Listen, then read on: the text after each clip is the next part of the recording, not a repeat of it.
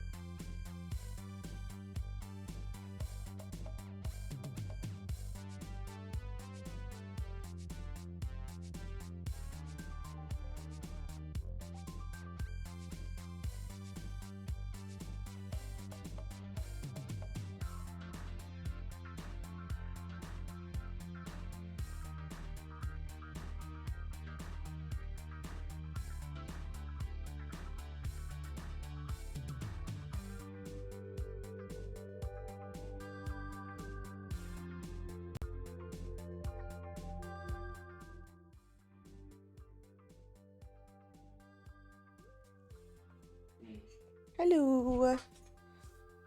How's it going? Happy Friday. What's up, folks? I hope you guys had a good week. I did not feel like streaming on Tuesday, so I didn't. Tuesdays are for vibes, and I was not feeling vibey. That's not English, but yeah, I think I've decided I will stream on Tuesdays when I feel like it, and I will stream on Fridays as long as I am able. That will be the difference. What happened to What happened to these? Why are they crooked? How long have they been like this? Were they always like this and none of you ever told me?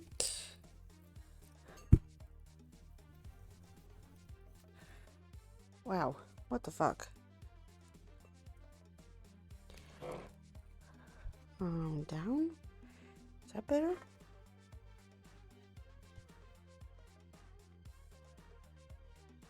Okay, that's better. Hopefully I just bumped them. And they haven't been like that for months. And I had to reattach them after they broke. When I moved in February.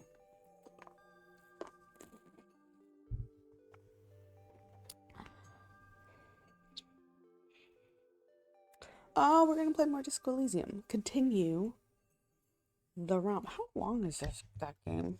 I don't remember if I looked it up. No, don't go into my straw dust. How long to beat? Let's go in here.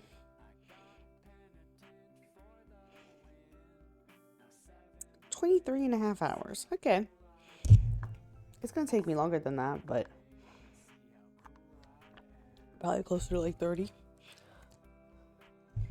Alright. Let's, I guess, get things going. Started. Where are you? There you are.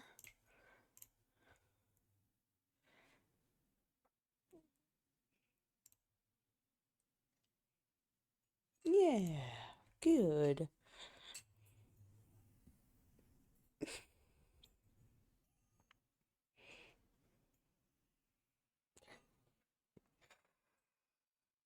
I forgot about Sad Cop. Alright, I do not remember where we were. I did find out how to sell those bottles, so hopefully I can afford my hotel room. But let's see. Good point also about new thought cabinet slot. Oh yeah. Okay.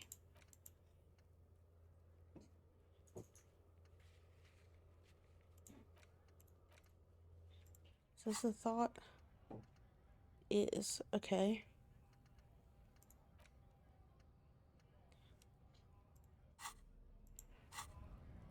Okay, I want to go back in here. It's getting dark. This? The tear machine stands in the corner. Yes. A sign says, oh my god. 1 bottle equals 10 cents. 10 cents. Your bottles clunk into the machine, and the money appears with a satisfying jingle. You're a richer man now. I still need like $75.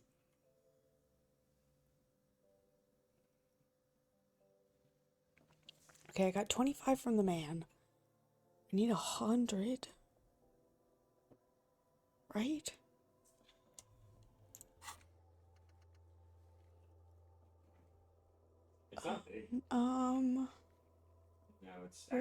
Where is it?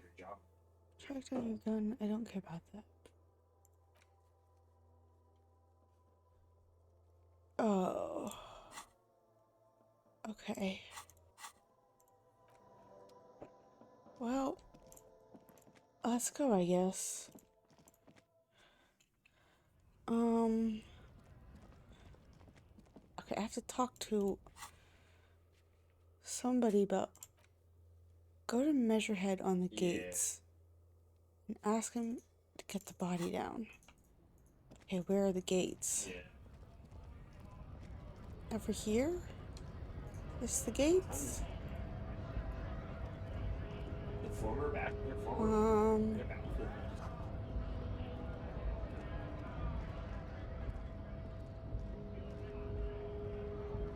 Bastards! We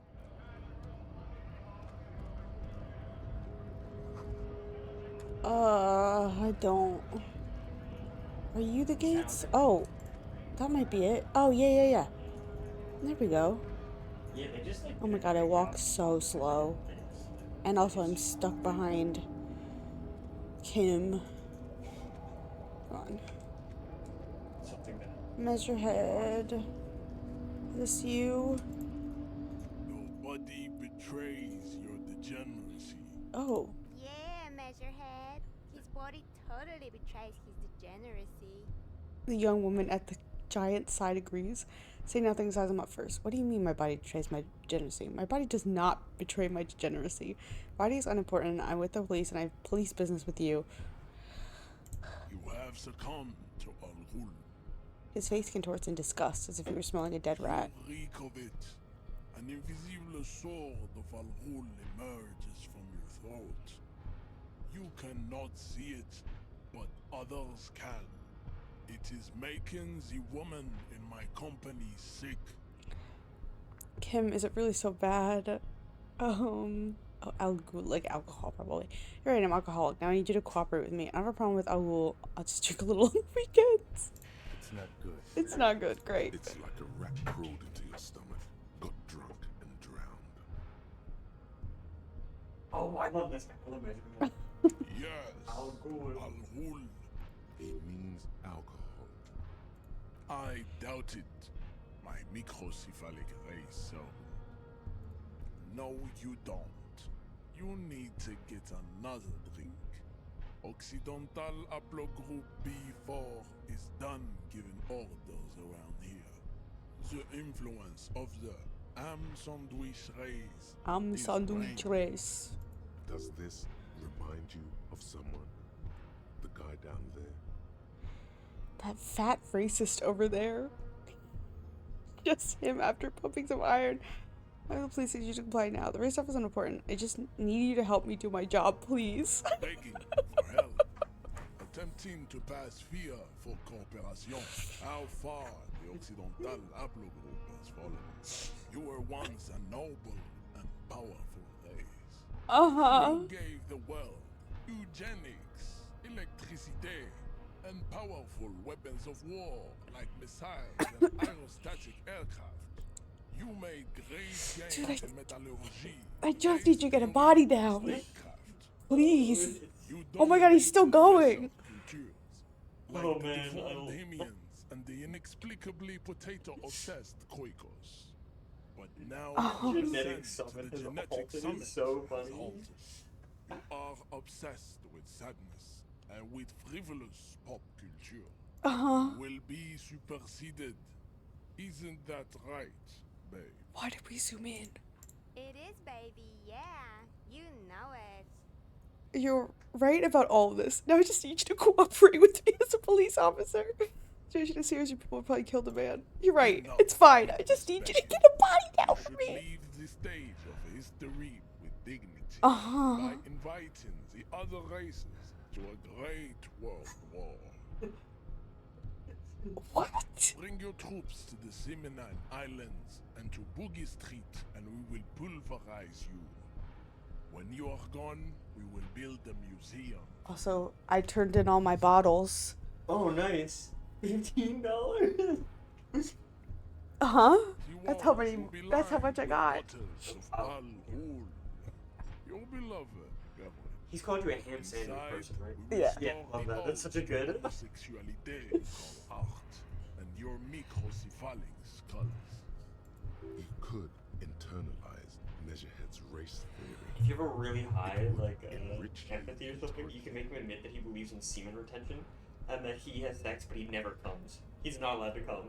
This guy? Yeah. I don't want to become a racial supremacist, but thank you so Not as much. such, Don't be What you such do an with the asshole. mastery of advanced Oh, it's you, race I guess. theory, I don't think I want to do Oh, wait, that. yeah, you don't want you that. could reject the findings. Sure. Are we supposed to help get the body? Become an advanced racist. Advanced racist. No, I'm okay. Thank you so much. I'm not showing him the stolen ID card. I don't look like that man. So it was. You surmounted the harbor wall in a display of athletic prowess to reach my superior. You saw me jump off Then that had him ledge give me an order. that I should have just dropped down and not I will jumped. remove the body from the tree. Thank with you. My bare hands. I can become a super racist. You're An advanced so racist. I'm not gonna become an advanced racist. I'm really okay there. There's a but. The description for that skills are really While I funny. am gone, someone must stand guard on the bridge. That someone needs to be you. Both of you. This is the uncomfortable result of not taking it on ourselves. I can live with a compromise. Listen to your little friend. He is wise in his childlike way. His mysterious race may yet prove fierce competition to my heroic haplogroup. Okay. Babe, see that they stay here the whole time. Okay, we're just gonna wait here, I guess.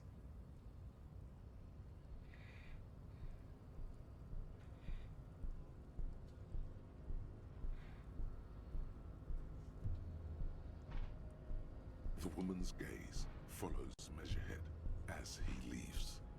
So, you guys are like cops or something? Why are you with Metrohead? Yeah, we're the law around here. Apparently so. We're just trying to keep things from going to shit. Cool. I like men with guns and power. I'm Katya, by the way. You hear that?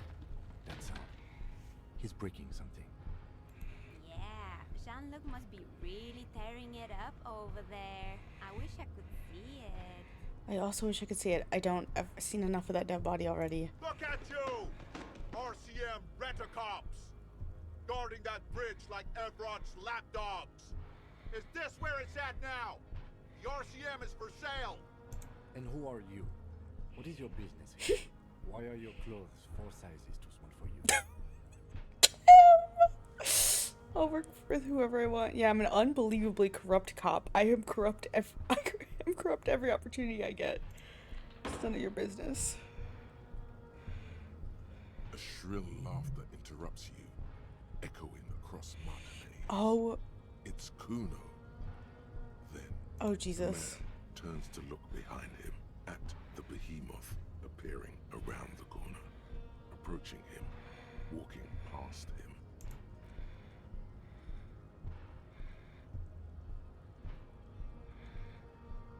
He's back.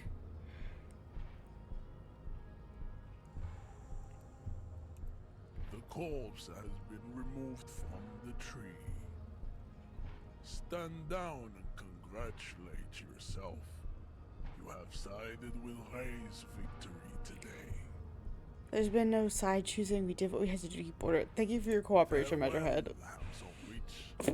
You are a Union man from now on. Do I think about Does this not mug? so much as glance at the object. This into the trash Stop lately? showing me your pathetic cup. I have no interest in it. He had nothing to do with it. Okay. Lonesome, long way home. Interesting. Thought complete. Here we go. Home awaits. Walk past Station 41 and through the market, past the Boogie Street spearhead to the other side of the lake, the frozen eye at the center of the district. Then past the video rental store on the corner. There, at the end of a street lined with pine trees, a small house no larger than a matchbox. 11 Voyager Road. You no longer live there. Those times are gone. And so are those people. Why did you come here? Why are you still here? And where's the dealer? You have to get back to work. That's all you have now. Interesting. 5 speed. Learning cap for perception. Raised to 5 speed gives 1 psi. Okay.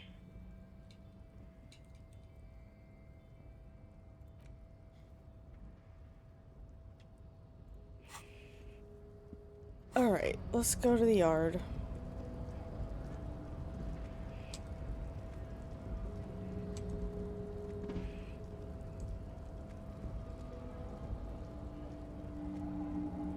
No, yep, go down the stairs.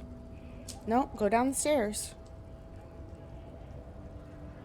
Sometimes he just doesn't want to. Alright.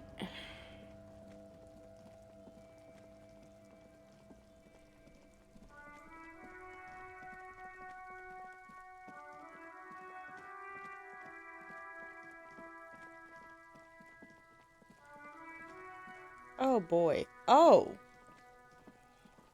The corpse lies on the ground among the remains of an absolutely demolished pinewood branch.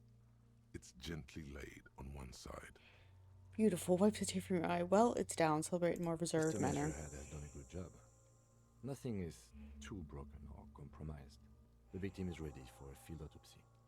Yes. 1. Investigation of the scene. 2. Initial examination of the victim. 3. Field autopsy. 4. Transportation of the body to the morgue. We are on number 3. The RCM's 4-phase murder scene processing manual. The fuck are they on about? Cop's gonna cut his shit up. Don't we have someone else for this? A doctor? Don't we have someone else to cut his shit open? Got it. The lieutenant adjusts his glasses and takes a deep breath.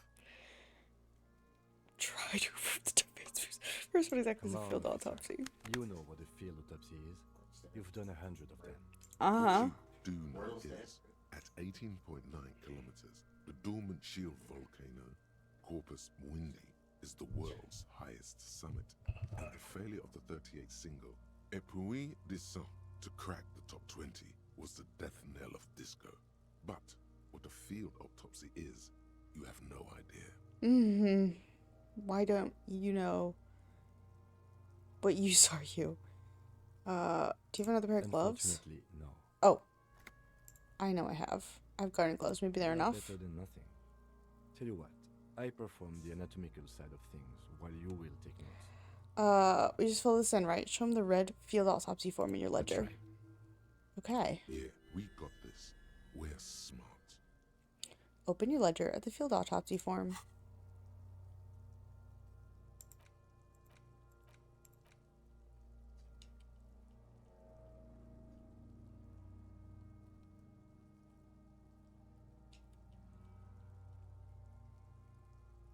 Why would I keep this?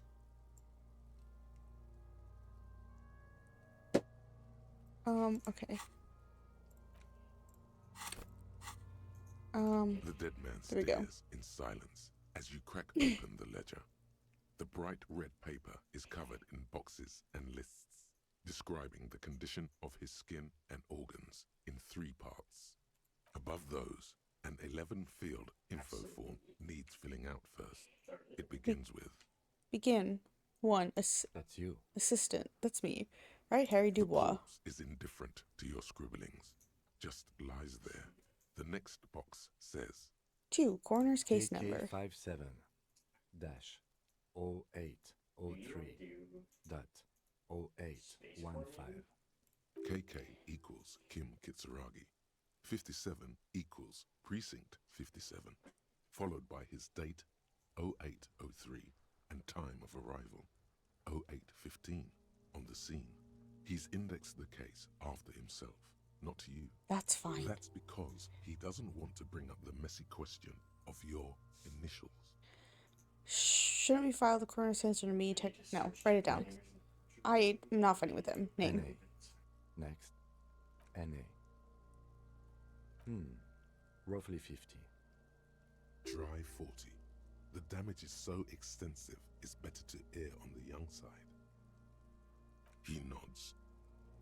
Mondial. Fair to olive-skinned, from the Isola of Mundi. This is as vague as it gets. You might as well say whitish. The pudgy mess of curdled meat looks neither mondial nor anything other. Fucky, fucky! The little monster exclaims energetically. Male. Pigs can have sex. Right, fucky, right, male. Nor does he look male, with his pregnant belly and indistinguishable face. Date of death. We're still going with March 4th, 51. Right, 4/3/51. 9. Body identified by is non-applicable. 10. Case number is the same as the coroner's case. KK 57 0503 0815 listens motionless, with the cargo belt still around his neck. Only one box remains. Evidence of treatment. None. At least not after the initial examination. What exactly is treatment anyway? I'm not so sure. Didn't the footprints look like he was carried over? Agreed, no treatment. Interfering with the body's position or wounds post-mortem. Postmortem. Not so sure. A silent nod. The lieutenant places his gloved hand on the corpse's chest, as if in preparation. Your central nervous system recognizes this gesture. It's the stations of the breath. Ecclesiastic, religious in nature, a holdout from pre-Delorian burial rites. It takes him 2 seconds to perform. Then, We should start the post-mortem. the corpse cannot feel Kim's hand on his chest. It no longer meaningfully interacts with its surroundings. A thicket of boxes and lists on red copier paper tries to answer why. 1. Internal examination summary. The deceased wears armored boots and white briefs. The make of the briefs is Babrodine, I think. Let's see. He turns the body to its side to check the underwear label. See, it's happening. Babrodine, yes. Inexpensive. Size M. Color white. The disappointment is palpable. The red-haired thing was expecting Red-haired something thing. more lurid. Write it The down. rest of the clothes have been removed post-mortem by scavengers in order to get to the victim's ceramic armor. Officers are in search of the missing pieces. Removal of the boots is left for processing. It would be clever of you to omit the boots altogether, sire. If you are to keep them for yourself, I as don't you want to, them. you I have don't think deserved I them want more them. than anyone else. No, The no. boot has a serial number. It's E50.100.100. The lines Double O, between the plates triple O. are in the shape of the alphanumerical. The number is purposefully concealed by the design. Write it down. Twos. He stands up, feet planted on either side of the body. The upper torso is covered in a single, continuous tattoo, resembling a map of the night sky. It reaches from the right shoulder to the heart. The ink is blue and white. The assistant has a color photograph of the markings, to be added to the case files as document A1. The photo is taken on the scene, using a Trigat Mini. The deceased has a belt for airlifting cargo around his neck, tied with a hangman's knot. Color yellow. Length 3 meters. There is a buckle on the other end. Well nourished, athletically built, measuring 1.8 meters. Generally consistent with age 42. Preservation is good. Ambient temperature below freezing. Body hair is light brown. Distribution is consistent with the age. The deceased had male pattern baldness. Hair is combed back, short. Wait, I'm gonna touch the corpse's hair. I don't know that I want to do that. Short, light brown, male pattern Lividity baldness. is consistent with hanging. The head is congested. Contusions are present on the head, chest, and thighs.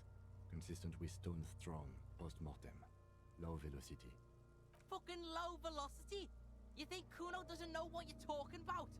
Velocity was fucking max. Talking shit about Kuno's velocity. In addition, there are bite marks on the face, scalp, and chest. Consistent with predation. I'm not writing Kuno's high velocity your down. The lieutenant produces a small folding knife. With the other hand pulling on the belt, he starts cutting into the polyester. The stench is horrid. After a while, it's obvious the material cannot be cut. Still wiring. There's too much of it. We need to remove the belt so we can get to the ligature mark. You got just the right tool for that. the chain cutters. Oh yeah, I'm prepared. The rubber gripped cutters. The hanged man lets out a joyous little bubble of rot from his... Always good to think ahead. Now, Points to the rope, squeezing the dead man's we neck. need to cut the belt to see the ligature mark below. Carefully, with as much precision as you can. Oh no. See, my pig is gonna fuck his head off. No, he ain't. Your pig's a boring fuck.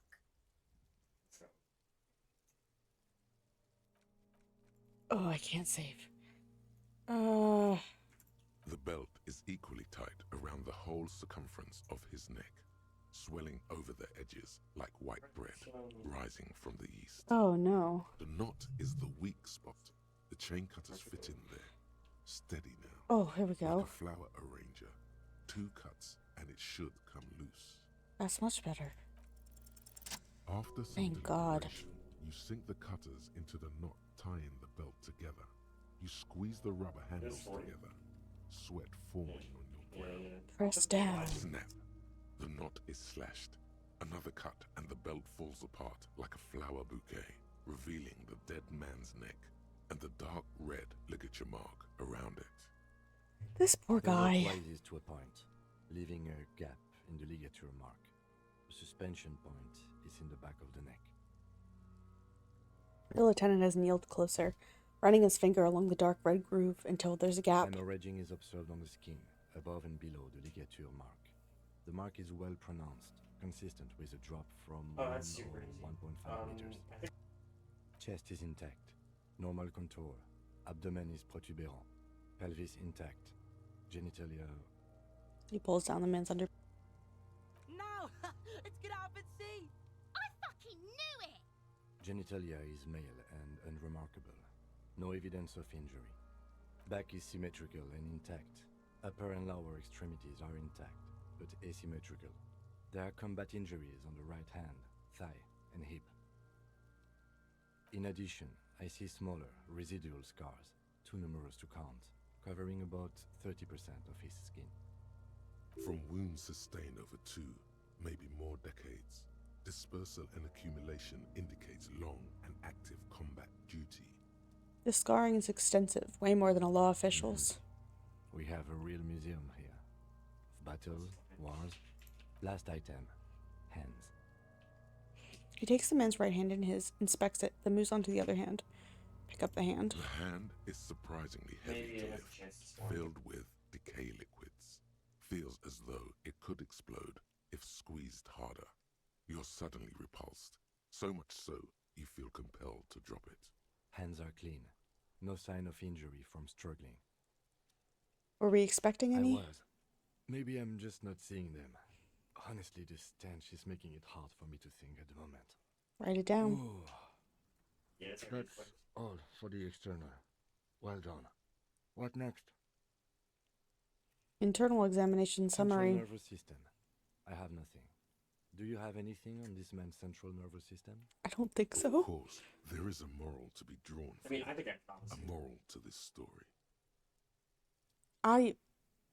No. Musculoskeletal.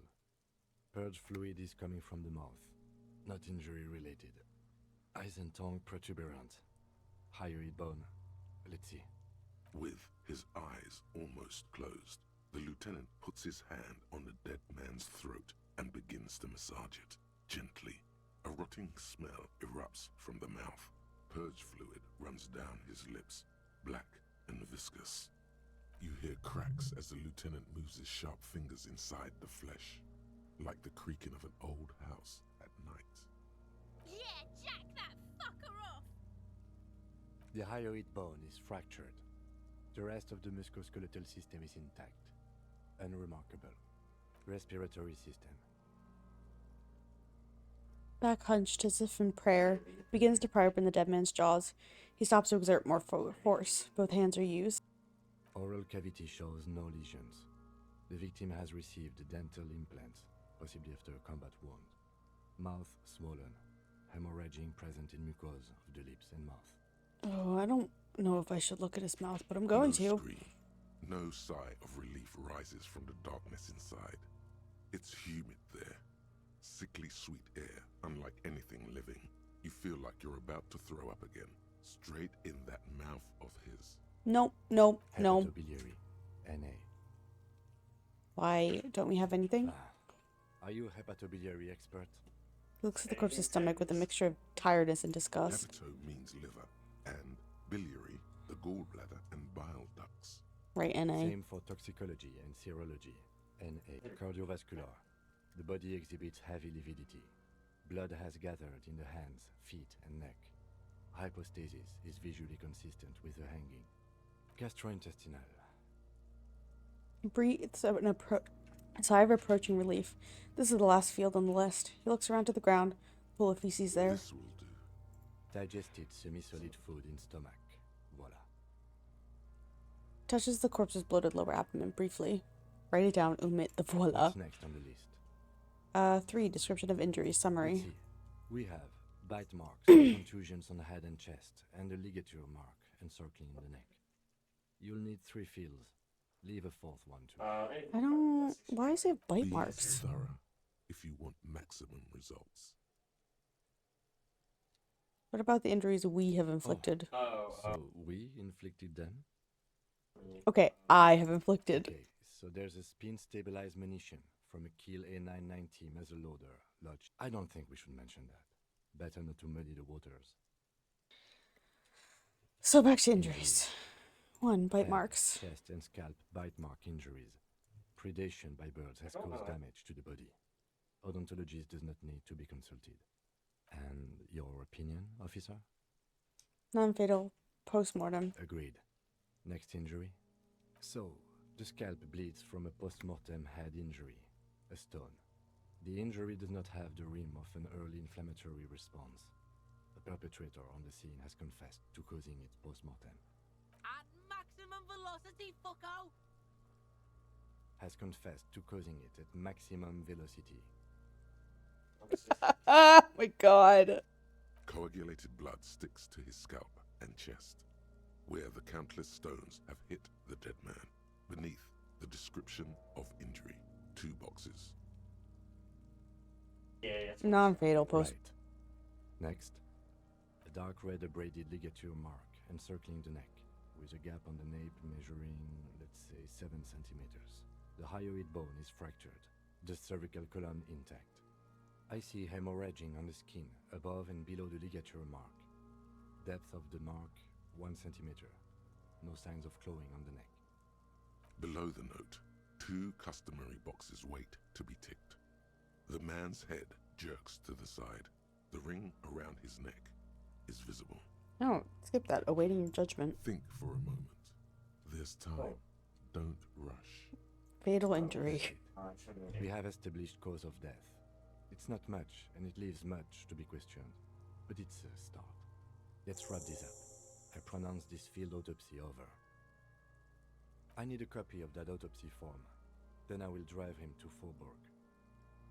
Prepare a copy of the autopsy pages. Looks at the dead man one more time. Then at the slip of red paper in his hands, then at the corpse again. Tilt your head. Also looking at the corpse. There's a toaster. I'm sure we didn't get everything.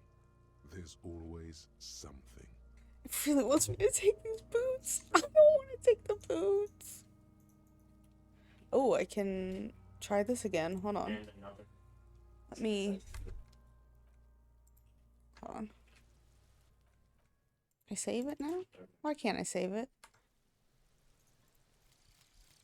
The Oh. bow collector. Bow collector. It's early in the morning. The world is dark blue. The sparks light her face.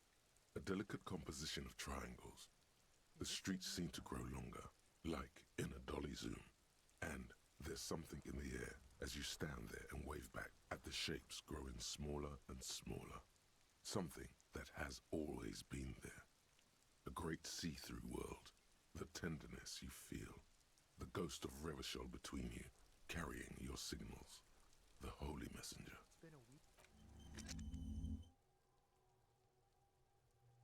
+3 shivers. A third present. I'd say Interesting.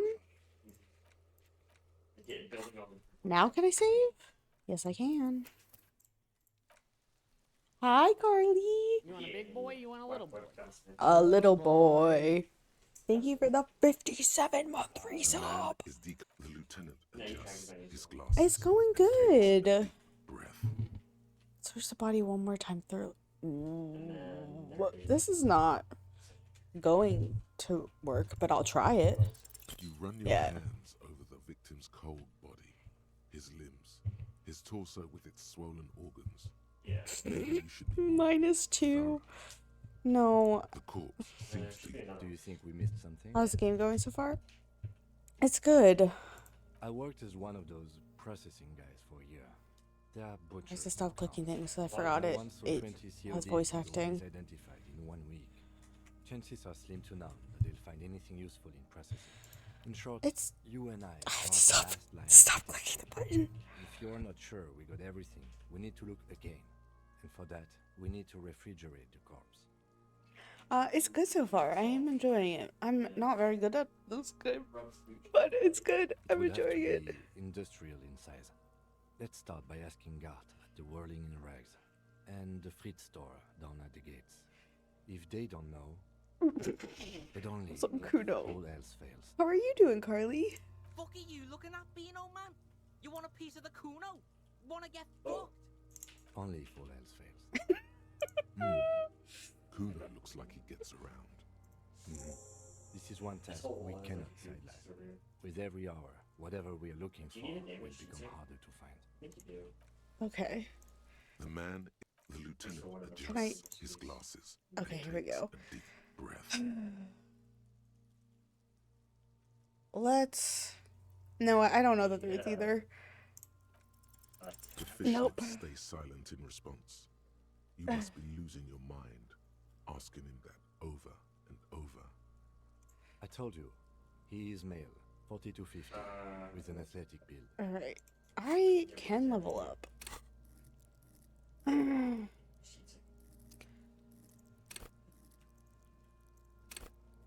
+1 psyche.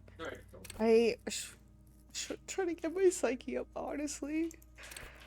This has not become a problem yet, but charm men and women, understand cop culture. I don't really. I could do this and try that again. I have 2 skill points. Rhetoric, practice out of persuasion, enjoy rigorous intellectual discourse. Play the actor lie. Understand creativity, see art in the world. So together, keep morale up. My morale is not great. But I can't level it up again, it seems. Logic. Reduce the world. Encyclopedia. Maybe rhetoric? Yeah. I don't know. Let's do it. Maybe I can. Oh, I can. Yeah, I think we moved back. Is there another with this? Is that it? Hold on. Oh, hold on. Is that Let me try again. Let me see if I can go back into it now that I leveled that thing up. The lieutenant adjusts Yes, his thank glasses you, Kim. and takes a deep breath. Alright, it's 58% this time. Hold on. Let me save it one more time. Now that I did that.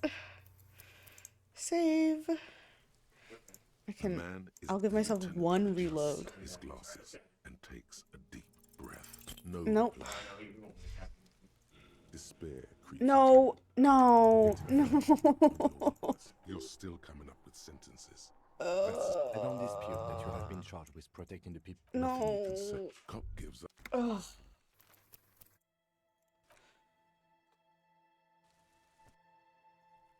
I need morale healing things. Alright, The man let's. is the lieutenant adjusts his glasses Try again. and takes a deep It's gonna breath. kill me either way.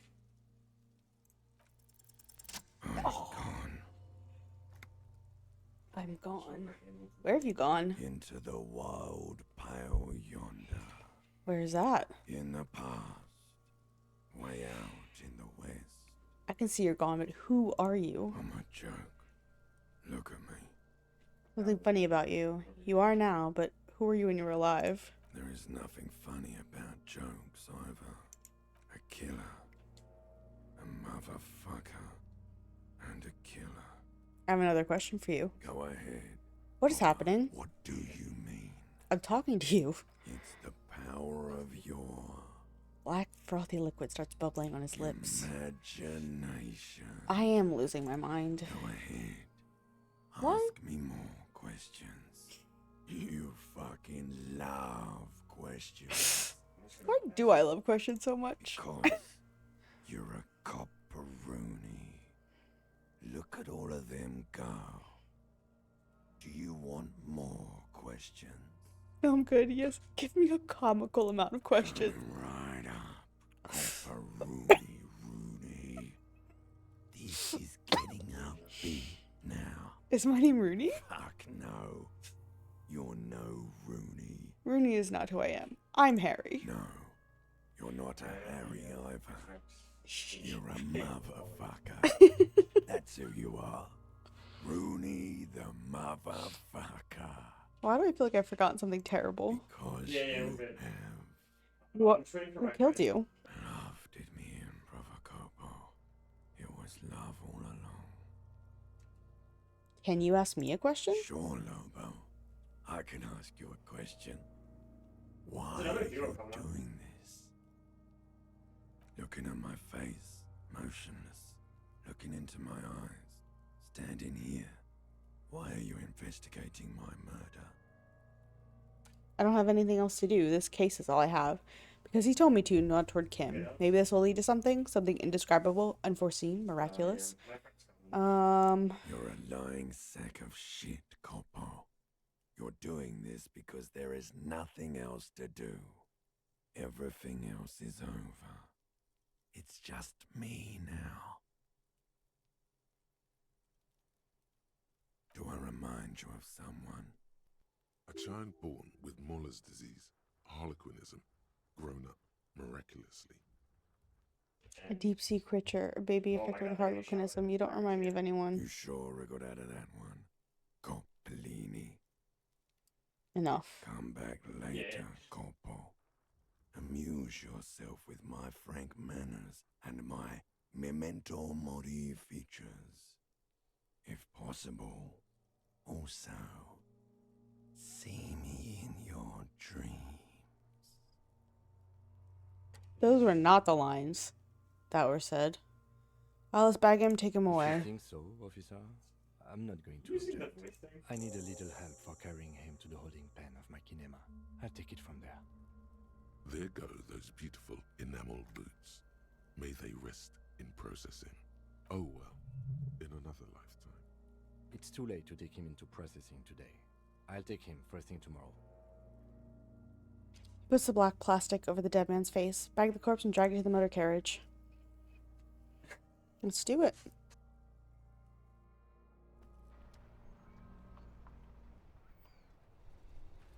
Okay, let's go ask what's his face about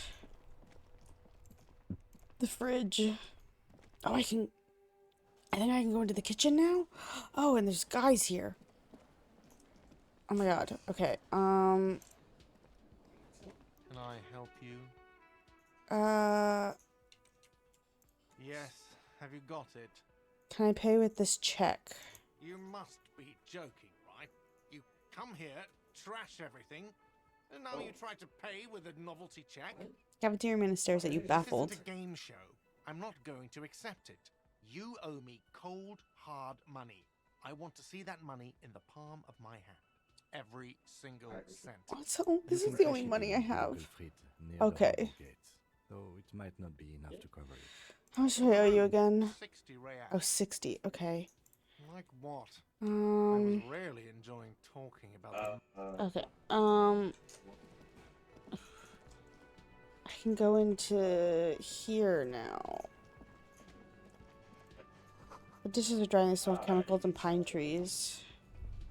A thin man is smoking below an exhaust hood, occasionally sipping from his mug. This must be the Whirling's cook. As you step in, he nods toward the table and says something in a completely foreign language. The only words you can make out are Garancy and Kubek. Okay, It's definitely not his name. Whatever you do, please don't call him Garancy Quebec. Please. It's not funny. I won't call him that. Hello, sir. Got time for a The few man questions? puts his cup down and replies something. His left hand drawing arcs in the air. You got some impressive pots there. I don't think I need anything. He Stay smiles masculine. and bangs his ladle against each of his pots in turn. It's almost like music, especially with the sounds of assorted dishes boiling and simmering on the stove. I don't think I need anything else. Stay masculine. Some aroma. Alcohol hangs in the air. Okay. Okay, hold on. Find out who's in the union box. The mess hall. They're not here today, but okay. All right. I guess let's go cash in my large novelty check. Nah, Because I'm also watching out for more bottles. no. Maybe if I go this way. Oh yeah, here's You one. don't like I think. No, that's nothing. Bottles, trash that I can take. True. Yeah. All right, this was a waste of. No, let me go. Free me from this curse.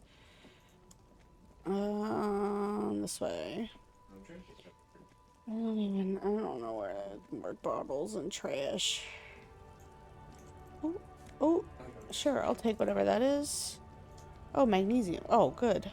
Oh, yes, please. I will take 22 cents off the ground. I need it desperately. Alright. Hey, lady, can I cash this giant check? What's that magazine she's reading? Magazine are you reading? She looks at the cover, boasting a colorful photo of two girls kissing. This is Pop Stars. It's got, like, famous people in it. It's not for sale. Looks like it also has something called Police de la Mode, featured on page 34. Stupid famous This people. speaks to you. I approve of this, very futuristic. Very about this. What is the fashion police feature? She pops her raspberry-flavored bubblegum and nods. Yeah, Her shoulders tense. She shuffles back, only slightly. Bewilderment and repulsion root her in place. The lieutenant frowns at you before turning to the clerk with an apologetic half-smile. You mean this? This is Pop Star. Looks like it also has something called Police de la Mode. It's where they rate different outfits famous people wear. It's kind of funny. They're kind of mean. Stops to think. It's about who's the most stylish. Who's the numero uno guy in there right now? Does it look like this? But your hat would take the prize. Who's the most stylish there? Can't be anyone from here. Benita. She's a model. Usually it's a model. Or a singer-songwriter. Or a model. Oh. We are not the fashion police. We're the real police. Some questions for you. Okay. I'm not really supposed to be chatting to anyone, but... I need to exchange this novelty check for cash. Wow. I didn't know you worked for the union, sir. She rolls up the giant novelty check. Looks like she's seen it before and slips it under the counter. Anything else I can do for you? No, You that's don't it. work for the union. The union works for you by supplying you with cash. Okay. That was easy. Worryingly so. Hmm. Blow the whole thing on speed and gin. Right now. Speed and gin. Great combo.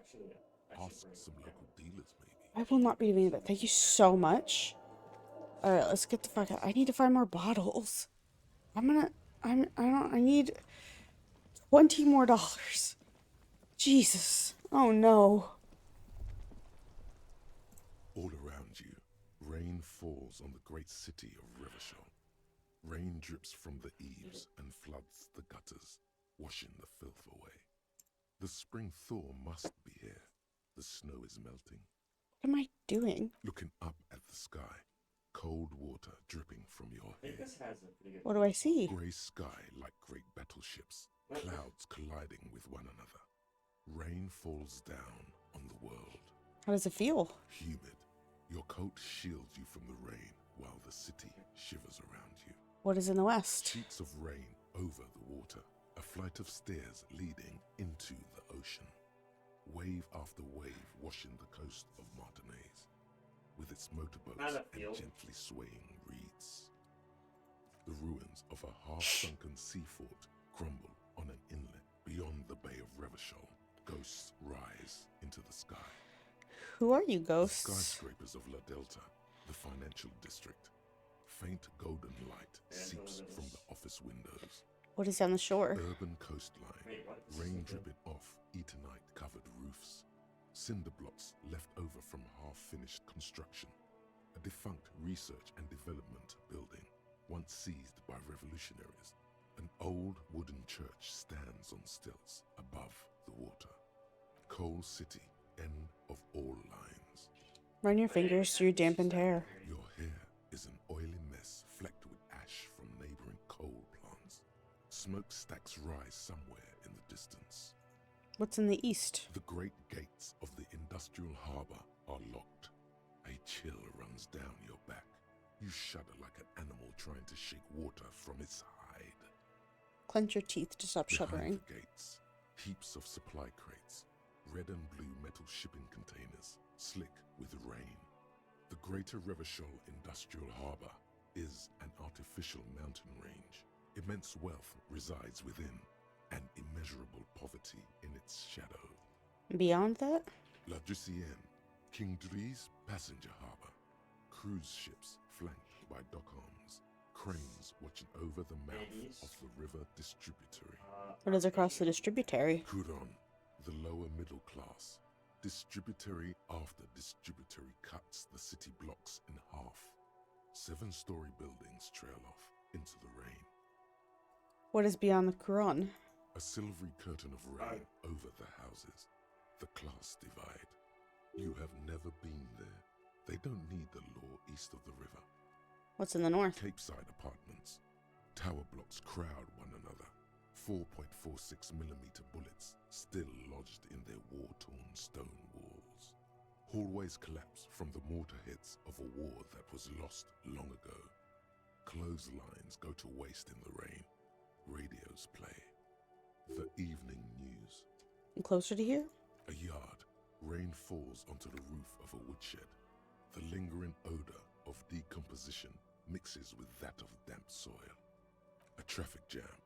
Rain thrumming on the roofs of motor vehicles.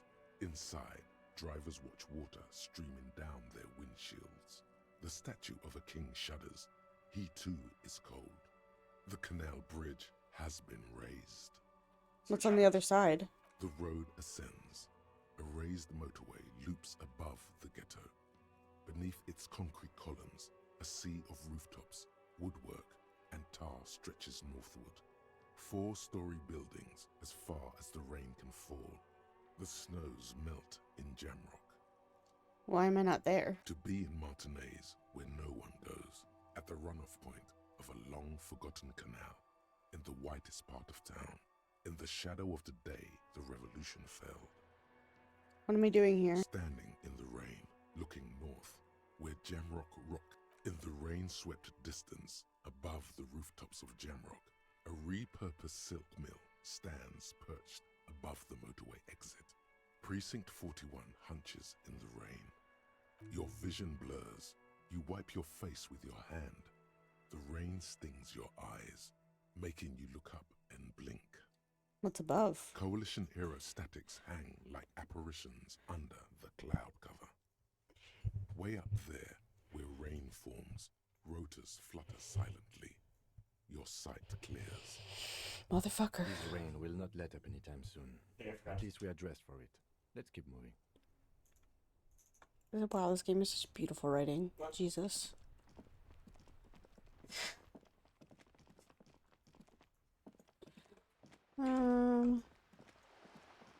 Did I go up this way?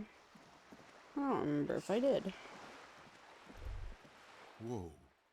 What have we here? A bridge? A bridge with loose nails and rot-infested wood that creaks in the wind. A construction code violation if there ever was one. Tim, looks like we've got a construction code violation. They never cleaned up the war damage. The rest of Revachol looks better, though. But Lieutenant, think about the The grid is splinters. fine enough. Locals use it all the time, after all. It's nothing to worry about. Shall we?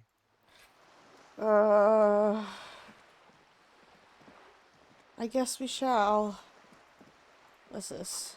Lonely Cormont surveys the sea indifferent to your approach. Belly of this boat shines like it was recently painted. Rue de Saint-Ghislain, roundabout north. Cape Side Apartments.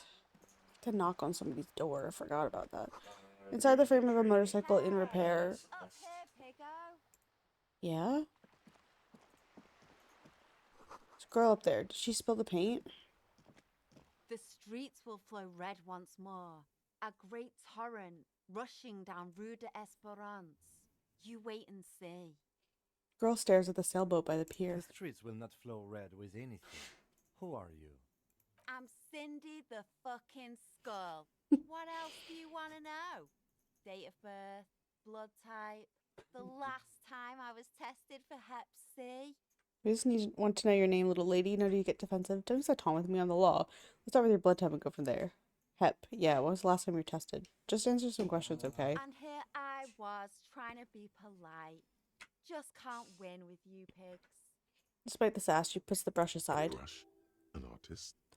The red splatter is urban expressionism. You keep looking off to the side. What are you looking at? What are you doing to the wall? Do you know anything about the recent murder? The lieutenant furrows his brow at another one of your eccentricisms. Oh. She nods disdainfully toward the woman performing maintenance on the boat docked next to the pier. Disgust.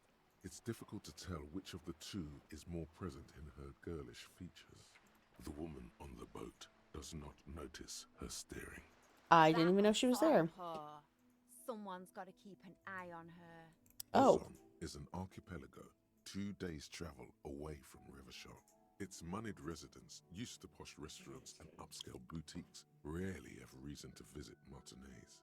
Who is she? Probably the Wild Pines rep. We should talk to her. Yeah. She's a professional negotiator, though. I have the feeling she will be very cooperative while telling us nothing. You should take the lead. Ask her unexpected questions, you know? Do your thing. Do my Don't thing. be afraid to get a bit wacky. Throwing her off is our best bet. Good idea, piggies. Run along now. Fuck her shit up good. And pound that boat while you're at it. I'd like to watch her swim back to her on. What are you doing to the wall? Can't you tell? I'm painting a beautiful mural, an aereo graffitio visible from low orbit. I haven't really started it yet. I'm waiting for the right words. So you don't know what to write.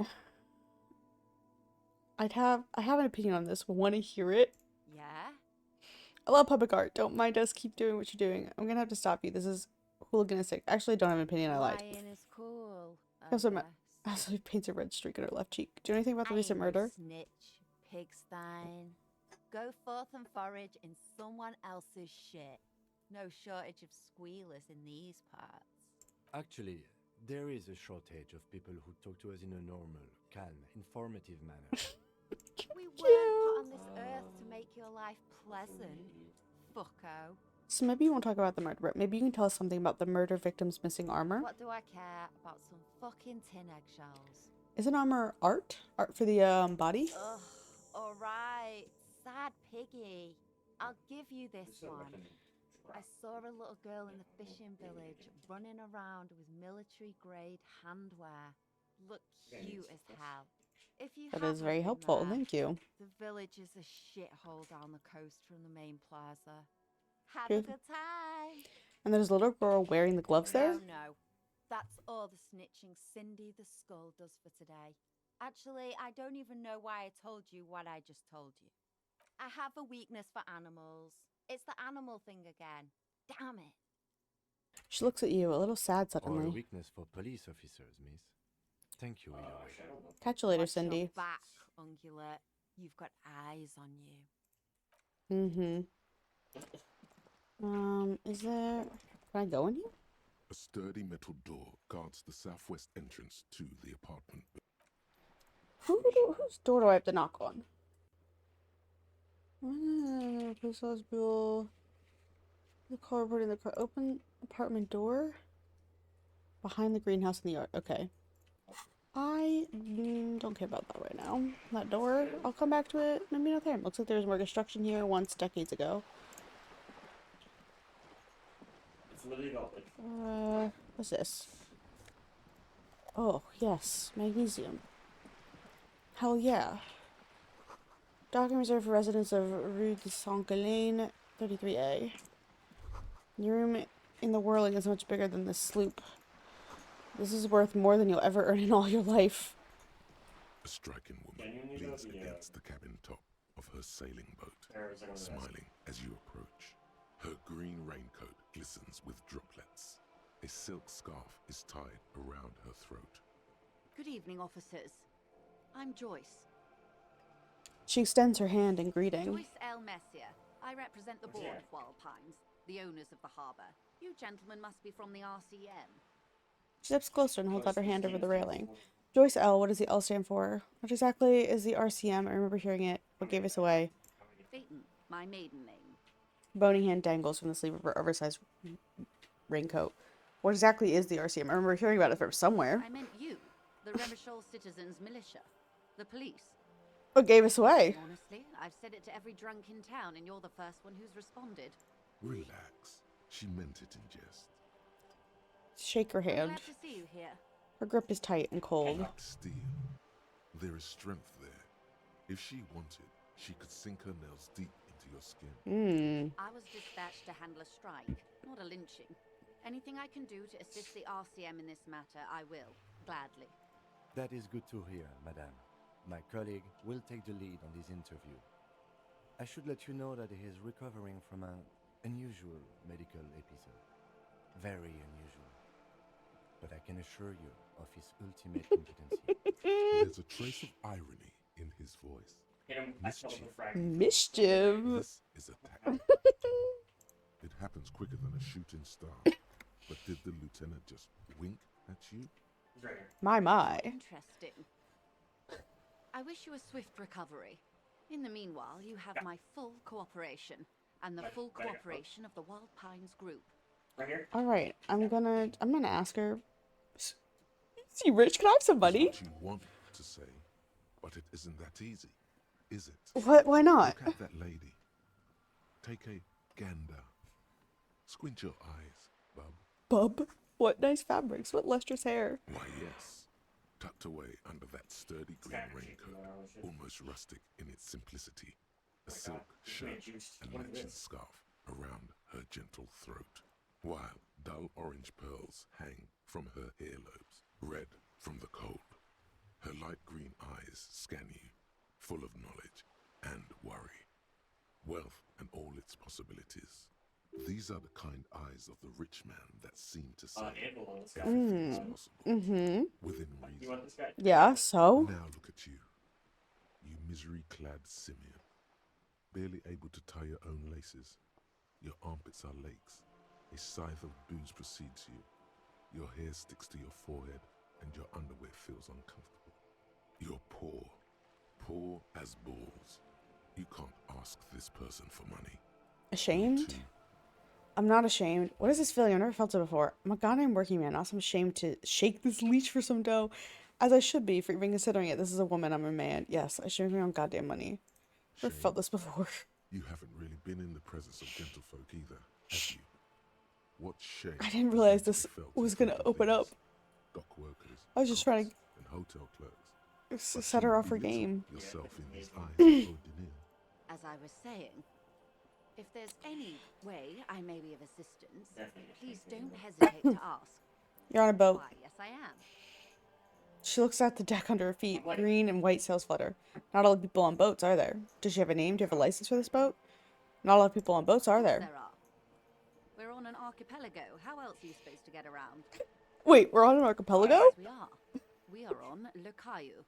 Technically, the Lady Ozone and Fas Alamer island groups are archipelagos, while La Caillou, by contrast, is a single fertile landmass, the fourth largest island in the world. It is not an archipelago.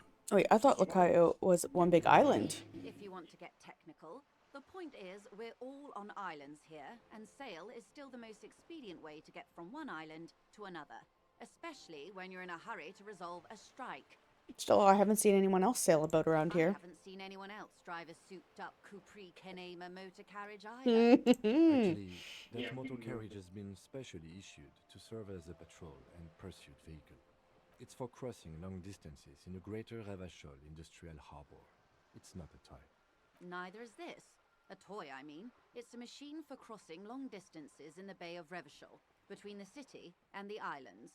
You need to make this lady admit she's only riding around on this boat because she's rich. Yes, I do. Before you do, it would be pertinent to ask other questions.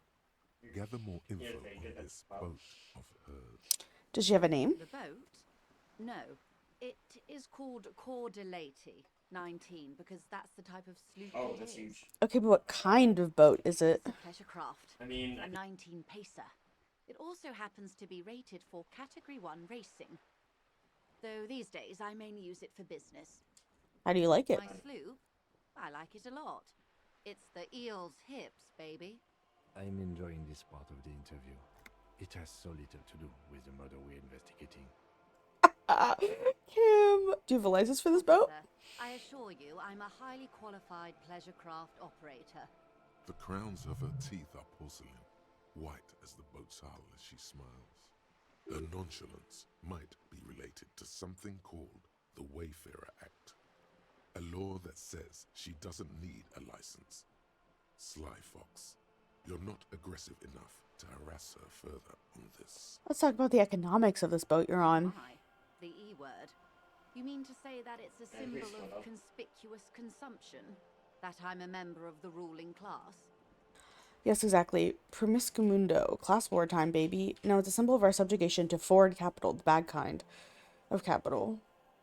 Detective, may I remind you that Mrs. Messier is a professional negotiator. It doesn't look like he thinks he'll be your best friend in And single what does combat. that say?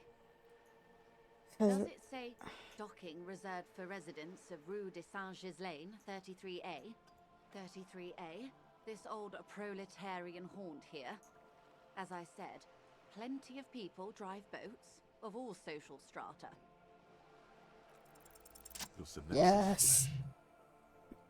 Yes, house was built before the revolution. Funny I don't see any other eel's heels around. Doesn't seem to be much space left with this 19-pace sloop docked here. You mean eel's hips. But point taken. I am a bourgeois woman, and this is my fast, light, interminably bourgeois boat. You have a handle on the boat thing. Good. Tell me about Wild Pines. What do you do? We do. I'm afraid I don't speak for Wild Pines as a whole. It's a giant undertaking. There was a touch of discomfort there. She wants to merely represent. So what do they do? Pines' core competency is logistics. Container shipping, freight, that sort of thing. See those airships there, blinking? Those are the shipping side of things, and that is the terminal. Another subdivision deals with energy, oil and gas exploration, offshore platforms. The Wild Pines Group is one of the original Revacholian Indo-tribes. Companies awarded royal monopolies by the king, the suzerain himself, centuries ago. The king is long gone, but several of the Indo-tribes remain. Who are the other Indo-tribes? Saint-Baptiste, Elysium, an unknown entity known as Brightest Star. You're in good company, it Why, seems. thank you. She does not register the real meaning of the remark. How much money does Wild Pines have? I'm not at liberty to discuss the company balance sheet, but I can tell you that last year, the company booked more than 20 billion real in revenue. Wow, that's it? I thought Wild Pines was supposed to be big time. Numbers like that mean nothing to me. The money I owe is so much less than that. Yes, past a certain point, numbers begin to seem imaginary, but they are quite real for the 72,000 employees Oh who my depend on God. Wild Pines for their paychecks. A conglomerate the size of Wild Pines is like a shark. If it stops moving and growing, it will die. Then what becomes of those 72,000 families? It is a tremendous responsibility. Where does Wild Pines get all these billions? As an exploration and cargo fleet conducting trade between the Samaran and Insulindian Isolas 250 years ago, when pine ships explored the South Seminese and charted Lormentang on behalf of the suzerain. Centuries of care, deliberation, and madness have gone into this endeavor. Vessels pass through the Great Unrest to re-emerge with apricots in tow. The logic of the system is totalizing. It's taken everything from its employees to build it. Probably helps to start out with a royal monopoly. What does a huge system want with? You Yeah. know more than you let on. Certainly it helped, but most of the original Edo tribes have failed or been absorbed. To survive, Wild Pines had to grow and adapt. No suzerain did that. What does such a huge system want with a place like I this? mean, aside from being the terminal's legal owners, who are responsible for moving 8% of the world's cargo. 8% of all cargo in the world? That's quite the endeavor indeed. You don't keep it moving, the workers do. The company's nothing without them. That's all I need to know. We built this district. Uh-huh. There it is. She owns up to it. All the best parts of it. Rue de Saint-Ghislain, with its bastions. The plazas Meteor and Mosaic. Even some of the old street lamps have been put back thanks to the investments from the WP. She points behind you where the seawall rises. Before Martinez was swallowed by the industrial harbour, even before it was part of Revachol, long before Terminal B was erected here, the Pines built it as a resort for its Revacholian employees. A company getaway, for a weekend or a summer holiday. Then came the revolution.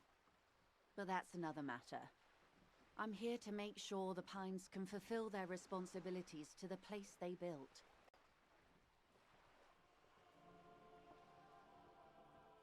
Everything. Right up to, but not including, trade secrets. Wait, what if I want to hear about trade secrets? What is your role in this precisely? I have other questions. First, you'd have to repeal the Emergencies Act of Trade in Aliments. That gives me the right to silence. It's quite the octopus. An octopus? I will slay it. Good luck is only kept in place by the vested interests of half the civilized world, including your own. What the ma'am means is that the Emergencies Act and the RCM both get their authority from the coalition government.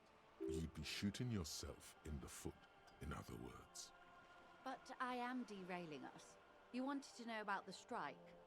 What is your role in this precisely? I believe the official title is Senior Labor Negotiator. In practice, I'm a grocery clerk.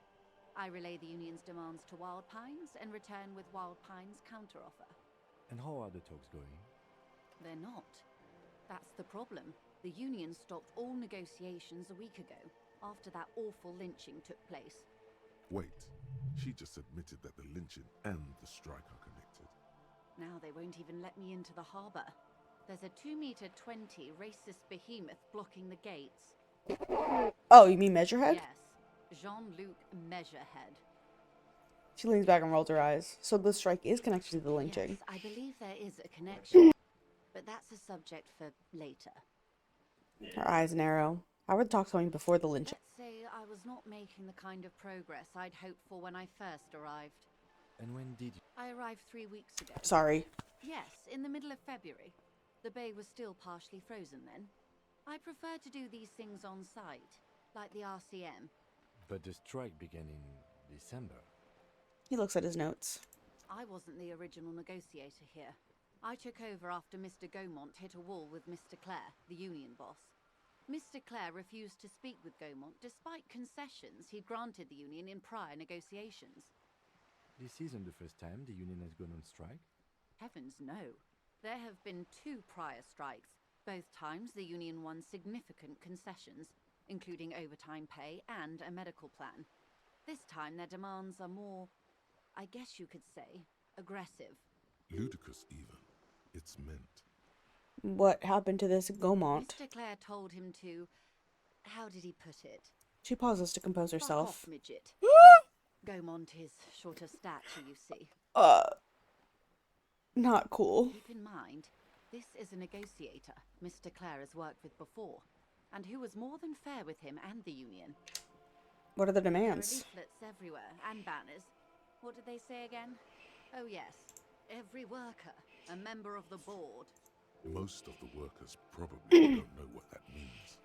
I like it. I don't know what to think about that. Over-aggressive commie posturing. Seems like they have no idea about business. Forget it.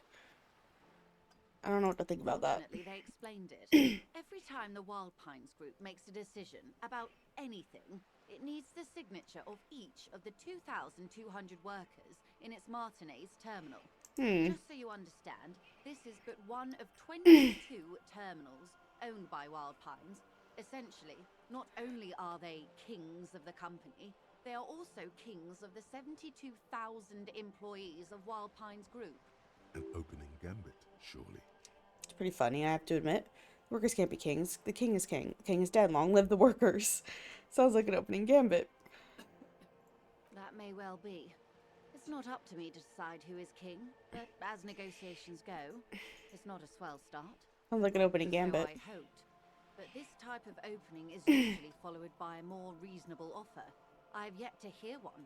Just the same nonsensical slogan repeated over and over again. And now, people are getting lynched, I hear. Behind the whirling in rags. A disastrous situation if there ever was one. Excuse me, from whom did you hear about this lynching? I first heard it from the lawyer at the gates. The one whose very name advertises his aversion to work. I think he said it was, "Call me mañana." This checks out. No, wait. The chief negotiator heard it from a man at the gates. Surely the Wild Pines Group has more effective channels of information. Yeah. After all, 2,200 people are on strike. This is a big deal for them. The scabs at the gate. Did you put them there? The scabs? You mean the huddled masses of Jamrock, come to plead for work where the union refuses to? Don't let her answer it herself. No, I mean the scabs. If these workers were organized by Wild Pines or its affiliates, then it would be a company secret. I could not share it with you. Not yet, at least. It's implied. She's open to discussing this matter with you at a later occasion. Got it. What do you think of Efrat? Claire is a man of the utmost integrity. If you can say one thing about him, it's that he always puts the interests of the workers first. Does he now? She's being sarcastic. Yeah. Don't take her performance literally. That's not what you really think, right? Of course not. Everett is fantastically corrupt. I imagine he has a thick, viscous goo where you and I have blood. If you were I to love prick that. it at something sharp, you could see it oozing out. A knife, maybe? No, a rapier. Sound like you're about to take a rapier to Oh, him. heavens no. We get along just fine. Yet, now that you mention it, I can't stop imagining that black streak just scribbling down his double chin. He stops and smiles. That's Everett, He alright? is the most corrupt individual I have ever seen, and I deal with men like him for a living. If there is anyone more venal, more irredeemably nepotistic, then it's his twin brother, Edgar. Wait, there are two of them? Yes, Edgar looks exactly like his brother, except for that lazy eye. He also talks exactly like Everett does, and when one's term as foreman is up, the other takes over. It's how they circumvent the term limits, you see, with a funny little switcheroo. While in office, they've embezzled God knows how much of their workers' dues. What about the union itself outside the Brothers The Clare? Brothers Union was once a perfectly normal institution. 20 years ago, anyway. It must not have been easy to establish under the Emergency Act, but they did it. I can respect that. Organised labour at its best, as they say. Then something happened in the local chapter elections. The Brothers Clare came and transformed it into a... how do you say? She hesitates, looking for the right The expression. mob. The debarders are a crime syndicate. Sad as it may be, we are forced to cooperate with them. Refreshingly honest, officer. The company has tried appeasing in the past, but I'm afraid our concessions have only emboldened Everett and his brother. She turns to you. And your opinion, detective, if I may ask? I'm a curious and talkative person, you see. Would you say the Debardeurs Union is... An effective advocate for the rights of local working men, a giant leech sucking life out of Ravishall, basically a socialist mob, or for not to have opinions on these things. I mean...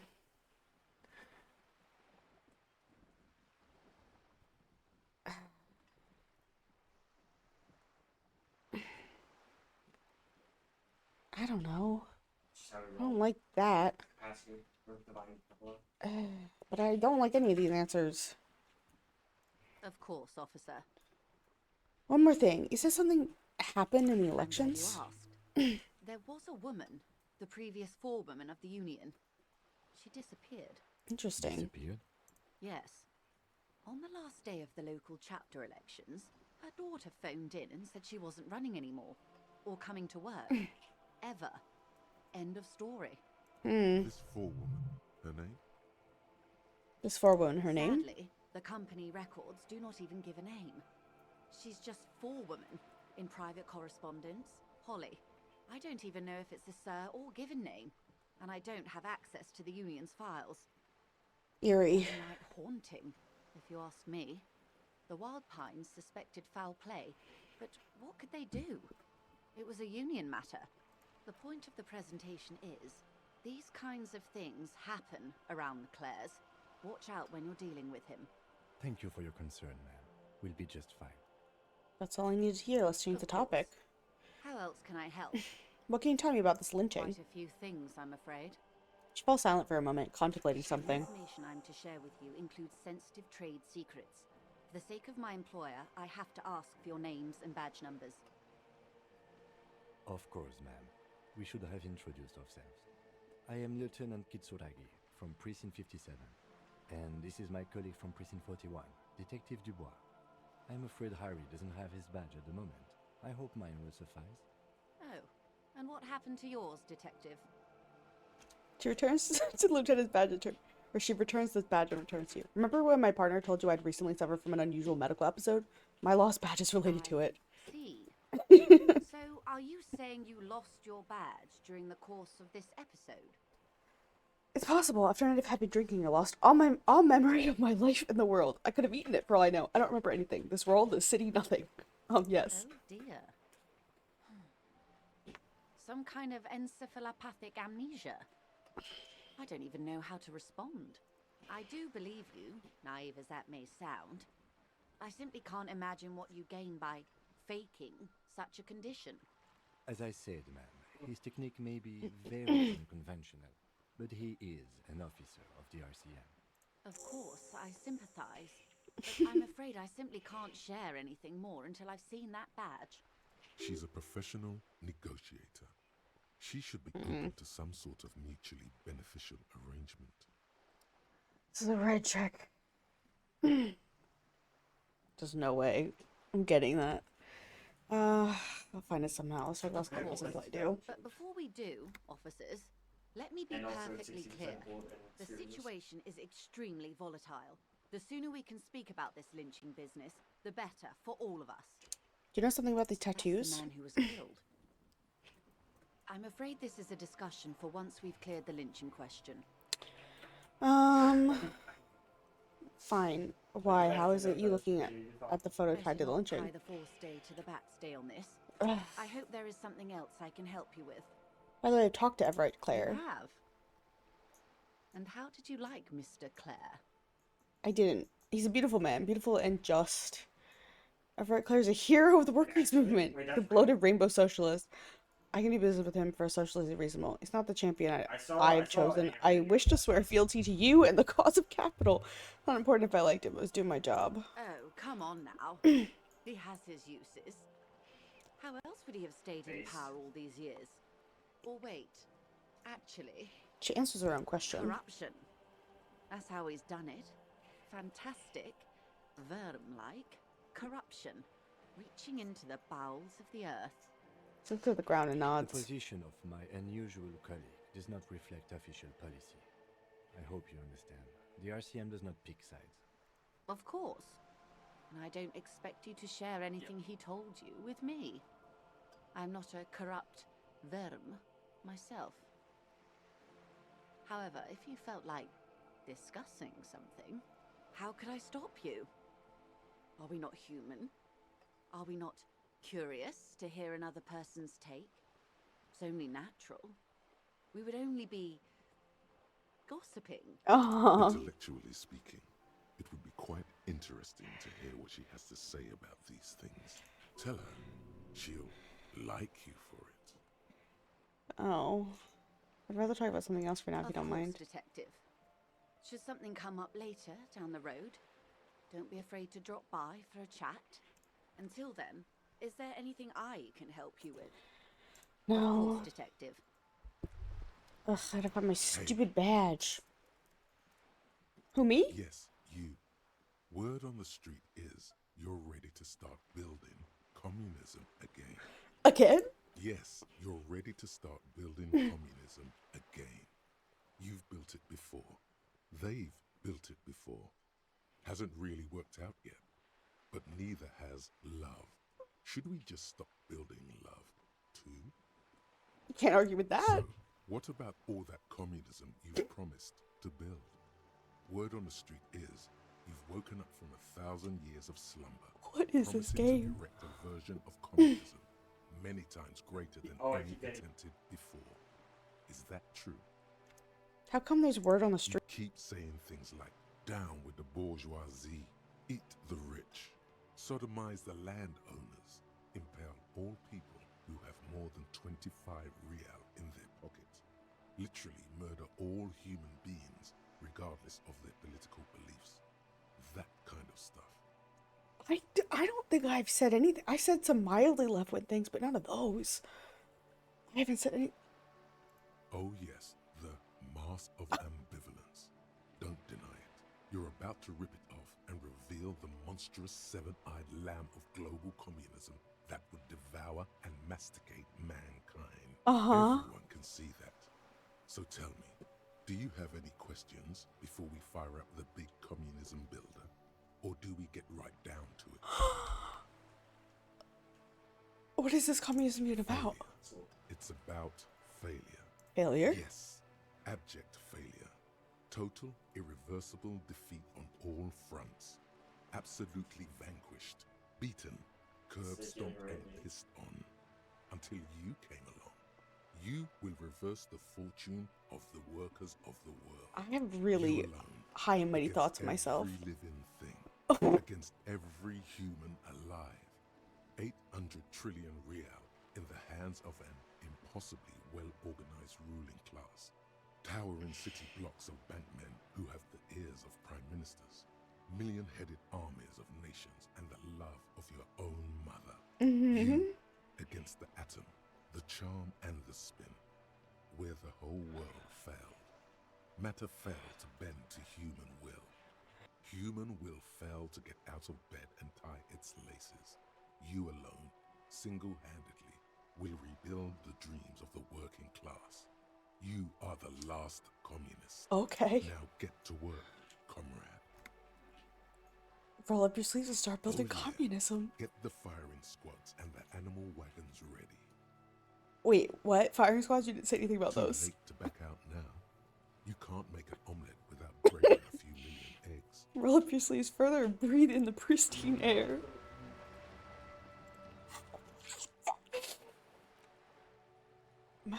Masovian socioeconomics. People think communism was some crazy idea that had its comeuppance 40 years ago, a fever that shook the world never to return again. They were right, until he woke up today, spiritual corpse responsive only to the call of Commodore Red, prostitutes, and Krasmasov. For him, communism is still a thing. He will single-handedly raise the commune of O2 from the oceanic trench where it has been resting, covered in ghosts and seaweed. He is the big communism builder. Witnesses attempt to rebuild communism. Oh, I can't. Oh, I gotta unlock. Oh, I can. Yes. I would like to internalize this. Thank you. Thank you so much. Find the gloves. And get I gotta find my stupid badge. Okay, I gotta find my badge. This is important. How did I get... I didn't mean to get this high. I'm almost as high as Sorry Cop. Alright, Fisherman Shacks. Alright, so that was everything over here.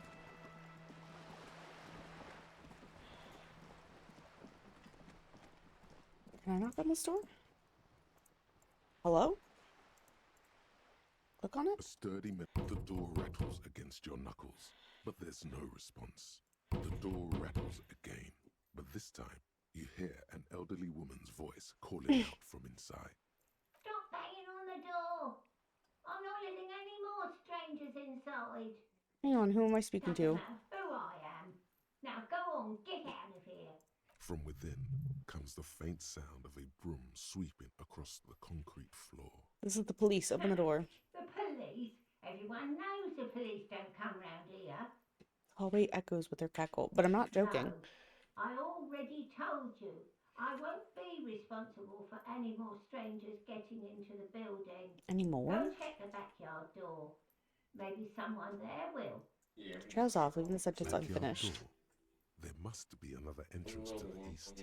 Tell them we're real Madame, policemen. I assure you, we are real police officers. Lieutenant repeats There dutifully. is no reply. Alright. Okay.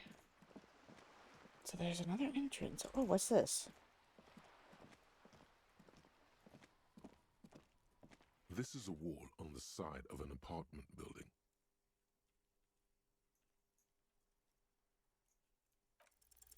You have no clue. It's just a wall. So many walls all over Martinaise, weather-worn, cracked, their paint peeling. Ooh. Yes, please. Oh, there she is. Are you trying to sneak up on me? Come to slit my throat in my sleep? Apparently, she doesn't like people standing behind her back. Logic error. She is not sleeping right now. Pig's come to take me out. Trying to snuff me out.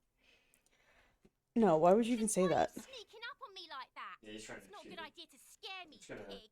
Not a good idea at all. Uh-huh. Alright, oh, hello. What's this? Garden hose. This won't be of use until the snow melts. Chairs and tables eaten by rain and rot. Another spotting of bullet holes.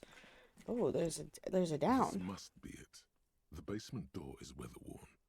The Oh. copper nails holding the upholstery in place have turned green from sea air, and there's a knocker shaped like a lion's head. Push your ear against the leather door. upholstery is worn and rough against your jaw. Oh. You don't hear any movement. In fact, it's oddly silent in the yard around you. No birds chirp. Carefully You knock. silently. The upholstery muffles the sound. No response comes from the apartment. I Alright. guess no one is in. Lieutenant, what is your opinion of this task we're Let's undertaking? be honest. I love that This he isn't can. what I joined the RCM for, but every day tells you something new about yourself.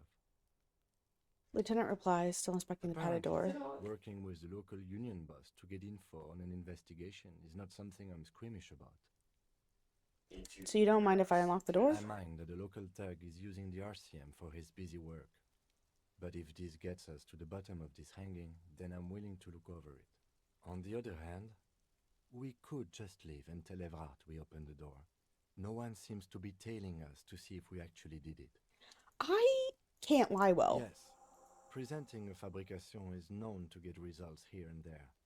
You took this task. You make the call. The door is right here. You can just open it and be done with this. I'm not good at lying. Try to be as silent as you can. It takes a bit of rattling of the handle to loosen the bolt. Finally, the door unlocks with a small clack. Thoughts race through your head. There might be important information in the apartment. I mean, there might. As you hold the open door, you can feel the air moving. A little draft, a whistle.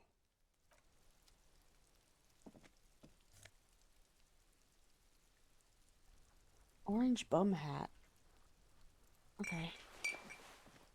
What is this? Welcome to the yard and the hanging. Can I talk to this guy from down You here? see a young man I can. on a balcony nursing a cigarette. His eyes have been following you for a while. Not looking for any trouble, officer. He says in a quiet voice, despite the cold, his shirt hangs unbuttoned on his frame. Why are you whispering? It sounds like you're already in trouble. No trouble for me. There's no trouble. I'm just speaking in a lowered voice. He says sotto I don't want voce. to be seen talking to the gendarmerie if that's okay. I just want to finish my cigarette. Don't let him go. Easy. This Easy could one. be your witness. The balcony Yeah. has a great view of the whole thing. Actually, the gendarmerie really needs to talk to Is you. it really that important? He asks you, adjusting his Like shirt. a nervous cat. He keeps stealing looks at the neighboring windows. All right, but make it quick. Once I finish this cigarette, I have to run. Looks like you get a good view of the Whirling's backyard. Can you tell me anything about the I can hanging? tell that you finally got him down. Thank you. It was quite a disturbing sight, even by Martinet's standards. What were you doing last Sunday? Oh. You already asked me that, didn't you?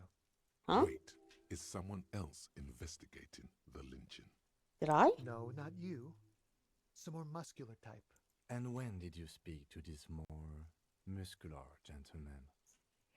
The lieutenant takes out his little blue notebook and writes something Last down. week? I don't know. Look. He looks around the courtyard again. Rain patters on the windowsills and dead houseplants.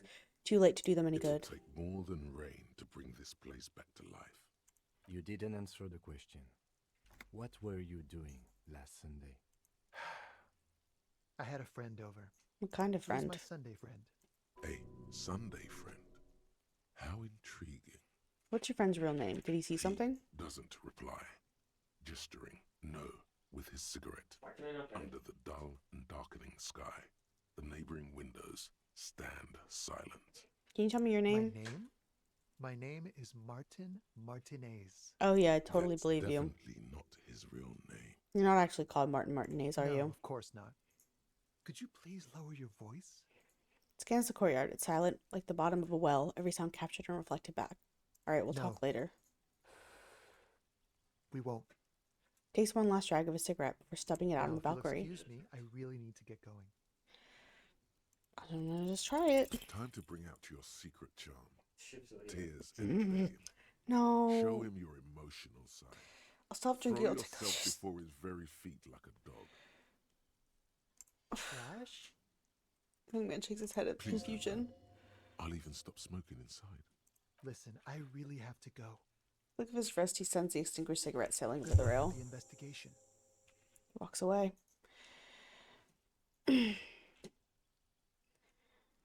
Where you going, dude? Alright. I tried. He's gone. We should run after him, see where No he went. point in running. Tenements like these often have multiple exits. If he doesn't want to talk to us, then he'll know how to hide himself. So we just give He up? could be a witness. Him or his Sunday friend.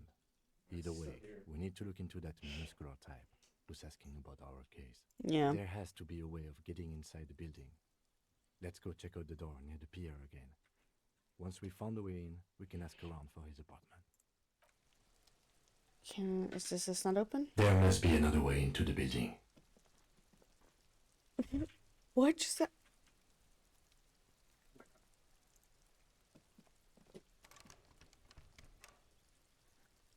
Okay. I don't know if that happened for you guys. Okay, he said there's a back. She said there's a back entrance.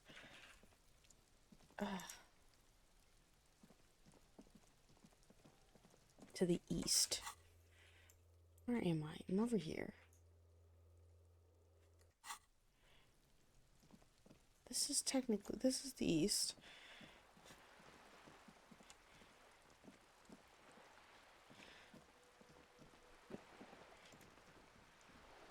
A sturdy metal door guards. This could be a way into the apartment building the smoking man vanished into. Hey, are you there? I've checked the backyard, but I couldn't get in that way.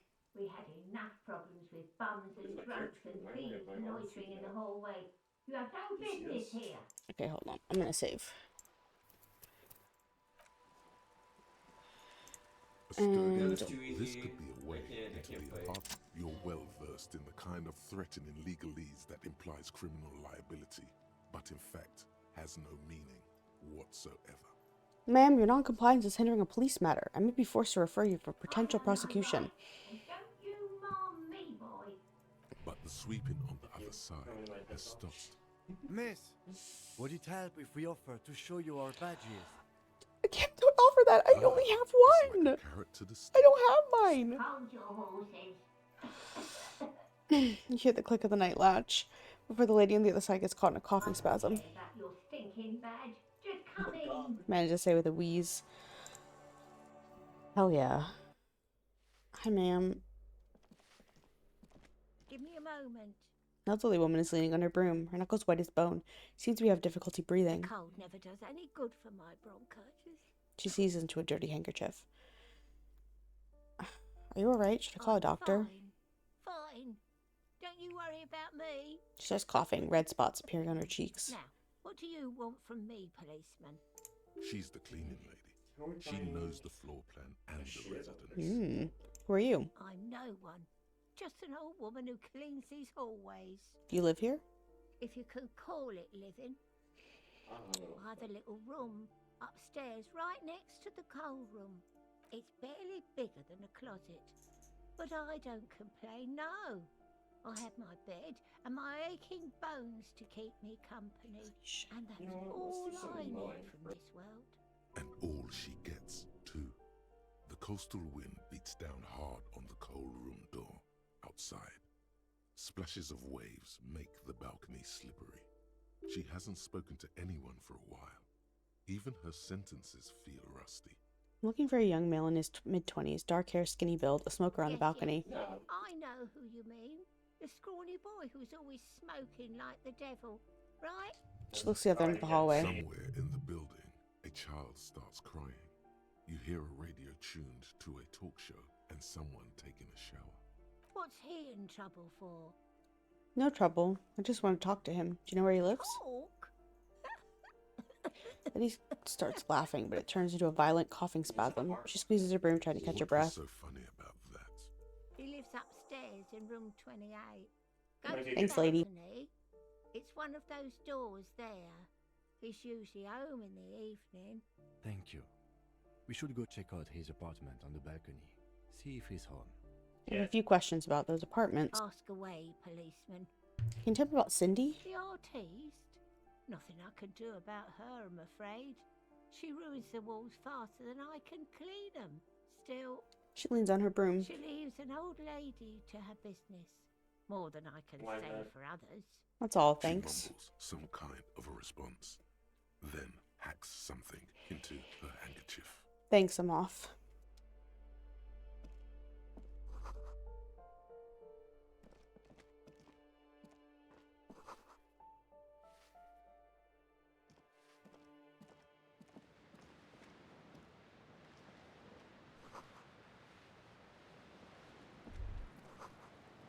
A shift in temperature, the air chills around you. Dust settles on the stony floor. A former architect stands before a slice of window, a room plan in her hand. A cold wave has made the air in the building stand still and frozen, with temperatures falling down to -20 degrees Celsius, is red from the cold. She's breathing on her fingers, clasping the plan. Traces of sadness are visible in her expression. Faint pencil lines on paper depict the same place, but a missing eastern wall connects the room with the neighboring apartment. Ideas for arranging the furniture have been jotted down. It's clean and empty, with new tapestry embellishing the walls. A standard HB graphite pencil has fallen off a three-legged stool in the middle of the room. She had an eye for beauty.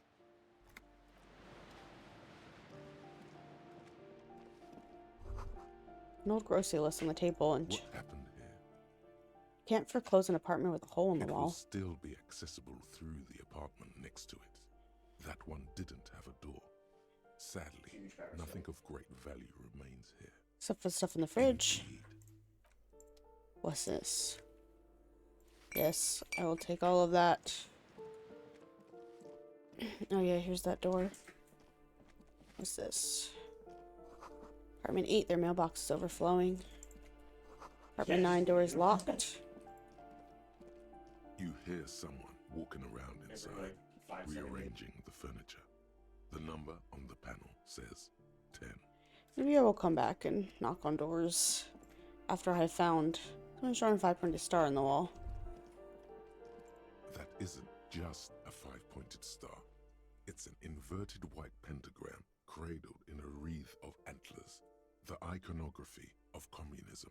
In other words, Inspect the symbol star closer. and antlers was developed in the 6th decade of the last century and quickly adopted by Mazov and the communards during the revolution.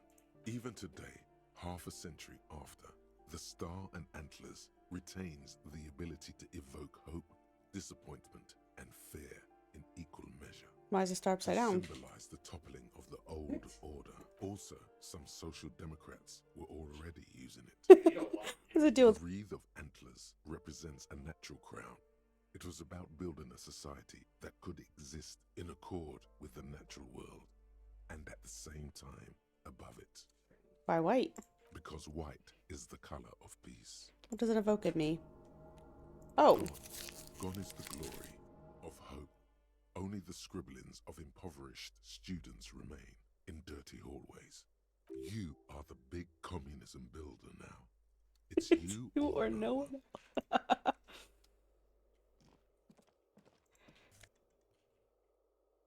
Ooh. Box filled with cleaning chemicals, smells of laundry detergent. Fiction notices and missing pets are plastered on each one. Okay, I don't... Okay, that's a balcony door. An old shoe rack, boots and sneakers and old slippers. Loud rumbling snore comes from inside. Ooh. These shoes come in 3 different sizes. Interesting. Alright, let's go to the balcony. Oh god. Marine glow, light pollution. You're just in traffic. Breaker box full of cigarettes and electrical wires. Ooh. What is this? Curtain shift just a little. Someone's watching from within. This is just a door. Nothing for you here right now. Someone's growing rosemary, thyme, and a cactus. What is this? This door is made of metal and appears to be reinforced. Someone here really values their security. Number 28. This is where the cleaning lady said the smoker on the balcony lives. Let's see if anyone's home. Knock on the door. No one answers. Looks like the young man we are looking for isn't home. I think our best chance to catch him is in the evening. I mean, it is we should night. Tomorrow after we have finished with our day's work. Smart 21. 9 p.m. right here. Okay. Apartment number 28. Good, let's go. Damn. Turns out it's quite tricky finding someone in a big apartment building. Don't worry. You'll get him. I mean, it is after 21. Tomorrow. He's probably gone for today. Okay, that's fine. The door, number 1. Complete silence. Whoever lives here isn't home. Number 30. Voice from within singing along some buoyant dance tracks. Okay. Okay. I got some clothes. Disco ass blazer. Reaction speed, -1 rhetoric. +1 logic. Calculus, -1 drama.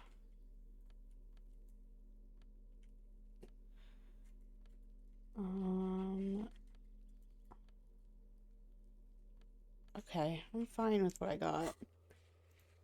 Whatever, I know you unlocked the door. Alright, let's go back to him then. I'm going the wrong way.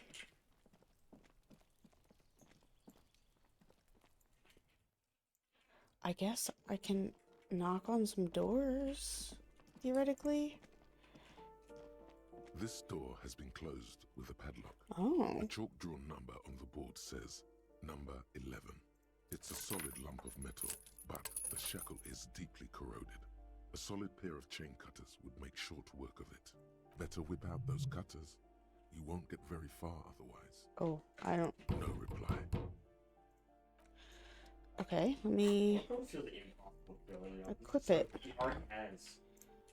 Alright. This door has been closed with a padlock. Let's try. Snaps like a twig, and the lock falls to the floor with a little thud. It should be possible to enter now. After you, detective.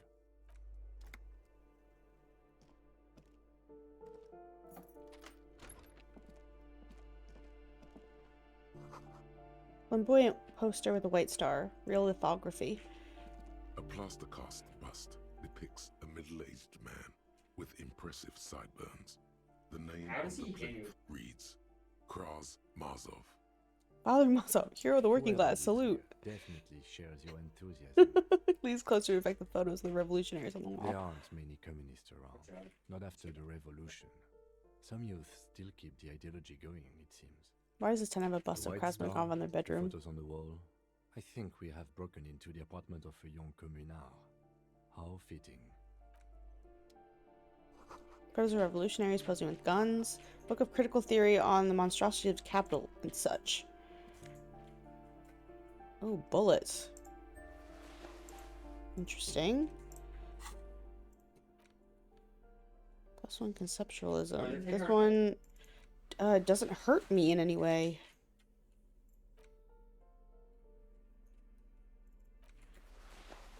Versus the other one. Oh, no, it's a jacket. Oh, I understand.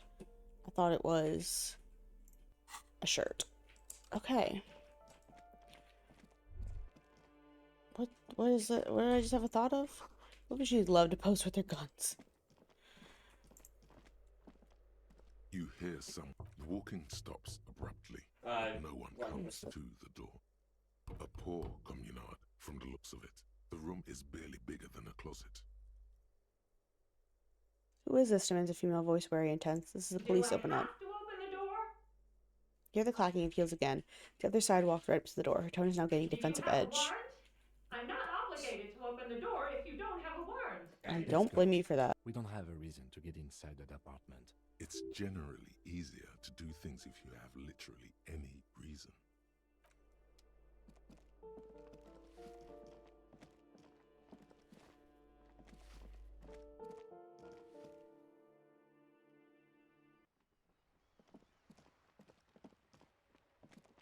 Ooh, the piggies have learned how to saunter up staircases. I didn't think you could do that with hooves. That's right, we've evolved. Yeah, I can see that. Yeah. Mutations. That smell coming from her paint bucket. It's not paint.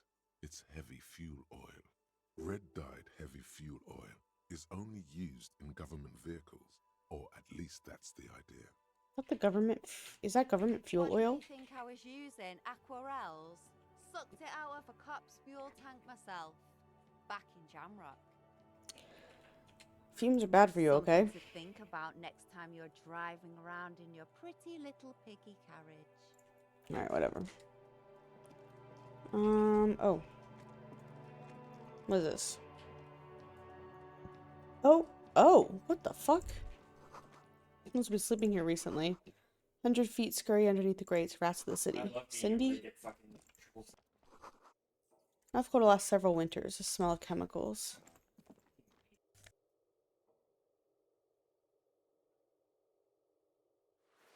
Some shorts?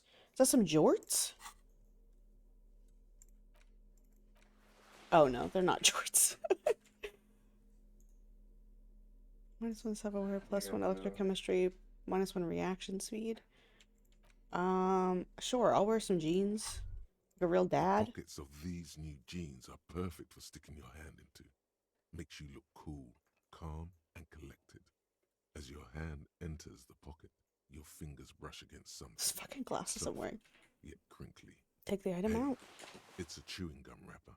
It reminds Oh, you of no. fruity juice and apricots. You should inspect it closer if you have time.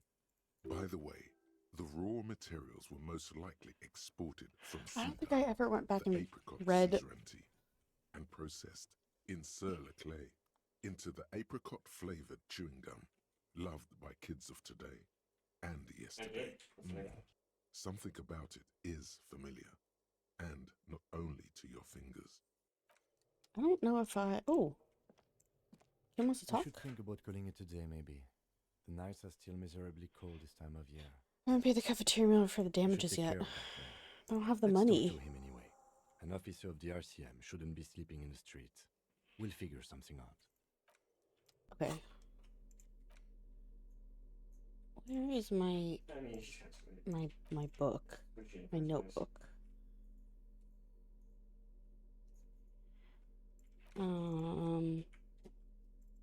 This. No, I don't want to hold it. Nope. Alright. Interact. Oh, I can interact with a bunch of these. Interact. An intricate web of blue lines stretches across the torso of the hanged man, from the right shoulder to the solar plexus. Each time forgot about the lines these. intersect, a small white star is formed in their crossing. Hundreds of fading asterisks riddle his skin. Their concentration is highest around his heart. It still kind of looks like a map of the stars in the night sky, but something's not right. Who are you? What does it mean with this For you tattoo? to discover. You've gotten as someone who knows about history could tell you. Okay. The front of this quarterly journal features a large satirical portrait of the late King Friesel. From the sides of his head, a pair of white antlers spread to the corners of the cover. Why Friesel? Because Friesel was incompetent, foolish, and cruel. In short, the embodiment of everything the communards wished to overthrow. It's satire, you see. Flip through the pages, see what catches your eye. Disappointment, there aren't any full-color pictures to direct your attention. Just column after column of closely set text, interrupted occasionally by little doodles in black and white. After rifling the pages with your thumb several times, you return to the table of contents. The magazine is divided into several sections. International development, Kunst und Kultur, and local concerns. Just inside the cover, there's also an editor's note. But the editors now. Comrade, as you know, this journal takes its name from Mazov's immortal expression, du cristal à la fumée. This was his way of describing the way the rigid, crystalline structures of capitalist ideology turn to smoke under communism. But, like the structures of capitalist ideology, we too are at risk. There's a lot of words. À la fumée. Unlike many publications which are content to spoon-feed their readers reassuring drivel, La Fumée is committed to telling the radical truth, even when that truth may drive away potential subscribers. Only 4 issues in, and it sounds like they've already alienated their readership. So please, if you value our radical Mazovian perspective on contemporary politics, culture, and international affairs, please consider subscribing today. Yours in struggle, the editors. Kim, I think this is a communist magazine. What do you expect? It was laying around the office of the Debarders Union. They're probably bankrunning this thing. You flip back to the front of the magazine. I want to catch up on international developments. A long, tedious critique of the latest round of free trade negotiations between the EPIS nations and the Free State of Semenine. You also skip over an article about heavy fuel oil smuggling along the Messina border, something about bear wrestling in Samara, book riots in Yugograd. Face it, you really aren't interested in foreign affairs. You're not even sure where most of these countries are. You flip back to the front of the magazine. What is The Kunst table, und it Kultur? takes a moment, but gradually it dawns on you that Kunst und Kultur must mean arts and culture. Why they decided to title this one section in Volda is beyond you. As you leaf through this section, you come across several reviews of recent radio plays, as well as a brief artist spotlight featuring a local artist identified only as CS.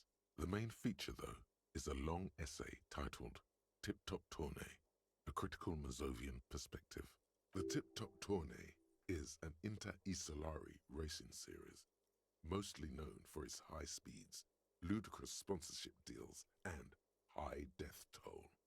I should have waited to do this until I was like in my room. Zero carousel race. This so-called artist spotlight is really just a brief Q&A, made all the briefer by the subject's evident hostility to the interviewer. All right. You think you're settling in for a relaxing recap of the most recent season, maybe sprinkled with some nice anecdotes about a few of the more colourful drivers. Instead, you find yourself skimming a 10,000-word feature about all the politically problematic aspects of Tip Top Tournée. Wait, what's wrong with Tip Top? Where to even start? For one, there's the crass commercialism of its sponsorships. And then there's the practically criminal emphasis on deadly motor crashes. So, All of it, basically. You know who wrote this stuff is about with sponsorships. Oddly enough, this article has 2 bylines. Nasteb Encolada Bernal and Exilus Buka. There's no way those are real names. Yeah, definitely not. Have you ever met anyone named Exilus? Come on, they're plainly pseudonyms. More than that, they're likely anagrams. Under capitalism, the article says, every pursuit has its price. Every pleasure, even one as elemental as the joy of racing others around a track, is reduced to an advertising opportunity. Thus, the so-called tournée becomes a competition between increasingly meaningless brand signifiers. Your discount laundry detergent racing against a pack of Astra cigarettes, or even a fritter. Right, but then you get to see them And crash. that precisely is what's problematic about it. Were it not for the promise of random, spectacular violence, audiences would quickly lose interest. At the end of the day, it's the destruction of these 750,000 real races that you're really watching for. No, I'm pretty sure I like it for the racing. Wow, you're right. I really am just in it for the violence. Sure, you think that, but subconsciously, it's the visions of brand names being engulfed in flames that you crave. I guess I never thought about it that much. That's because you haven't been reading critically. But don't worry. The whole point of these sorts of articles is to let someone else read critically for you. Kim, this article says that no one really watches Tip Top Tourney for the... Oh, come on. Can this article read your mind? It seems to think so. There you have it. No reason to get hung up on the pretentious ramblings of a few young men. If I had to wager, I'd say they've never even seen the inside of a motor, much less a motor race. I take whatever they write with a large grain of salt. You flip back to the front of the magazine. Unsurprisingly, much of this section is taken up with articles declaring unqualified support for the dock workers' strike. You skim the headlines. Paint the harbour red and white. Martinez tames the wild pines. A city in revolt. First we take Martinez, then we take La Delta. Finally, there's a brief article by the writer, G. Martin, accusing the owner of the Capeside Apartments of illegally attempting to evict certain communist tenants simply for not having paid their rent. Simply, they say. Damn communists should kill a lot of them when they had the chance. If it weren't for Wild Pine, told them we should be out of a job. Cutting rent just to live somewhere is pretty outrageous. Wouldn't it be better if everyone labor and capital could reach some reasonable accommodations? Oh, that's not what I meant to click. There can be no accommodation with the forces of international capital or their mucilaginous allies in the coalition. Hold on, what about a coalition? Judging from the context, it's something very large and fundamental. You should probably know about it already, honestly. You flip back to the front of the magazine. Okay, I'll investigate the last one in my hotel room, because it is very much getting late. Yeah. And I do want to go up here and investigate this, whatever this is. Door's locked, you can't get in. That's fine. Chair's new, someone lives back there. Okay. No, wait, that's where I just was. Sorry. Let's go. Let's go to the hotel. Hopefully work something out with whatever the fuck his name is. I'll give you all the money that I have currently. It's not as much as you want, but it's pretty close. Well, relatively close.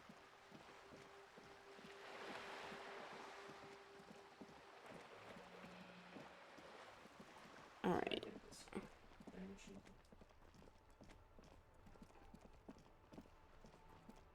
Yeah, start digging in your butt. Alright, oh my god. Alright, sir, Can I help you? It's about the money I owe. Have you got it?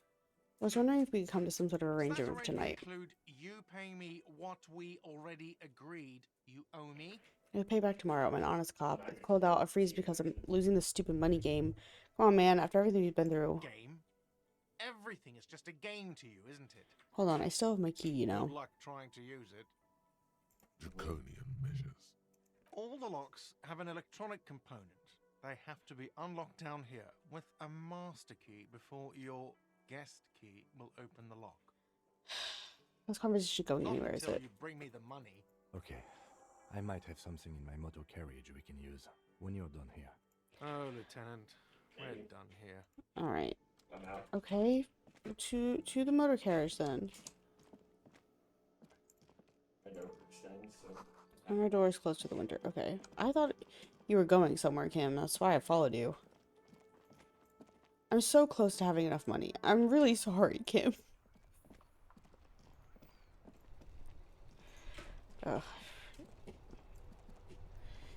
Inside, you see a set of steering levers, a Mm-hmm. radio mic. I have something here we could sell. Look in the back, in the suspect transport enclosure. Transport enclosure. The cage at the back of the motor carriage looks rather uncomfortable. 4 shiny hubcaps are stacked against the seat. Their silver edges sparkle in the dark. I confiscated these 4 a little while back. We can take them to the pawn shop down by the Martinez Canal. What do you mean you confiscated A couple them? weeks ago, I stopped a young man for going slower than the speed of traffic. Turns out he was some coalition official's son and high. So you took his spinners. I took them and arrested him for driving under the influence. Hell yeah. They're That they mesmerizing. are. I was going to take them into evidence, but they weren't necessary for conviction. He never asked for them back. What are these They are things? spinner hubcaps, frivolous things you put on your wheels. When the wheels come to a stop, the caps keep on spinning. There's no real use for them, it's just for vanity. Did you want to put these spinners on your machine? I appreciate your help. The lieutenant nods as you take the spinners. Type on the fuel preheater gauge. Okay. Thank you. Thank you, Kim. I'm sorry. Being the worst. Oh, this was not where I wanted to go. Go further down first. Where's the way down? Here.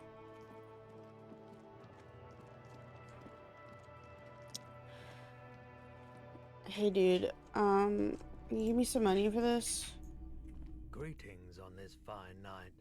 What How come you're brings the still pawn open? shop is always open. Is Roy high? If yes, then what is he on? Feeling warm and enthralled by the movement of light, while the mind continues to race forward. Lucky bastard. He's probably on Perolidon. It's tough to come by on the street. Orolodon, what is that? A drug developed by the military to treat and prevent radiation sickness.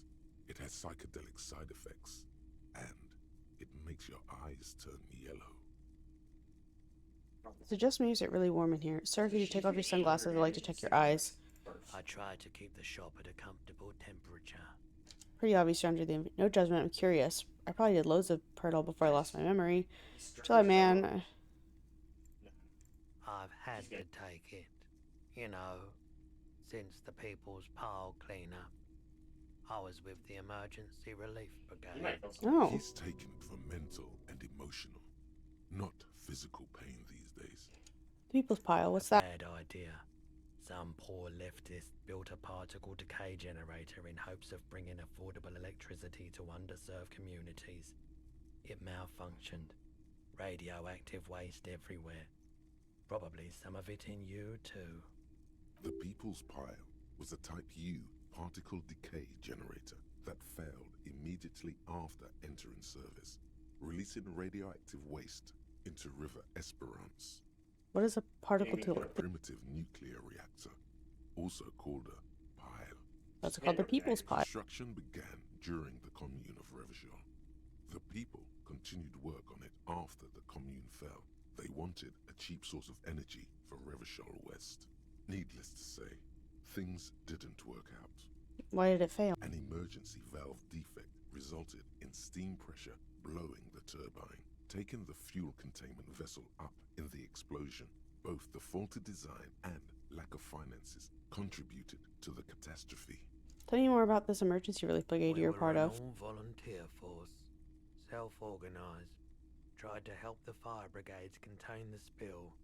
On the patch, gamma radiation lines crossed with a red drop of blood. I lived by the river since I was a small boy. The Esperance didn't have the art to let it all go to shit without trying to do something to help out. There wasn't much the volunteer force could do, however. We wasted years in the river mud. Years getting sick. Looks at the spiraling light and stops. Must have been tough, radioactive cleanup. There's a reason why everyone's tried to forget any of it ever happened, and why no one has tried to repair or replace the pile. So much disappointment, and early deaths. Cancer mostly. And we knew all that was coming even as we were cleaning up as best we could. Whose fault is it that the generator failed? No one's. Everyone's. He sighs and shakes his head. So much bitterness. A bunch of poor people built themselves a primitive nuclear reactor, hoping for the best. What do you think is going to happen? How did you end up running a pawn shop? The cleanup happened 15 years ago. I was young then. Later, my second aunt died. Left me this shack and all the assorted junk in it. So I came to Martinez. People told me don't go there. It's a shithole. I said, people, we just had a nuclear pile meltdown. I'm gonna get as far away from Forburg as I can.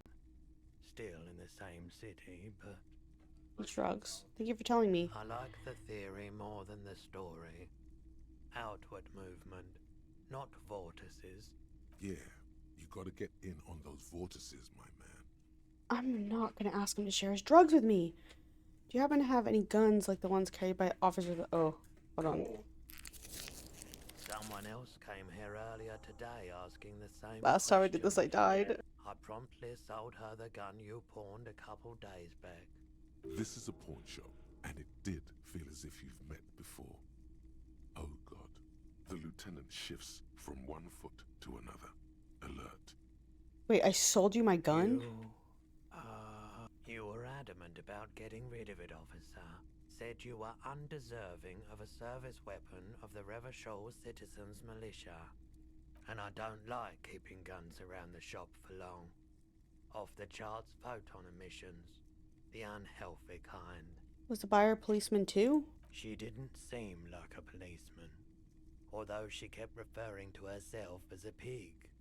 Which was odd. I found her interest in the gun a bit obsessive, but I was just happy to get rid of it, and of her. Interesting. Truth be told, she was terrifying. Right, so let me get this right.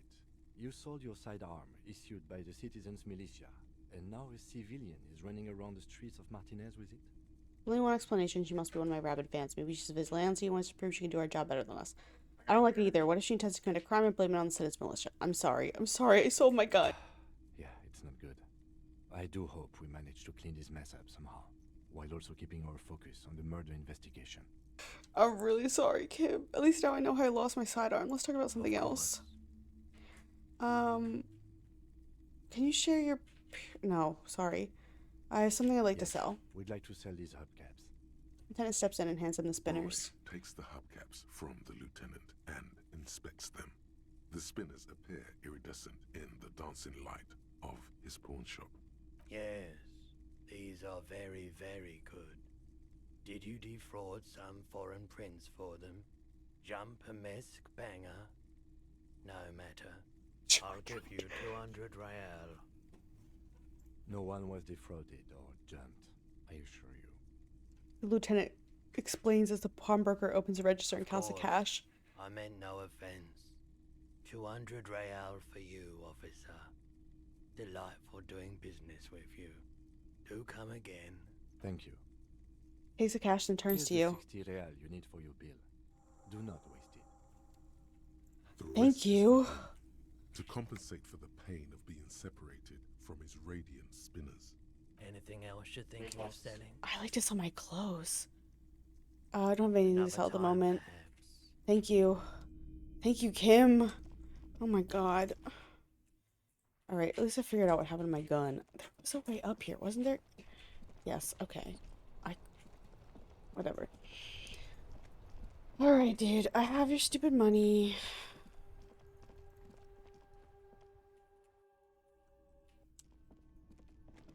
I'm sorry. Can I help you? Yes. Have you... Well? Sometimes I hope you choke on it. Here it is. Sorry for the trouble. Great. Thank you, officer. That's all I wanted. Payment for Apologize services 10 rendered. times! If you continue to stay here, I just ask that you please pay your nightly bill in advance starting tomorrow. It's got the achievement. Sorriest cop in the world. Yeah. Literally the sorriest cop on earth. The electronic lock to your room has been disabled till 9 p.m. tomorrow. Please pay for each night in advance starting tomorrow. 20 real per night. Okay. I'll take a room here too. Of course. Always happy to have officers from the RCM as guests. Anything else I can do for you? I saw another thing at the Another whirling. Great. No. Yes. I'm going to sing karaoke here. Out of the question. Absolutely in the question. First we find a sad banger. Then we sing this place to shit. Your body is ready, sire. Goodbye. Okay. Can I tell you thank you? No, okay. Alright.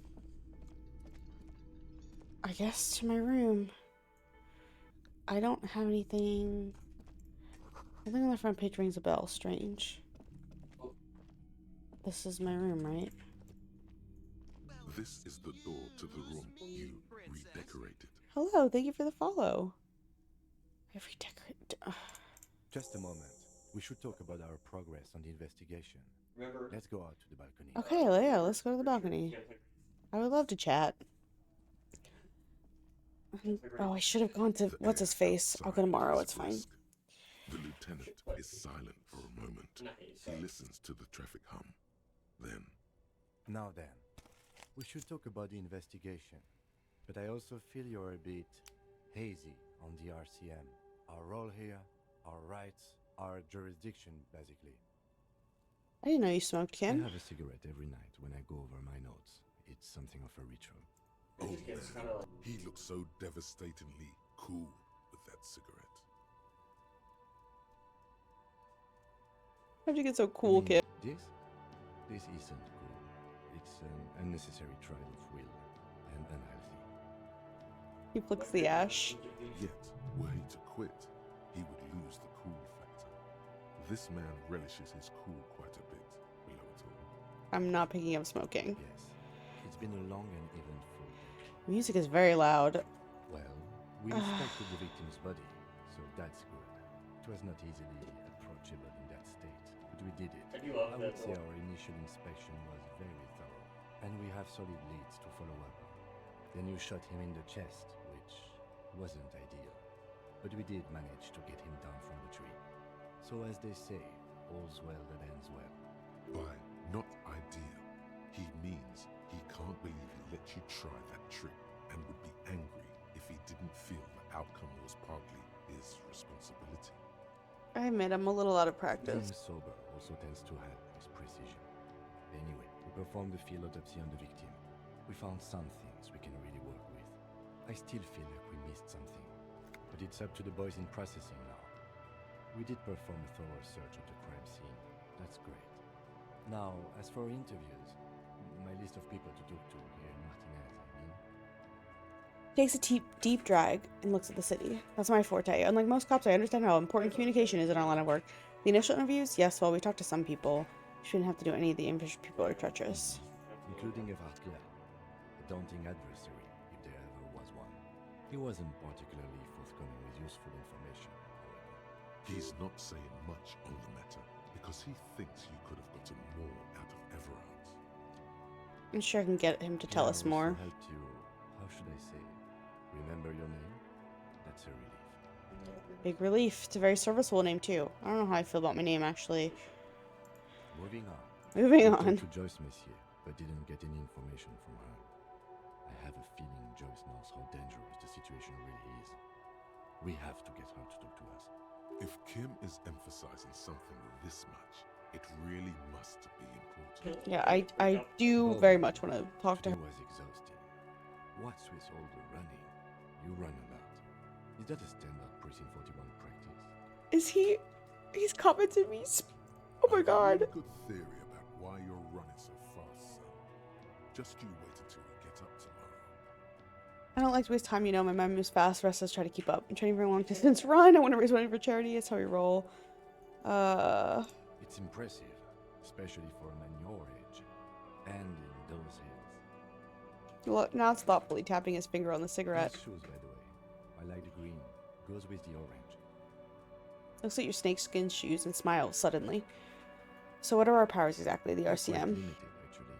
The power officers of the Ravachol Citizens Militia exercise most frequently is imposing fines of up to 1,000 real for offenses, in accordance with an interdepartmental schedule. 1,000, why not more? The RCM's primary role is to ensure safety. We are not really supposed to play any part in the economic structure of Ravachol. Wouldn't that be an easy power to abuse? Yes, although indirectly, as citizens can always request records for their local station. Officers of the RCM have been known to take bribes of less than the prescribed fine amount. It undermines trust in the RCM. Okay, what We else? can arrest people, of course, but rather than bringing someone in directly, it's preferable to solve the station closely. It prevents confusion and overcrowding. Wait, how can you be sure the arrestee will show up? You can't. Those who don't show up become fugitives, though, and have fewer legal rights when they are eventually caught. It's about power projection. Thus far, they seem to mostly show up. I see, and if someone As you may have gathered from the fact that we are expected to carry a record of our kills, like the one in your watermarks, we are permitted to use whatever force is necessary, and strongly admonished not to abuse that power. Wait, so if I kill someone while on duty, have you ever killed anyone, Kim? What happens to the people we convict?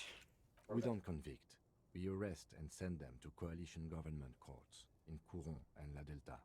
The prosecution works off our testimonies and records, which is why it's paramount to keep them. He'd have a scope pocket where he keeps his notes. You have to supply compelling evidence for why it was necessary to use lethal force. In these cases, your partner is usually your witness. Not a good position to be in, by the way.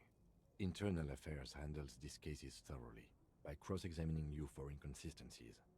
It is hard to cover for anyone, which is for the best. Have you ever killed anyone, Kim? Yes. The last time was 4 years ago. He has internalized it well. It's just that. A fact. A self-contained past event. And who makes all these rules? The coalition government? Yes, the international community's mission in Ravachol, and the moral intern more broadly. The RCM was formed by the coalition government to restore order in the international zone after the revolution. So we did. Now we attempt to maintain that order.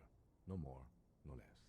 His gaze is absentmindedly fixed on a window just below that just went dark. Or perhaps it is better to say we were allowed to form. It's a point of contention whether the citizens of Ravachol or the coalition government founded the RCM. Let's say it was the citizens. Let's say Silence. nothing. A great comment to such a conundrum. The moral intern, what is that? Moralist International are the world's largest political organization. You know who they are. They have been running this place after the revolution failed. If I didn't know, how would you describe them? I really don't know. That's how bad it is in here. Okay. They're a union of center-left and center-right parties across the Real Belt. Our coalition government is just one of its many projects. They also run the ICP, EPIS, most intergovernmental organizations in the world. What do they believe? What do they believe in? They are Dolorians. They believe they continue the humanist project set forth by Her Innocence Dolores Day 4 centuries ago. Others say they are just technocrats.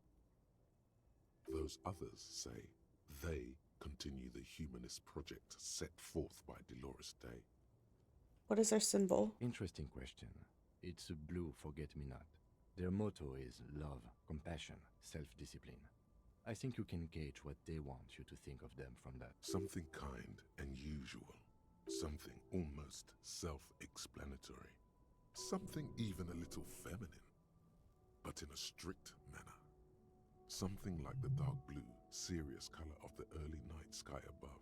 Who is Dolores Day? A historic figure? The author of the modern age? You will have to look elsewhere for opinions. The subject of humanism is too abstract for me. What do you think of them? The moral intern are a fact. I try not to have opinions on facts until they change. And it doesn't look like that's about to happen. Fair enough. I have an opinion on the moral intern. Lieutenant arches his brow and then pulls on his cigarette. It's a slim white thing in his fingers. Things are bad out here. We need them here. Giving us the right to police Revachol. They've done an awful job here. Have you seen this place? This isn't humanism.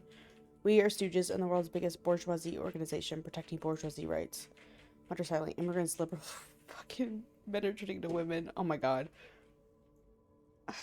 We are stooges in the world's biggest bourgeoisie organization. They've done an awful job here. Have you seen the place? This isn't humanism. We are in what is called the twilight of international law. The laws we claim to enforce come from the MI. Without them, we are simply vigilantes. Actually, vigilantes. Okay, wait. Vigilantes sound bad. Maybe we should make our own law. Sadly, it is what we already are to the people of Martinez. Most of them, at least. Especially the vigilantes. I expect our job here to prove quite challenging.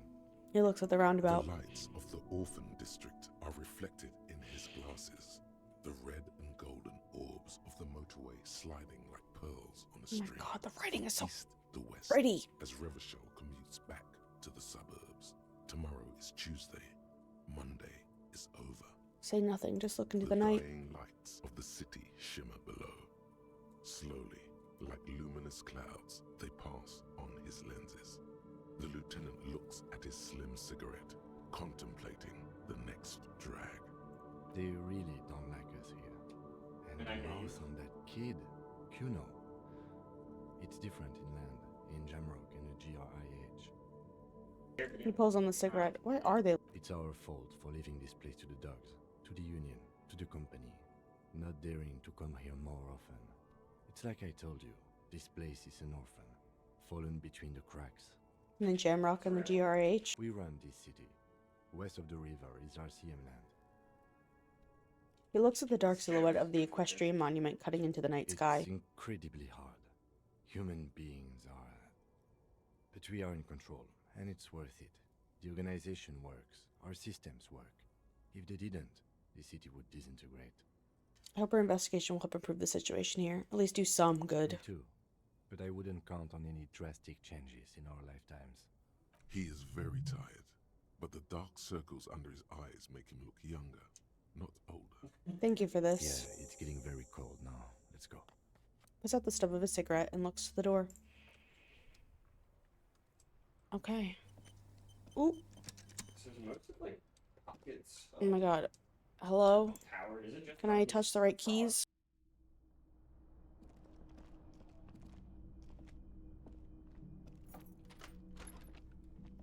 See you in the morning, Kim. Yeah. Can I hold my bag and pick up some of the garbage on the ground? Oh, I can't. Alright. Oh, yes, I can. Take all. Hello, take all. The bed is cold and The option No. to go to sleep. No, I don't want to do that. I want to pick up all of these bottles from the floor and from the table. These are things I can sell tomorrow. I have enough money for a couple of days, but not much. Okay. I also would like to inspect this. there it is again. The scent of apricots with a touch of cinnamon. Smells like the end of some distant summer. The surface of another planet or some ancient temple. Ancient temple? Yes, from the height of antiquity. A long, long time ago. Millennia ago. On an island of time you can never return to. End of summer. The sun sets into the sea, but the water does not boil. Instead, it turns to liquid gold. For a moment, the world's store of precious metals seems to increase dramatically, and you are rich. There is a movement next to you, the shuffle of a small coat, warm like the evening. But when you turn toward it, there's nothing there. Where did it go? Why are you talking to a gum wrapper? Take a deep, deep breath. Citrus, sweet. It seems to grow stronger, like a glow, with every breath you take. What Whatever petrochemical byproducts they used to create this artificial flavor have bonded tightly to the wrapper, or is that just your memory filling the gaps? Until a blossom of skin and flower petals erupts behind your closed eyes, made of toffee, cream, and distance. You just had to take a dive. Okay. Hi, money. Track down my gun. No, we really don't. Alright. It's also against 2. Apricot chewing gum scented one. -1 reaction when living in the past. We found a trace of entity who's been stalking you across the plains. The Gloomstalker, the conglomeration, the shadowy organization behind your downfall, possibly connected to the dreaded X something. Granted, it is impossible to determine its true identity, but you can remember where you first smelled its treachery. Yes, use the Tutti Frutti gum wrapper. Reconstruct the day you first breathed in her untrustworthy atoms. Oh my god. Sure. You know what? Let's do it. I think I still have a skill point. Alright, what do I want to put it in? Conceptualization. Encyclopedia. I could level this up again. Is my signature skill or something. I think. Bonus from items.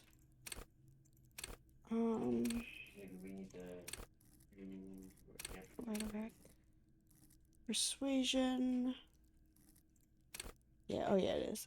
All of your knowledge, produce fascinating trivia.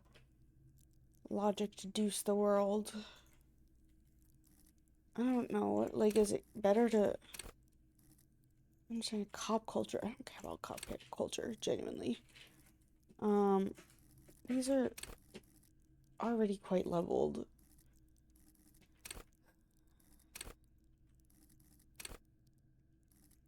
I can't level these up.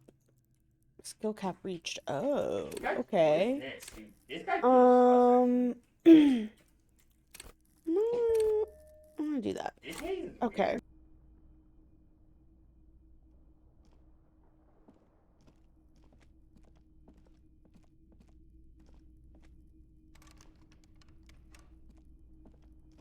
All right. I guess let's go to bed. Let's go to sleep. The bed is cold. Crawl in. The sheets feel at once coarse and clammy against your skin. The bed sags beneath your weight as you stretch out and finally close your eyes. And then sleep doesn't come.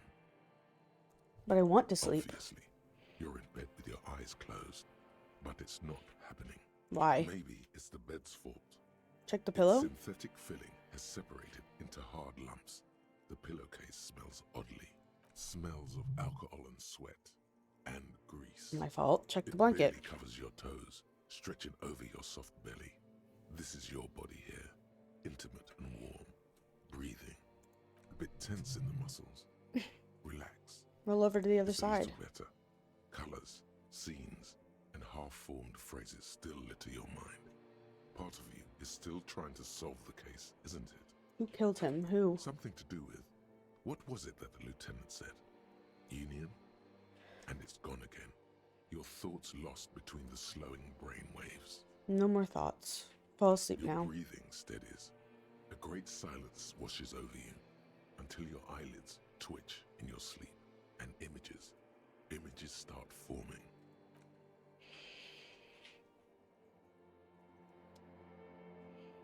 Oh? Oh.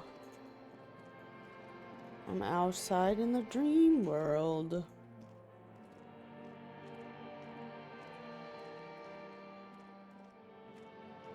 I assume it wants me to go over here. Ooh, the disco. Oh, it's me! Good.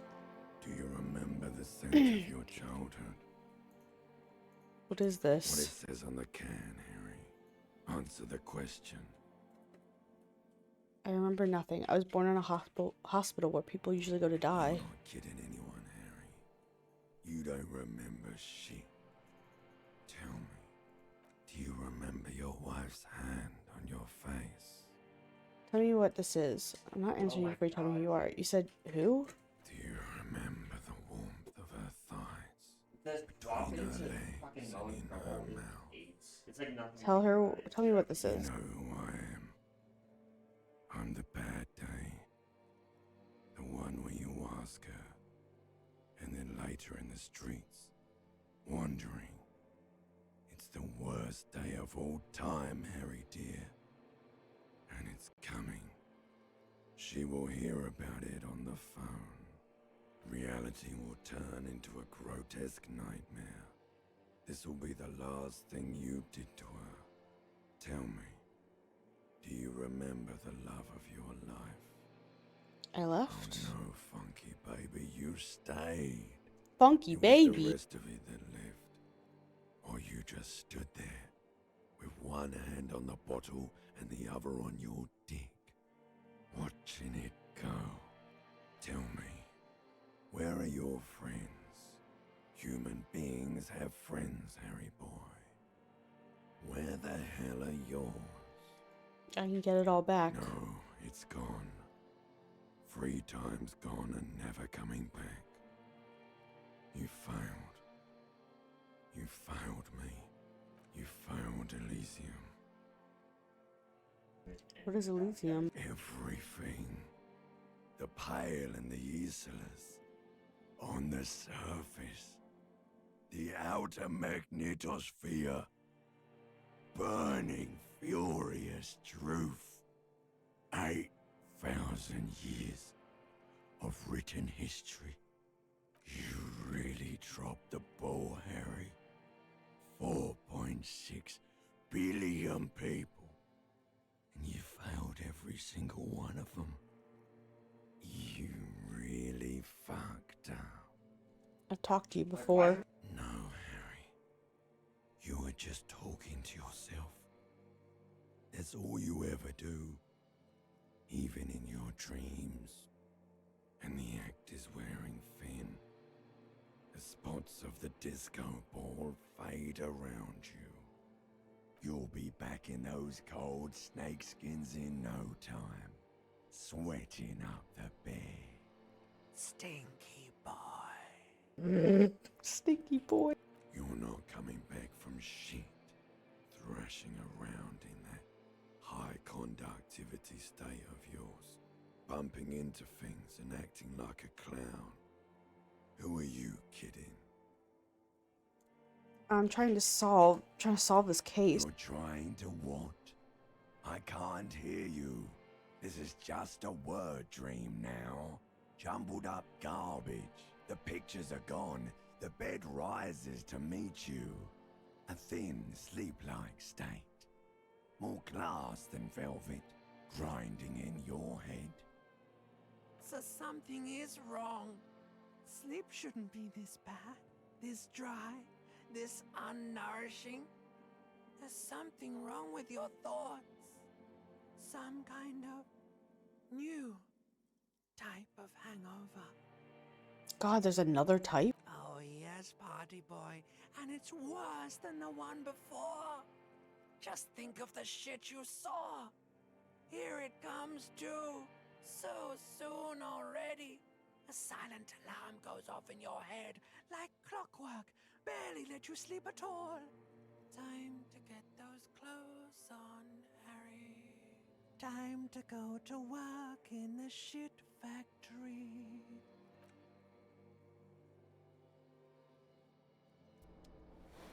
Wow, what a restful sleep. I'll give my morale one. That's good. Okay. Oh, he's taking his sweet time standing up. Good going, buddy. Oh my god, what the hell is that? I just had the most beautiful dream. Uplifting, rejuvenating. Is that how it's going to be now when I close my eyes? What the hell was that? Just a dream. You have ones like that all the time. You feel even worse this morning than you did last night. What the hell's going on? You mean, why are you so tired? Too tired and down to even think? It is worrying, isn't it?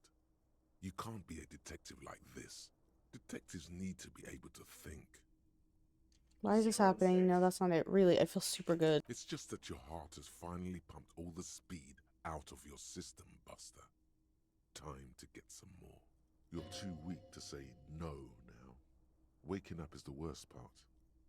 Maybe somewhere down the line you could decline. Wait, what is speed? Speed is a potent central nervous system stimulant. And I know what it is, kept but... you propped up all day yesterday, despite your debilitating hangover. How else did you think you even got up from this floor? It's power, man. It's professionalism. It makes you feel like you're young again and ready to detect. Ready to go to war against the world. Need to get more of it then. Detecting's my life. No, I can't take this. I'm not going to look for speed. Are you sure? Ready to live as this pathetic shell of yourself for days? Basically, a week. Let's be honest, 2 weeks. Maybe 3. You won't make it. Half the town will be dead by then. You will be fired. That's a lie. I can do this without speed. Half the town won't be dead. Yourself. Slow, sad shell man. See how you do without your spark. I don't want to be drunk.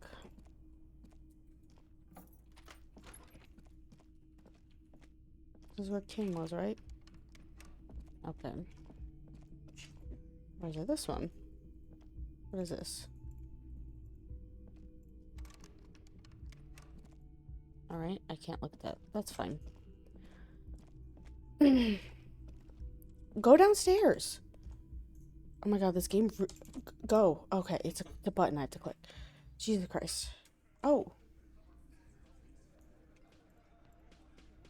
Alright, I have lots of people to talk to.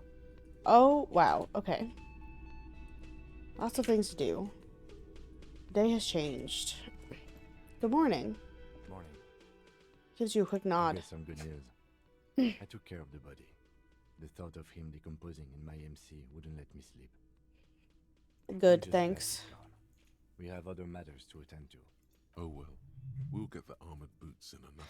I don't actually want the armored lieutenant boots. is downplaying his contribution. He got up before sunrise to get this done, and now he's quite pleased with himself for taking care of the gruesome business so efficiently. The Union muscle finally turned up, and they look rowdy. We need to talk to them. Oh, what do you mean rowdy? Ungovernable. Martinez isn't exactly enthusiastic about the RCM being here. They prefer to be policed by the Union. These men here, men who drink beer for breakfast, there's talk of an armed wing of the Union called the Hardy Boys, who are responsible for state policing. I think it's them. Are these men Gart told? I completely forgot. Sorry, I had a rough night's sleep. It's them by the looks of it. Loud and nasty, just like the manager said. One loose thread less to worry about, and one big problem to replace it. There are so many of them. Maybe we should call in reinforcements. Let's roll. One more thing before we do. We don't have to talk to them immediately. We can walk right past them, continue with our business. But aren't you curious to know what they have to say about the murder? Why would we walk past them? To leave. They think they own the place. Anyway, I leave that choice to you. Whatever you decide is fine by me. Okay, maybe we'll go talk to Claire first. Before. Just a moment. The old woman turns back to the cafeteria She's manager. agitated, judging from the way she keeps pulling at the frayed edge of her blanket. And there's no public phones nearby? The closest phone booth is down the coast. Sorry for the inconvenience, ma'am. Cafeteria manager appears genuinely apologetic. Fine, I understand. Thank you anyway. I'm glad to see you again, dear. Good day, ma'am. Everything alright? Sorry, ma'am. I didn't mean to eavesdrop in your conversation. Tell me how you might make this up to you. Please don't trouble yourself about me, sweetie. I was just hoping to make a call, but the Whirling's phone line isn't working. The Union office probably has a phone, but I can't really get there. Or to the phone booth down the coast. And Gary's phone is dead too. Wait, what's wrong with the phone? The manager was vague about it.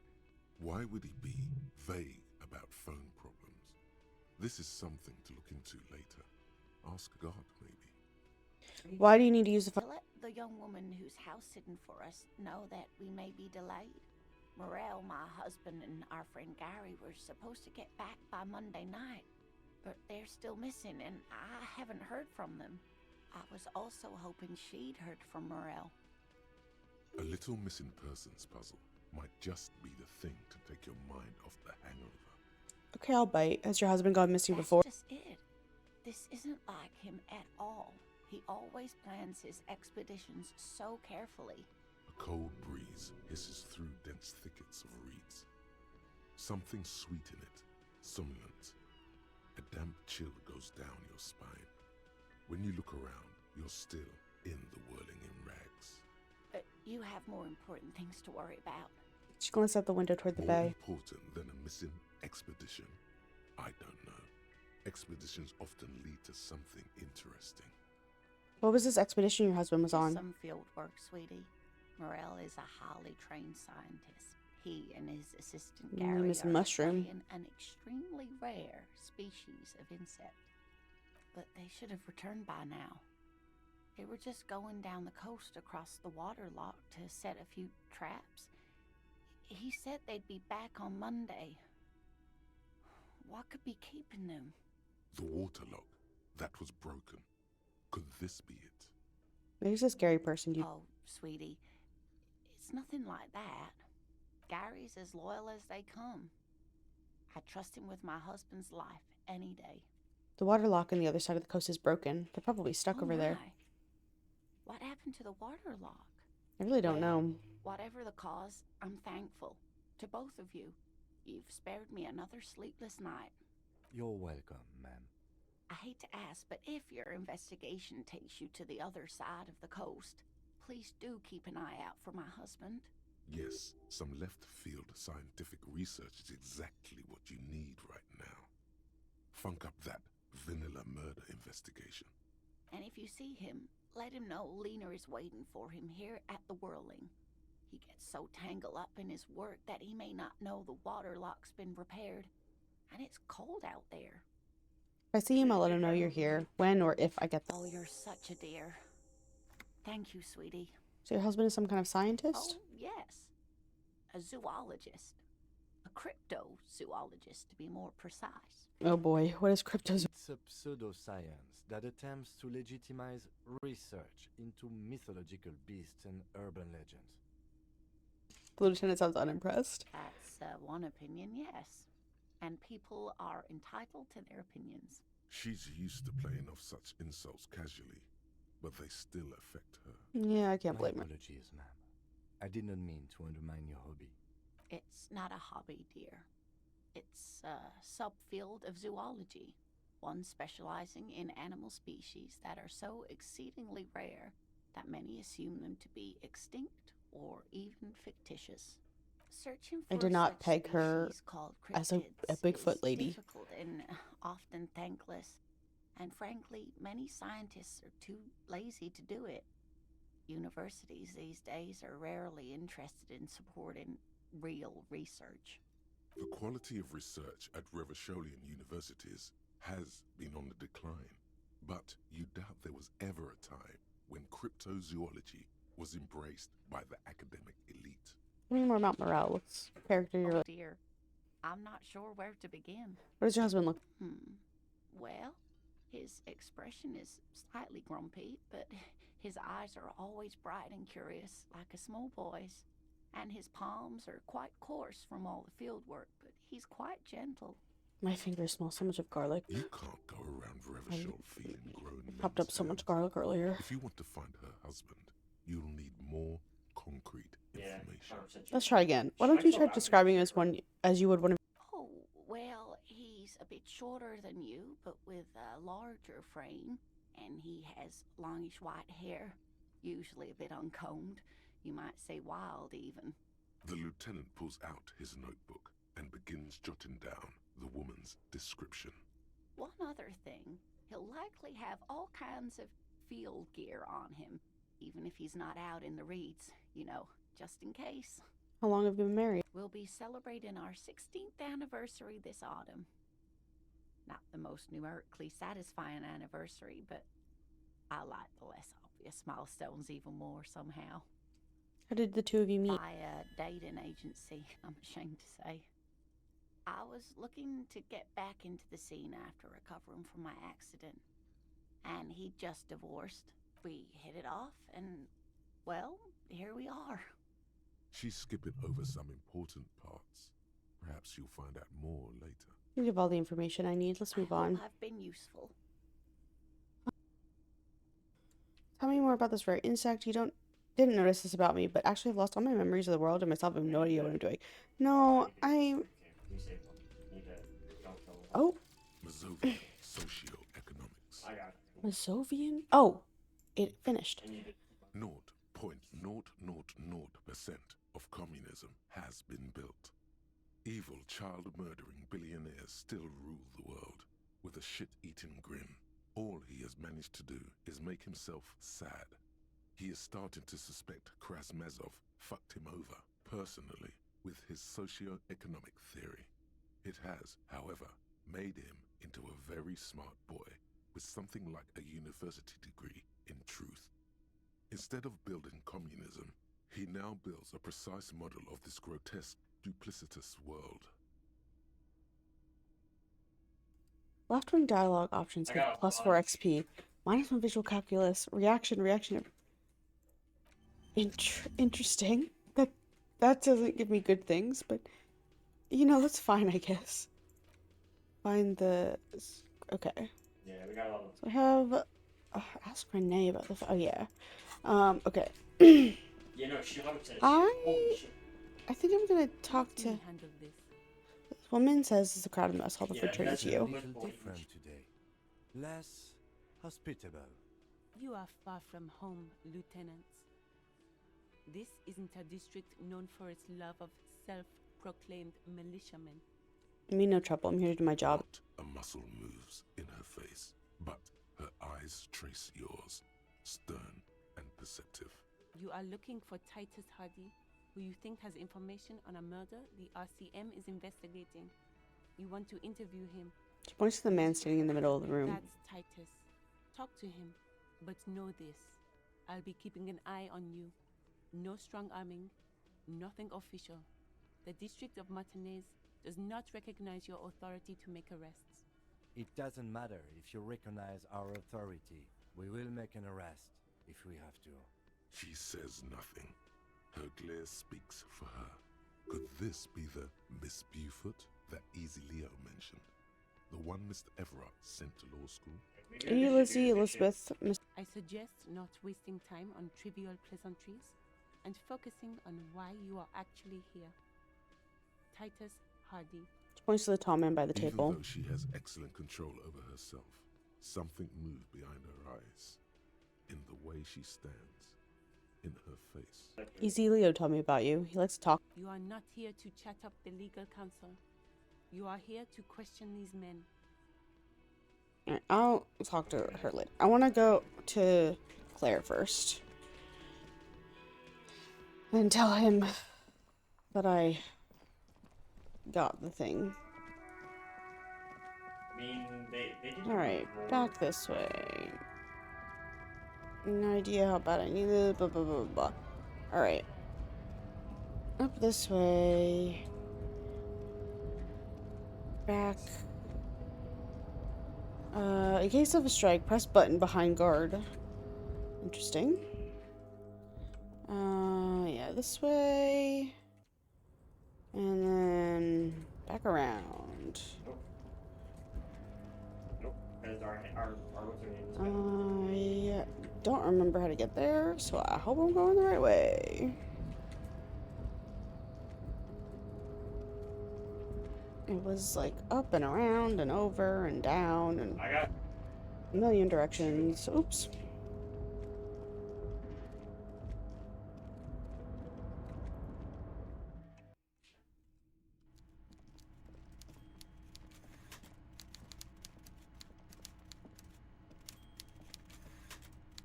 Mr. Dubois, I'm very glad Oops. to hear that, Harry. I didn't mean to do that. You didn't actually happen to Open the door, you stop ask. to see what's inside the apartment, did you? No. He's trying to figure out if you're lying. Deal wasn't for me to go inside, so I You're didn't. right, Harry. You only had to unlock the door. which you did. So we're all good here. He was testing you, and you succeeded. Now let's get down to brass tacks. It's time for men like me and you to figure out who's killed who and why. Real police work is gonna start happening now. I promise you, Harry, this is gonna be good. He said the lynching and the strike are related. By now, I'm sure you've figured out who the dead man was working for. The bad guys. Wild Pines. Sent to scare us. Another violent measure of the top hats against us flatcaps. What do you mean? Harry, this strike is the culmination of many, many mistakes made by the Wild Pines group. They tried to shut the strike down by sending in armed mercenaries. You mean our victim? A security contractor. Can you imagine that? Workers standing in peaceful protest, united in the spirit of fellowship, and they send hired killers to mow us down with machine gun fire? He performs a motion as if spraying bullets from a machine gun. I'm talking beasts, hardened killers from proxy wars in Yisut, Semenine, Saramaritsa, you name it, they've done it. Raping, killing, burning villages, killing little children for the Senorita Pineapple Company, Harry. Everything they did there, they brought over here. They want to turn Revachol into a third world slum. Honestly, the only thing they didn't do is kill the village elephant.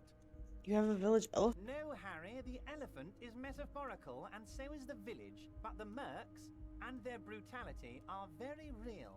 Go on. Now, I haven't personally witnessed the brutalities out there. I have the luxury of staying in my container, you see. If I need to go somewhere, they just move my container. Wait, they move the container? Yes, I'm an old man, Harry. My legs aren't what they used to be. They lift my office with that big crane. It's actually very fun. You should try it. But enough about me and my fun container. The killers the company hired, I think there were 3 of them, all hardened commando types. One of them got downright suicidal, getting drunk, violent, a little rapey. Even their own negotiator couldn't control him. That's your boy, the one who likes hanging out and trees. Awful. By negotiator, you mean Joyce? Harry, what you need to realize is, we dock workers are not Stop pushovers. ignoring Kim. We got grit, Harry. This whole neighborhood does. Push us hard enough and we push back. And when we do, we push to kill. Who exactly did the... There's a militant wing inside the Union. A group of people whose duties don't involve manual labor, but peacekeeping in the neighborhood, making sure everything runs smoothly. That sounds a bit like organized crime. They're like you guys. Idealistic people who want to make sure bad things don't happen. And if they already have, well, punishment must follow. Again, that sounds like organized crime. Yes, it does. So these idealists killed our victim? One day Titus Hardy, leader of this peacekeeping faction, comes up to me and says, "Boss, socialist democratic fervor drove us to take it upon ourselves to kill this beast that was burdening the land." Uh-huh. He probably worded it differently, but that was the idea. Sure sounded to me like they killed him. I gave them 2 weeks paid leave and told them to lay low to avoid retaliation. Aren't you worried we might arrest them for this? Oh, I'm not at all worried about that. These are not the kind of men who get arrested. They're Martinez boys, tough and gritty. I'd like to see them. It seems like it's the brother. Besides, I sent my with the lazy lawyer eye. after them. He places a lot of faith in that lawyer girl. Perhaps this is a tactical error. Anyway. How do you know the mercenaries were hired by the shipping company? How do I know? Let me tell you about these people. That's their MO. It's what they do. Last winter, some poor workers in Terminal E went on a little strike. The company sent in Sediment, a security contractor. The strike was over the workers' right to wear protective footwear, Harry. These Stop saying my guys name. turn up and start beating people. Tell you what, Harry. Why do you keep saying my name over and over and over again? Company after a little rebranding, and I'm sure as hell not surprised to see an army of scabs under my gates. So you believe the scabs were organized by the security contractor? You said it. Hell, one of those guys looks big enough to take down that proverbial elephant. Boys like that don't just happen to show up during strikes. That does sound quite unlikely, yes. The big guy leading the scabs at the gate is colossal. You mentioned a lawyer girl? Oh, Liz is a bright one. I paid for that law degree myself, thinking it'll probably turn her all fancy. But hell, Harry, she came back a firebrand socialist. Sometimes she scares me with her zeal. Good for her. Tell me about Titus Hardy and his crew. Oh, they are simply fine young men, all 7 of them.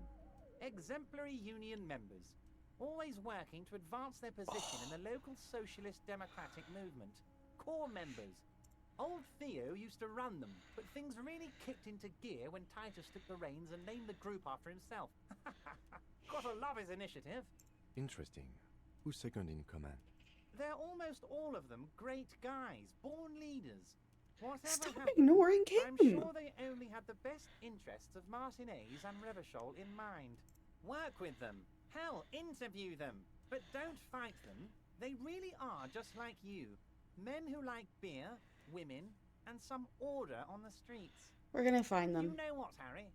I got a feeling they're gonna show up in full force tomorrow. Well, today. The lieutenant marks something in his notebook. In the future, I could use your backing. Can you ask the Hardy Boys to But cooperate? of course. It's the least I can do for my good friend Harry. I'll do it right after we've concluded this talk. When you meet this Titus, tell him about this. See what he has to say. Also, Harry, here's 5 real. Why are you giving it to me? I'm not giving you anything. I'm just holding out 5 real. No, I don't need it. I only wanted you to help with the Hardy No, Boys. I wasn't offering it to you, just holding it out there. But I'm willing to share information. Was there anything else? Good talk. Let's conclude for now. I'm not sure we made much headway here. I was hoping we'd bust the case wide open. Heck, I even wanted to tell you what I really want to achieve with the strike. Oh? I don't know what happened, Harry.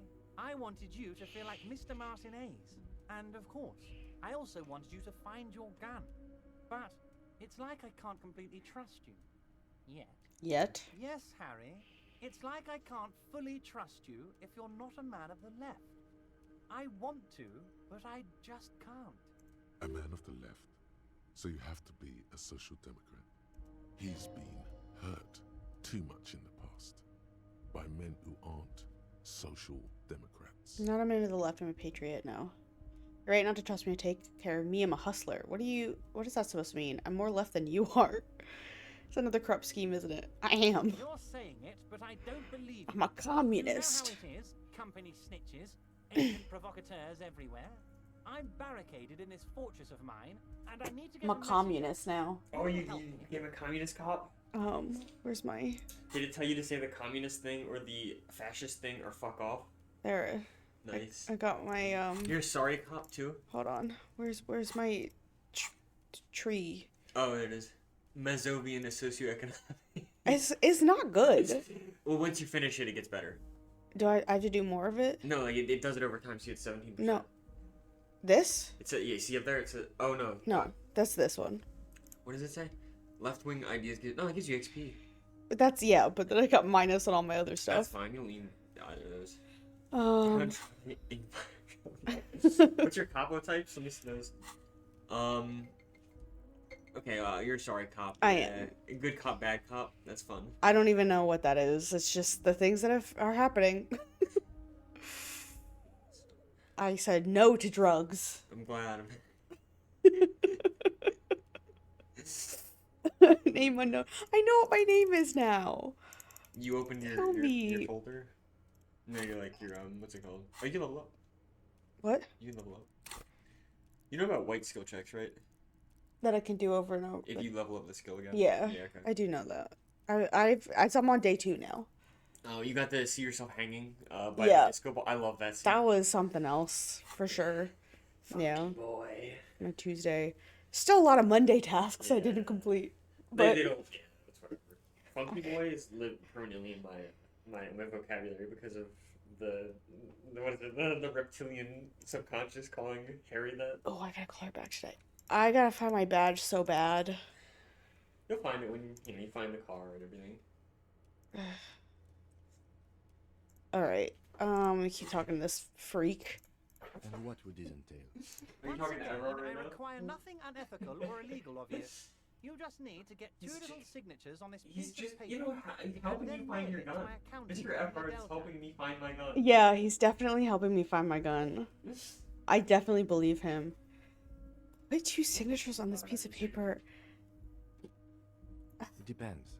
I don't think what we just got from Mr. Clare was very useful. No. As I said, it weighs on me heavily. But once we get really talking, well, I'm gonna hand you the keys to Martinez, and maybe even help you figure out who's behind this killing. He's saying as little as possible, as vaguely as he can, deliberately omitting things. I'm glad you asked, Harry. The Union is going to build a modern youth centre in Martinez. It will be righteous. We're gonna get those teenagers off drugs and on roller skates. There's a nameless little street on the coast with some old houses around it. Most people have already signed. I just need 2 more signatures to get this mission off the ground, Harry.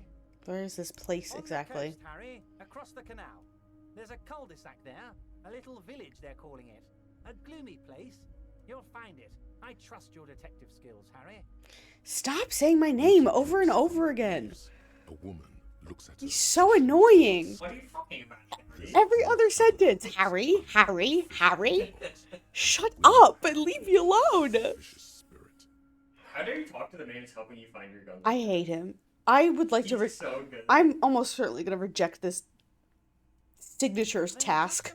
Did you Hold on. He's talking to me. Like kings, right next to a fancy new youth centre designed by the best architects from Stella Marie. I did talk to Joyce. This is another reason I need to get my badge because she won't tell me more. I tried to. Well, I tried to, and then my inner voice was like, "Don't do that." And so the chance of me succeeding on that is like 17%. So I'm not going to do it. I begged her, and then I put another skip one, and I begged her. I was like, please, I need money to pay for my hotel. If you can, hypothetically, if you, like, tell Kim to go home early, you can go live in the dumpster. Oh my god. And you get an idea for a Hobo Cop. Oh my god. Kim gave me money. Yeah, you sell the rims. Yeah, I felt bad about it. But at least now I have 2 days worth of money in my pocket. Yeah. Is he absolutely sure the tenants won't be thrown out in the street? I feel so bad for him. Am I? Harry, these people, Martinez is the most important thing in my life. I would never let anything bad happen to them. Yeah, we get a quick one while we wait for Chico. We're gonna build a youth centre there. Yeah, the value of their properties goes up and kids have a place to play in. I'm looking out for these people. Not pulling the rug from under them, Harry. I'm looking out for all of Martinez, not just the harbour. What did he say? About you're gonna have to deal with construction of it.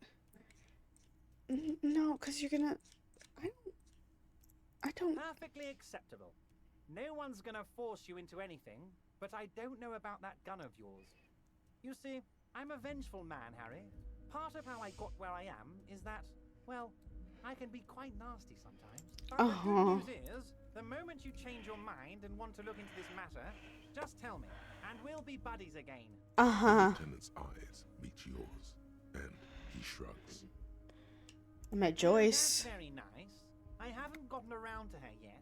I'm very, very busy, you see. I hope you're getting along. One thing I want to make very clear, Harry, is that this is not some kind of union versus corporation situation. Everyone is just pals here. Just pals. We're all trying to do what's best for Martinez. Don't feel like you can't cooperate with her because you and I are such good friends and I helped you get that nasty body down from the tree. I'm not a jealous guy. I told Joyce I met you. Perfectly okay. Even if you've told her everything we've talked about, it's absolutely fine. You cannot but notice the prospect of you telling Joyce about your conversations is actually pleasing, Everard. Sounds like you want me to tell her about our No, conversations. No, Harry. I'm perfectly neutral and 100% for transparency.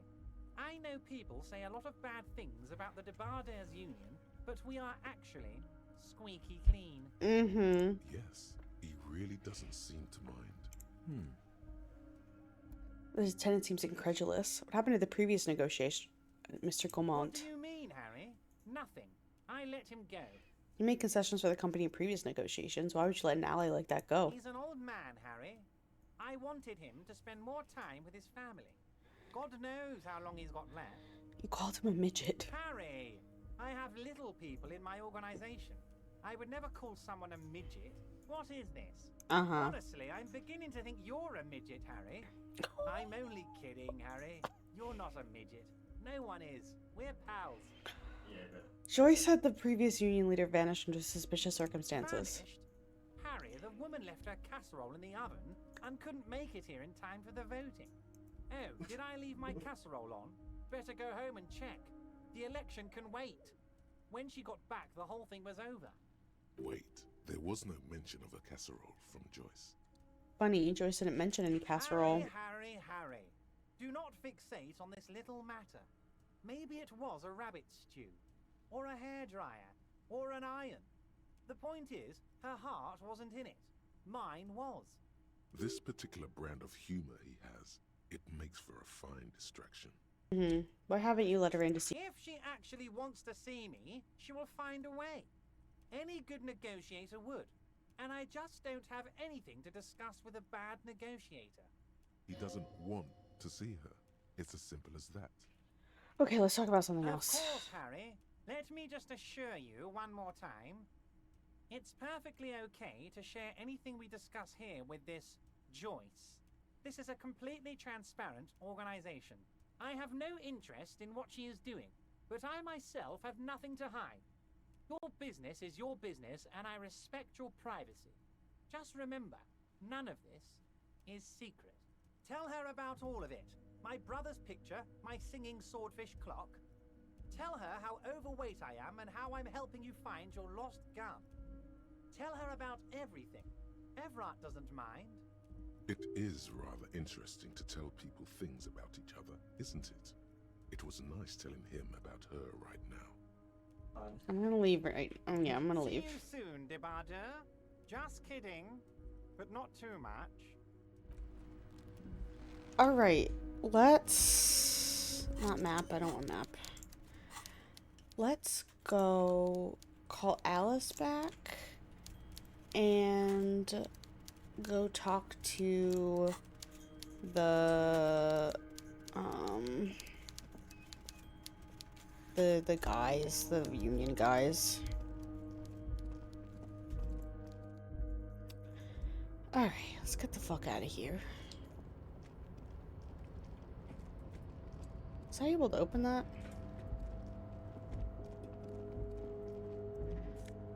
Oh.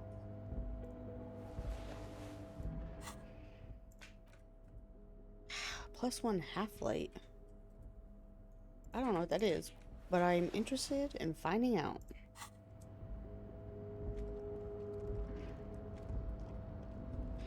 Alright, let's go. Retrace our steps. I couldn't get into this, could I? You're back before the cargo container. Its drawer has not lessened since you were last here. If anything, Persuade the door to open is crazy.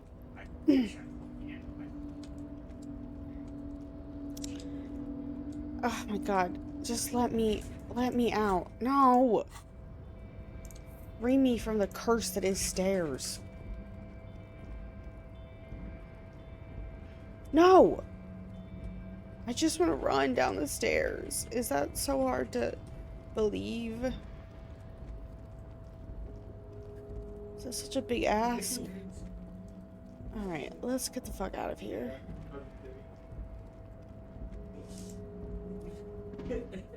Alright, and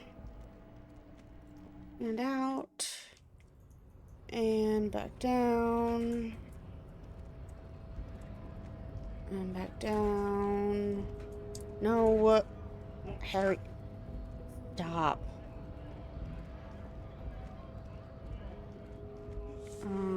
Let me sell these bottles while I'm here. The tear machines. Your bottles clump. 70 cents. Hell yeah. Alright. Racist.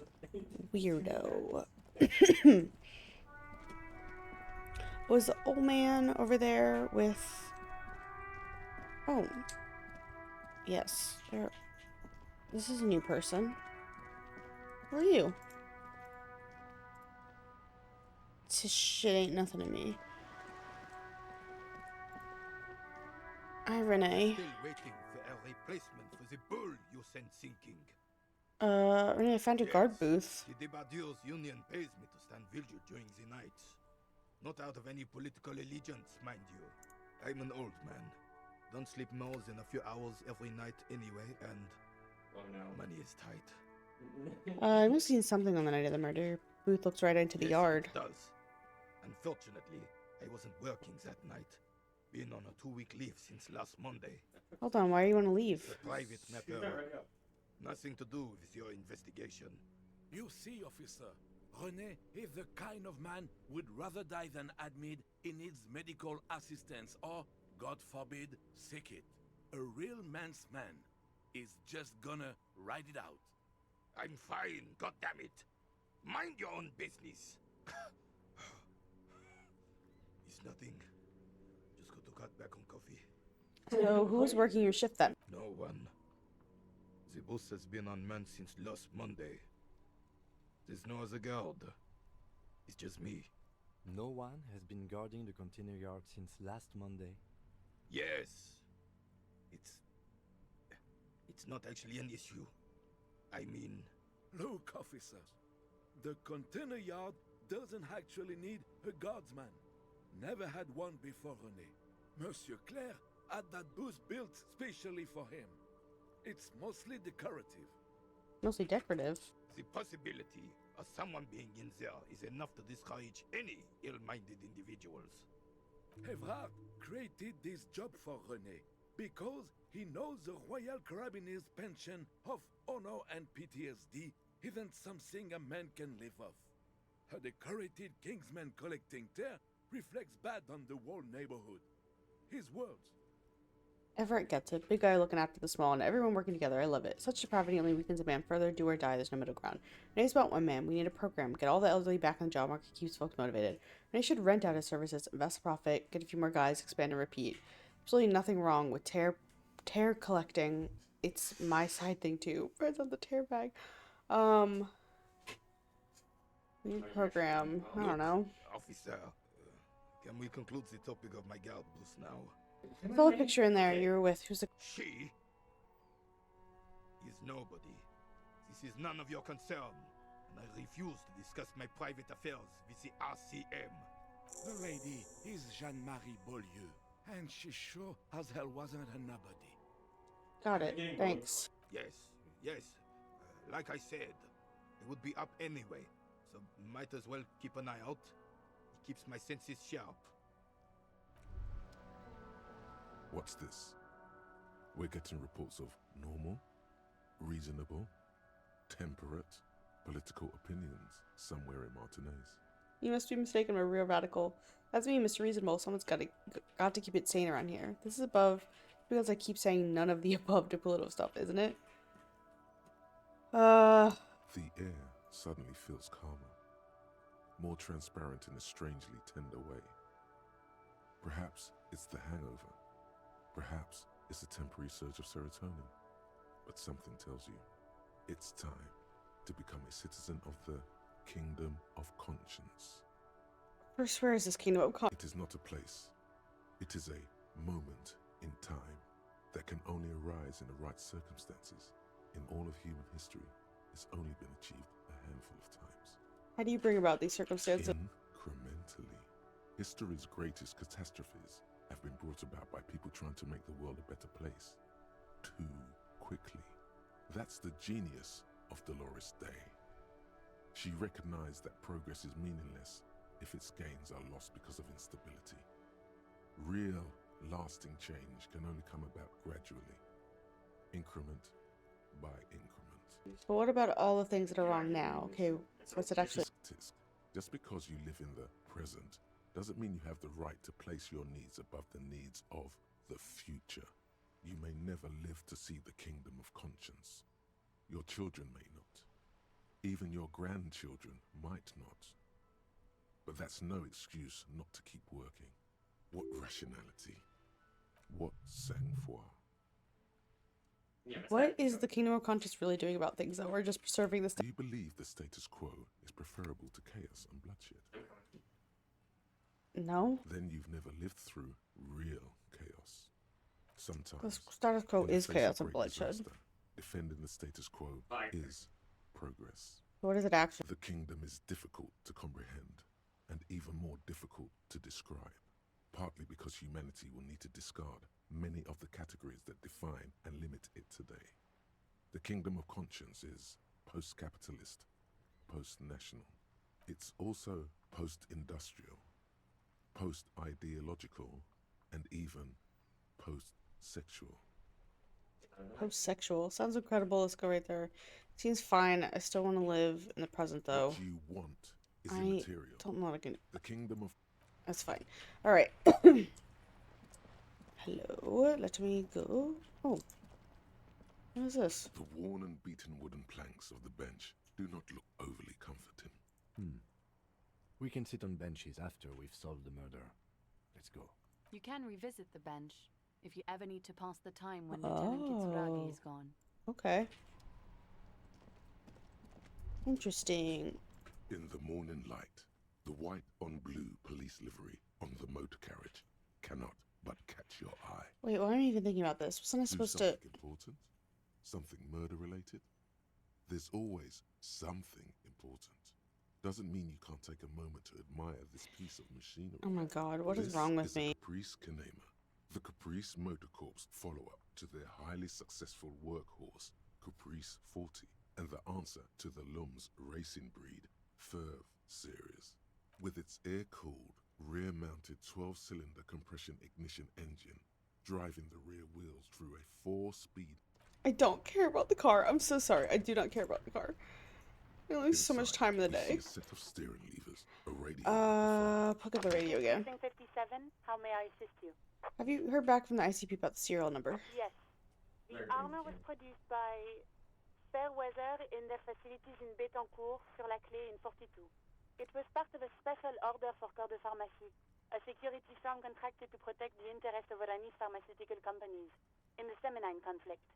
So, it seems the armor went to Seminine. That's where the paper trail ends, though. Even the firm has proven difficult to track. Corps de Pharmacie has been renamed several times over in the years since the armor was issued. So, do you know what it's called now? The most recently registered firm that the ICP has been able to connect to the CDP is a military contractor called Trinell, and the one before it was Downwell. I think they might be the same contractor. A suit of armor like this would have been manufactured with a particular person's physique in mind. You should ask for whom this suit was fitted. First, the firm continued to work for pharmaceutical companies through all these name changes. Hard to say. Their client list is rather diverse and incomplete. The only constant seems to be that the mercenaries are always deployed in third and fourth world countries. A suit of armor like this would have been customized to fit the wearer. There must be a record of a person who was... Yes, but the ICP tends to be reluctant to share private sector records. I could try to talk them into it, though. Yes, please do try. It's imperative that we learn whose armor this was. Sure. Call back tomorrow. Hopefully I will have more information for you then. Alright, thank you. In the cabin, you see...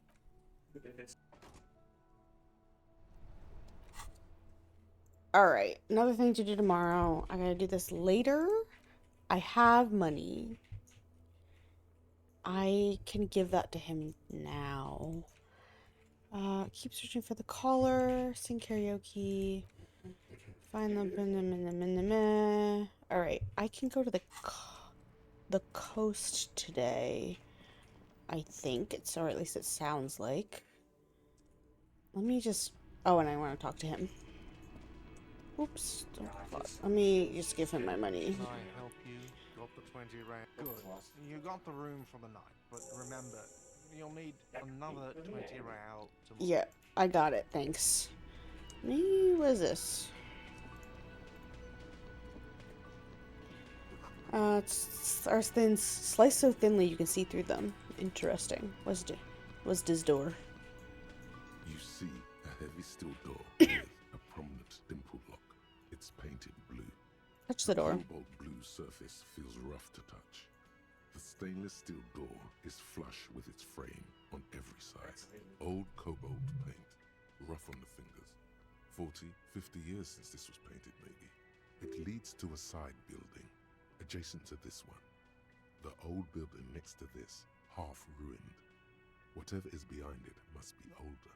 Try to push on the door. The door does not budge. I wonder where this door leads. Do? It's a door in the back of the kitchen. Why do you care where it leads? It's part of the whirling rags or something about this place that makes me want to know. Out of duty, you might find something investigation. Eccentric. But okay, I suppose we could look into it. As a side investigation. Mm-hmm. It's hardly a side investigation. Mega investigation. Behind the blue door. Yeah, a mega side investigation. To ask about this. The cafeteria manager. Good to know. Where's that door go, Gart? Can I help you? Another thing. Great. So the phone line is dead. The phone company is taking its sweet time sending someone to fix it. Losers. That's pretty strange. Strange. It's inconvenient. Is it true there was foul play? Do that. I would never disclose my sources. That would be dishonorable. Fine, yeah. It looked like someone had messed with the wiring. It was shortly after the hanging, but I don't know if it's at all related. Plenty of assholes around here who aren't murderers. If you do find out who cut the line, though, let me know so I can forward them the repair bill. There's a mysterious blue sealed door in the back of the... Oh, yes, that door, sure. There's nothing mysterious about it. It's just a door. You know what's behind No, it? I don't have a key. I don't know how to get there. And I don't care either. It's not like I've been wondering about it for 10 years. It's just that Frit warehouse. You want a big boy? You want a little boy? A little boy. Have I died trying to sit in a chair? I have not. Some boring I have not. with a bunch of old junk. Is it a specific chair? I've heard a lot about this chair. Dust. He's attempting to maintain an air of indifference. It's absolutely not convincing. I think you'd like to know what's back there. Fine, okay, a little. But my job doesn't leave me time for wondering about one locked door in one of the cafeterias I manage. So I haven't opened it. I have cleaned the whole place 100 times over, though, after the animals. And I haven't found a key, so good luck with that. Yes? Bye. Talking about it ages ago, but I haven't played so the mythical chair is still out there. We will find it. We'll find it together. How you doing, my friend? It's a bowl. There's spit in it, reeking of tobacco. Great, good. Men in overalls, toting guns, Union placards. I see hawthorn bushes outside. Behind the dock workers, a ceiling height window. The hawthorn branches scrape the glass like Minus 12. It's not time yet. Alright. Alright. Hello, sir. I need to talk to you. Broad-shouldered man points at you with a beer can. Yeah? Detective. You've been locked in your bedroom while Nebby recovers from her hernia surgery? Oh, baby. Minnie had to have hernia surgery. Well, she had it when she was spayed, so it was all together. I've been good, hanging in there. You know, trying to keep my morale high enough so I don't die. It's been my main problem in this game. He's leaving you to it. Don't say anything yet. Hey, dipshit. You hard of hearing or something? The boss man's talking to you. Do not let their squeals disturb your serenity. These are but simple peasants, sire. The chatter is tuned in to reach your ears. Raise your chin and gaze in the distance. We need to talk about the man hanged out back. Oh, this is about him. A real looker, that one. What the hell is his voice? Sure took your time, huh? Yeah, nice. Waited for him to get real ripe and pretty for you. Your name is Shanky? Oh, he was a real pretty boy. Yeah, it's kind of hanging up there, letting out that pretty boy smell. I can't for the life of me understand why you did it. I mean, I would have just left him up there. You must really like cleaning up other people's shit. You might want to start asking your questions now. It's not going to get better than this. Thanks, Lizzie. Do a head count first. Connect these men to the tracks you saw in the yard. Chances are they're going to match. Scan the room. Starting from the right. Boot size 44. Blonde man in his 30s. Overbearingly masculine.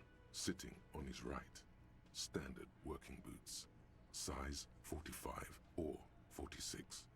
Eldest in the room. Probably mid-50s. Smoker. Quiet. Across at the other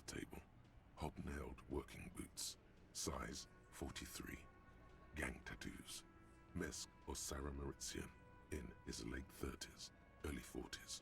He spent his youth in Villa Labos, a housing project in the Jamrock quarter. There were incarcerations, hard to say what else. The ink is fading. And then, standard working boot, steel reinforced toes, size 46, the big dick, wide at the shoulders and lean at the hips, rugby cap, fingerless gloves, and numerous scars, a little under 40. The emblem on his vest says Rowing Club. A little patch below it reads T. Hardy, Captain. In the far corner, standard working boot, steel reinforced toes, size 44, 40-something, non-alcoholic beverage in hand. I think it's just a different sizing metric. Zeta, plectrum. What the fuck is plectrum? Where? On his neck. Forget it. It's not important.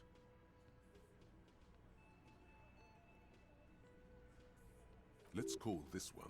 Sorry, I just realized it was muted. I was like, who's Eugene? He's Eugene, the musician. And the little guy? 41, with the light step. Not a child, after all. An older man with a rat face, mean, watery eyes, and 2 front teeth missing. In the middle, heaving and wheezing. Big guy, boot size 46, deep marks. Probably carried the victim over. He, alone, is 130 kilos. Add the man in armor, and you could easily exceed 220. In conclusion, these 7 are the actors on the crime scene. The footprints were theirs, but there's a discrepancy. One of them is missing. The odd soul? Exactly. You've stood there for about 4 seconds, not saying anything. Hit them with questions. Where's the 8th Hardy? The fuck is with you, fella? Ted is staring at it with his head tilted. The man hanged in the backyard. Did you? The pretty boy. You guys really love talking about that pretty boy. Funny. But my partner and I have a serious matter to discuss with you. You've spoken to the head of the union. Evrard? And what did he tell you? That we killed him? That we took a cargo belt from the harbor, went out back, and used it to hang him? Because we did. All of us together. I hope he told the story straight. Wow, he's just saying it. Well. So you just confessed to Goddamn right. No. These 7 honest men have equally come forth. They told you what happened so that you don't waste any more of your time. All 7 together. They're diluting responsibility. It's an anti-arrest tactic. Mm-hmm. You murdered him just like that, or worse. Who called the shots that night? When did it occur? Why did you kill him? How many people have you sent to the Shays? Ever felt remorse for them? Chaise électrique is the method of capital punishment in Revachol under the Coalition. During the suzerain's reign, it used to be the firing squad. Or send them to Reunion to rot. For 20 years. For life. He says it as if it were worse than dying. And reunion, what's that? You guys are all bad people. Look, I'm just doing my job. That's what we should do is different. We force the law, just kill people like it's nothing. The River Esperance Correctional Facility, a military prison run by the Coalition, dubbed Reunion by the inmates. The origin of the name is unknown.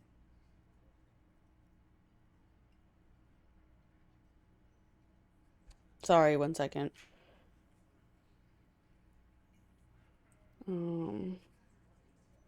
Ugh. Oh my god. Minnie Mouse. Look at his face. Apparently it's my sister's phone background. Sorry. I opened my phone to do something.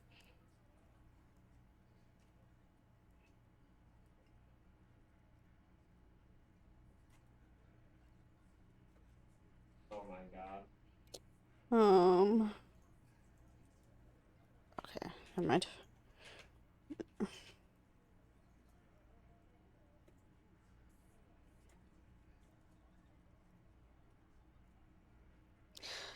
Okay. Yes, so the criminal are bad people. Criminals come in the earth. Look at, just do my job. You just kill But people you like it's see, nothing. A lawman, is something people agree upon. And here in Martinez, we agreed that this man had to die. This isn't something he came up with on the spot. It's his standard reasoning, a product of many years of being Titus Hardy. Who called the shots that night? Deaf? There will be no singling anyone out. You can't arrest a Hardy boy without arresting all Hardy boys. Happily at this point. Do you think you could do that? Do you think you could arrest them all? Shadow of a smirk passes her lips. She tilts her head. A trick question. Don't let her lead the conversation. I don't have to. One of them was more complicit than the others. That's for the courts in Le Jardin to decide. Not for the officer making an arrest. Which we all know you won't be. What you can do right now is go back to your station and write a report. Uh-huh. No. We'll stay here and discuss what happened that night. When did this hanging incident occur? You don't have to keep answering his questions. The fixer turns to remind Titus. I know, Lizzie. Relax. We killed him last Sunday night. Seemed like a good way to end the week. How long had you known the victim? Known him? We don't associate with scum like that, asshole. Yeah! Who do you think we are? Quiet. He came around about 3 weeks ago when that Pines cow first sailed into town. Happy? By the Pines cow, you mean Joyce Messier, the representative for White Pines? The same company you are striking against? No. I mean the Pines cow. The stupid-ass cow they sent in to fuck us over. But you know what? He rubs his chin, pretending to mull it over. Why don't you ask her about the pretty boy? I'm sure she has interesting things to say when you ask her hard enough. That's enough insinuation for today, Titus. Officer, your interview is drawing to an end. Don't waste your last questions. Why did you kill him? Why? 'Cause he was worthless mercenary scum. And he stepped out alive in my town. So he's a mercenary, that's it. And he stepped out of line. He repeats, jaw clamped shut like a vice. What kind of mercenary? The kind that shows up when you start a strike. The experienced kind, too. Had Cohoy and Seminine written all over him. Ex-Oranese Special Forces. A live grenade. Right here in our bar. I can't prove it, but I know he was sent by the Wild Pines. They hire merc shit like that. Story of every strike from here to Samara. Hold on, how do you know he was in Special Forces? Cause one night he walked straight up to the mic and said, "I'm Oranese goddamn Special Forces, and I'm gonna fuck you all." Really? Yeah, really. Had a gin and tonic up there, sang some Oranese paratrooper song, and said he's gonna fuck everyone. We couldn't believe it either, but he fucking did, right there. Like some kind of animal. Sire, the tale is true. This is a serious violation of the karaoke. I hate that he calls me sire. Here's violation of the karaoke code. Right, but what did he actually do wrong? Okay, so besides crimes against karaoke, what did he actually do wrong? He harassed women, raped one, harassed workers, threatened to kill some as a warning. He wipes spittle from his mouth. From rape to harassment to threats of violence. Why the strange de-escalation? Thought he meant he managed to fuck them all. Yeah, no, it's bad. But it is also a strange de-escalation. Hopes you didn't notice. To kill us all, if we don't open the gates, if we don't let the scabs in, if we don't bend over. That was before he started coming here. Yeah, he said it was his favorite joint now. Started coming here every night. Drinking, grabbing girls. Grab one of ours mid-karaoke, right there on the stage. He grabbed someone? The lieutenant's trying to make sense of the flood of information. Yeah, this girl's on the mic, a beautiful girl, young. Gets into the second verse of Lover Lake, The fucker grabs her legs, starts screaming, "Show me your cunt! Why don't you show me your cunt?" Then, he gets knocked on the head with a wine bottle, doesn't even fall down. Is this the same girl who was sexually assaulted, raped? Aren't you fucking listening? My man is talking to you. He took care of it. They got the girl out before anything else could happen. Yeah, me and Eugene got her out. Aren't you fucking listening? He repeats like a parrot. There's something odd here. Seems like they don't want to talk about that rape Titus mentioned. Why not? This is a serious allegation. Make them talk about it. Right, but who did he rape then? This is a very serious allegation. No, you're not getting the name. That's a Martinez matter, and I'm not discussing it with you clowns. There's nothing you can do for now. He's stonewalling you. I mean, I'm not mad they killed him. He sounds like a piece of shit, but... yes. We hanged him up by his neck until he got real still. Wasn't that obvious, Copper? Didn't they teach you anything at the cop school, idiot? The autopsy showed there were no ligature marks. His hands were not tied. Can you explain that? Look, I'm not gonna play 20 questions with you, Capo. I'll say it again. We killed him. There's something fishy in that. Yeah, I knocked him out. Came up behind him and clubbed him in the back of the head. Okay, so he was unconscious. That's why there was no defensive wounds. That's right, Or defensive marks, whatever. We hanged the fuck. Make them a bit more uncomfortable first, then see if it all adds up.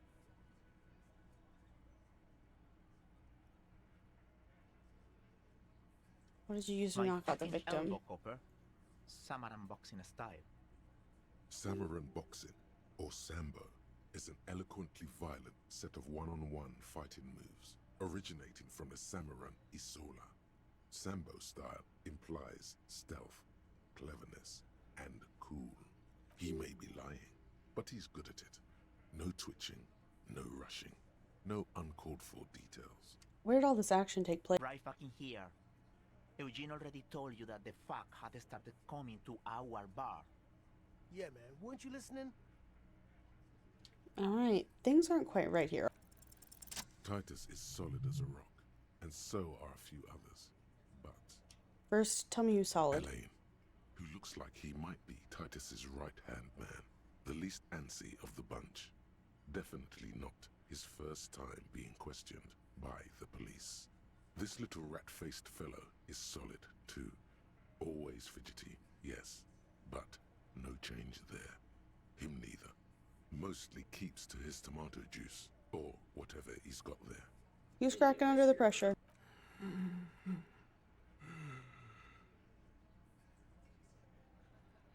Oh, we're just not going to read that. This one, he's sweating profusely and has difficulty breathing. They smartly kept him out of the conversation thus far. Definitely the weakest link of the chain. Hey you having trouble breathing over there? No. He looks up, startled, his forehead shining from sweat. A few coiled locks are peeking out from under his warm woolen hat. Of course he's having trouble breathing. Just look at how fucking fat he is. Gross. The man next to the big guy bursts out laughing. Fuck off, Shanky. Angus is a powerful guy. Yeah, really. Why'd they have to do that? Keep your eye on this. I'm tired of unnecessary fat phobia. There's something you're not telling me. Fuck you too, Copper. Picking on Angus like this. We're done with this schoolyard shit. And just so you know, he doesn't have trouble breathing. This one is a stone wall. You won't get more out of them about the night of the murder. Not yet. Right, so I have other questions about the lynching. Why don't I just arrest him? Yeah, lawman. Why don't you? It's almost an anthropological sight, watching him try to assert dominance over you. Not in the arresting mood? His mean little eyes come alive with hatred. By your side, the lieutenant keeps his hand away from his holster. You hear the nylon of his coat hiss as he steps closer. You confessed to murder. I'm taking... Look, Coppers, I know you think you're doing your job here, but there are 7 of us and 2 of you. That's Where's the ace? Eighth. Made monstrosity. It'll blow your head clean off. He doesn't actually want to hurt you. There's an easy way out of this. A self-deprecating joke. Fine, I only have 1 pair of handcuffs anyway. Good one. You need to go cool off right now, Copper. Can't joke your way out of the next one. Mm-hmm. That won't be necessary. We'll be on our way for now. Let everybody cool off a bit. Alright. We've learned some things. Explore the whirling secret passages. Oh. Alright, let's see if I can go to the coast. I'll do this later. Because apparently that got fixed, question mark? The lock or whatever. So if I keep going this way... Oh, what is that? What is... Oh, hello, who are you? Plastic wrapped macaroni stamped with humanitarian aid. Humanitarian aid tuna fish, not for resale. You see 2 lowly, defeated speakers, thralls, slaves basically, perched atop them like conquerors surveying the land. A pair of found, durable wear sneakers, ultra serious. I can see you with taste for luxury, officer. Can't keep your eyes off those sneakers? Inspect the sneaker. A pair of found ultras. The design is impossibly sleek and simple. A futuristic silhouette with a sleek monochrome colorway, a jet black upper, and a silver-lined midsole. Those sneakers, mister. Those sneakers are the latest found sneakers. Super air, super fine, super cool. Only 50 real. Only? That's madness. That's crazy. Fun ultra. Wear the future. You remember the slogan from some magazine. These once respectable speakers have been conquered, reduced to a mere prop by the indomitable found ultras atop them. A small heat emboss on the veneer reads, Solidarity Aid from the People's Republic of Samara. The speakers themselves don't seem to display any magical qualities. No, don't look at the speakers, officer. Look at the sneakers. The sneakers are the stars here. What about the speakers, though? Doesn't anyone want those speakers? These, officer? These speakers are Samaran garbage. I'm ashamed to even use them for props. Don't waste your time on them. Samaran trash? That sounds like they're from the Samaran People's Republic, produced under the dictatorship of the proletariat. Can I just buy the side-conquered Samaran speaker? No way, officer! These aren't for sale. They're bad speakers. Low-fi socialist junk. That's why I want them. I think I might be a low-fi socialist junk myself. You're right. No, officer. You're a high-class policeman who accepts nothing less than the best. I've employed critical theory 9 times, apparently. The best on sale. You don't know what I am. I don't even know myself. I want the speakers.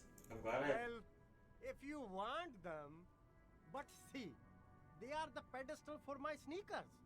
If I let go of the speakers, where will the sneakers go? I can't leave premium lifestyle sneakers on the ground. If, on the other hand, you wanted to buy the sneakers too, I could maybe throw in the speakers for little extra. 50 cents?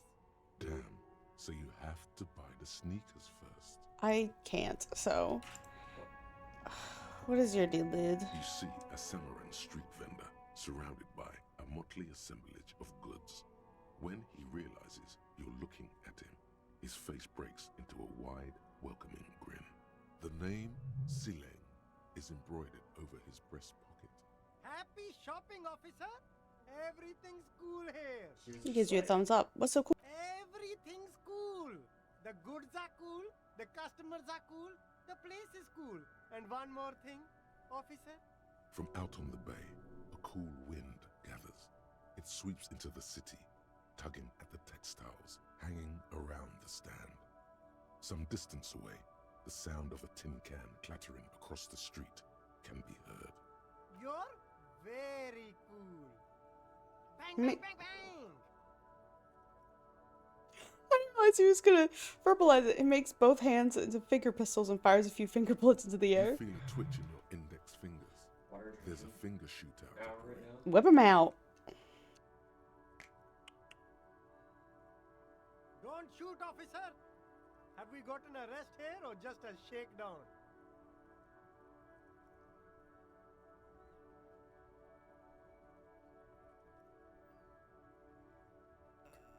A shakedown, I guess. Come on, officer. Give me your money. I need money. Just kidding. I'm really here to shake you down for some answers to official police questions. Yeah, that's the thought. Oh my That's god. waiting for. I can do... I'll have to look at that.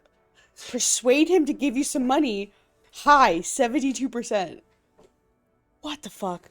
Our humanitarian aid. These delicious pre-packaged shelf-stable meal kits. Really easy to cook. No hassle. Really cheap too. Buy some. Try them out. I don't have any money to share. Of a hassle here, it appears. Doesn't that beat the idea of humanitarian aid? It's supposed to be free. That's what makes it humanitarian. I think this one says not for resale on the packaging. No problem here, officer. I get all this from one of my suppliers.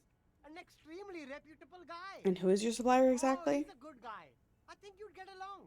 I'll let you know the next time he's around. Saving money for your hotel room sounds like an easy buck. I know. Interesting. I do, technically.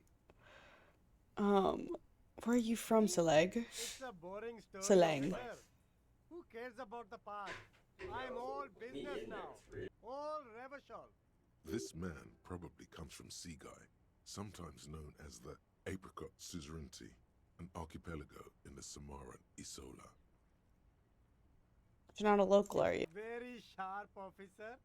I'm Serais from the Sigai province of the Serais Empire. The Apricot Suzerainty, you know? Apricot Suzerainty calls to mind an era when the Seaguy archipelago was colonized by Revachol. It's a bit of a slur, in other words. I'm very glad I didn't say that last time. Seem kind of... Very cool. I admire your awareness of our intertwined histories. It's super nice of you to apologize for colonialism. But the Apricot Suzerainty is a shithole. That's why I left. Right, but isn't it only a shithole because of Revachol? You're welcome. I do try to be supportive of other people's cultures. If you say so, officer. I don't worry too much about politics. I'm an entrepreneur, you know? Whatever's good for business is good for me. +1 humanitarian aid macaronis is so funny. Only the coolest goods in Revachol. I've got sneakers, speakers, extremely comfy pants too. Try them on right here. No shame, only freedom. Okay. Anything for you. Let's try it. Start with a little compliment, then work your way up from there. This is about business, remember. Hey, you seem like a really successful entrepreneur. Would you like to support a member of the local police force? Okay. Oh, But why, wow. officer? Think of it as an An investment. investment? What kind of investment? I'm not gonna confiscate this humanitarian aid you're reselling. I'm a policeman as an investment for the good relations. Gonna prime up the customer. I guess it can't be any riskier than speculating. Oh, it's an investment in me, a highly experimental human being. My risk-reward ratio is insane. I missed that one, and then I clicked on it. I guess it can't be any riskier than okay. 1 million real. It's 5. Only a fiver? You can't even. 1 million. Officer, I don't have that kind of money. There's got to be a more modest investment. 10. 10 real is a bargain for that kind of investment. Kim, don't look at Got it, me. my man. Oh, look around, thanks. Kim, don't look at me. Food gift from the people of Messina. Helpline community that controls drawbridge. Okay. Let's see. Oh, hello. Butter sign down. Good morning to you. Okay. Is there a way for me to go now? Oops, oops, oops. I thought the bridge was fixed. Hot air residence sewer sour acidic and strangely comforting. Ooh. Yes, I will take whatever the fuck that was. What was that? Watch out, watch out. Ooh, I can inspect a bunch of things.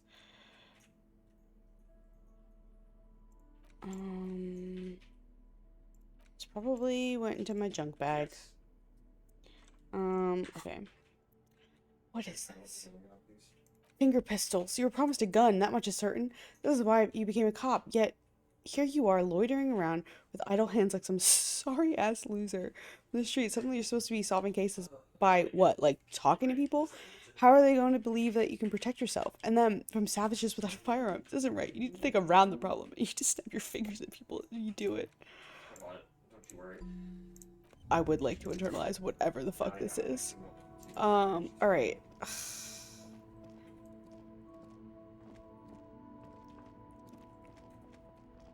I thought the... Okay, I don't have a copy of the map. Don't know how to get one of those.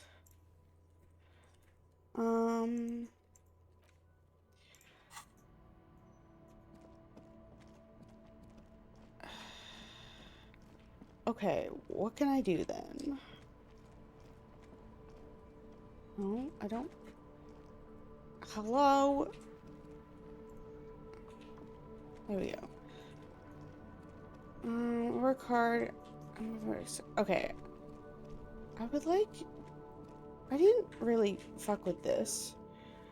An old call box with a matrix and off-key melody starts playing after you ring the doorbell. Kuno, please stop calling here. Grown-ups don't have time for your stupid games. She thinks you're the gremlin child. What would he say to this? Fuck off, pig. I'm Kuno. Don't give a shit. Let me in. Pardon? This is not Kuno. Max range. Who is this? Please just stop calling here. I don't have... A single beep indicates that the line has gone dead. You ring the doorbell.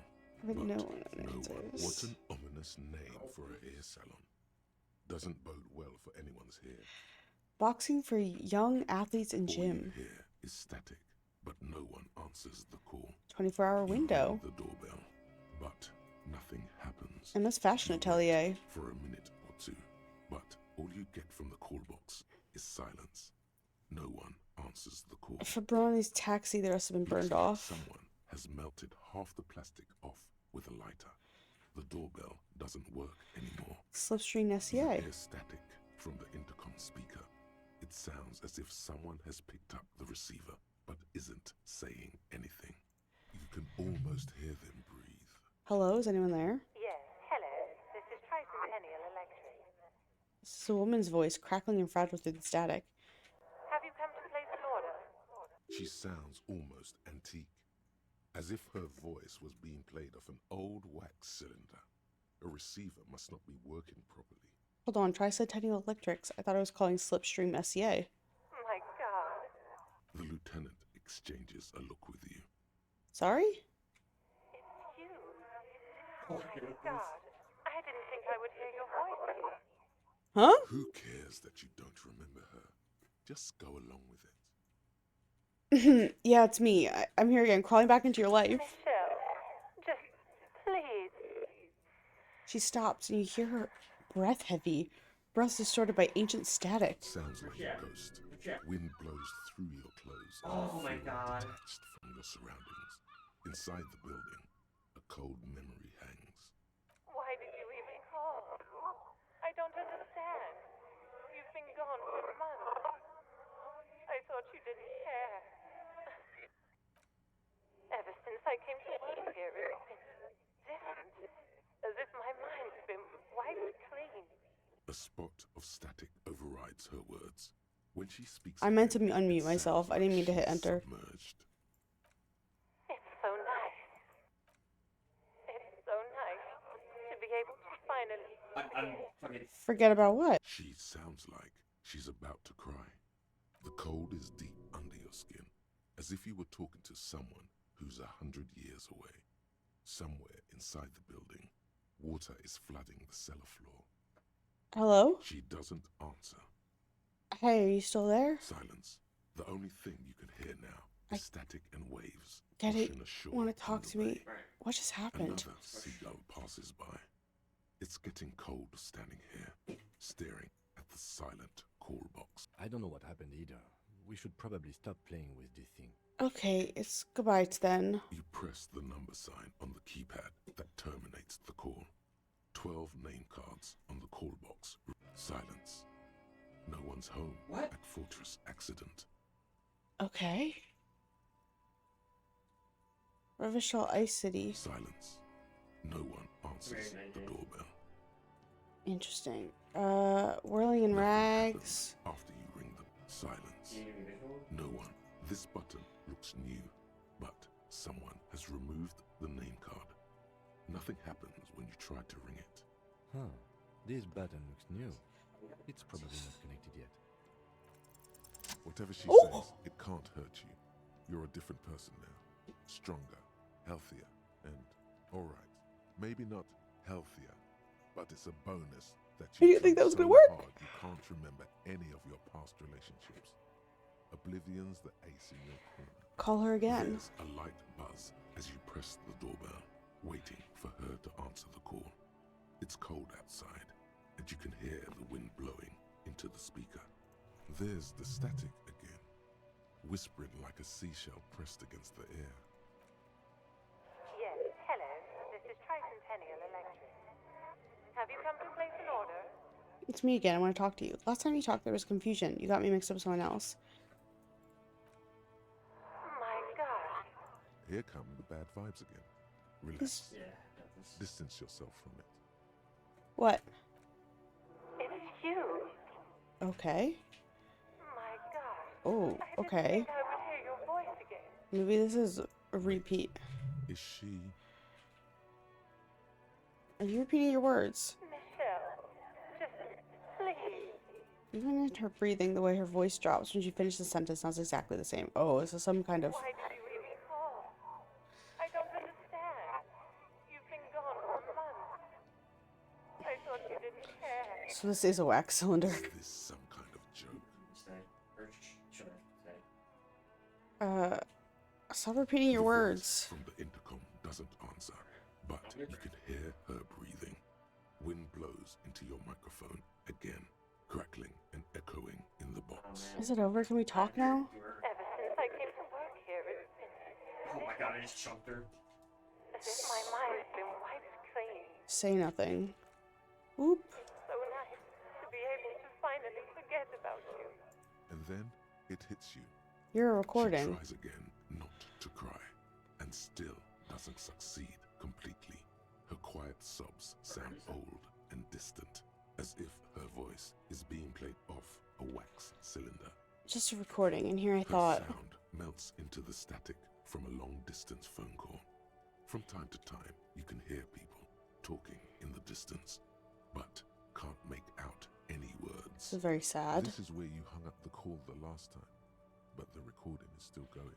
Keep listening. The phone rings in the office with an old-fashioned chime, and someone walks by in a pair of heels. The static is like a warm blanket wrapped around the sounds. Is anyone there? No one replies, but the static grows stronger like rainfall. Then a female voice speaks out, completely different from the one before. Glorious and total somehow, crawling inside your head.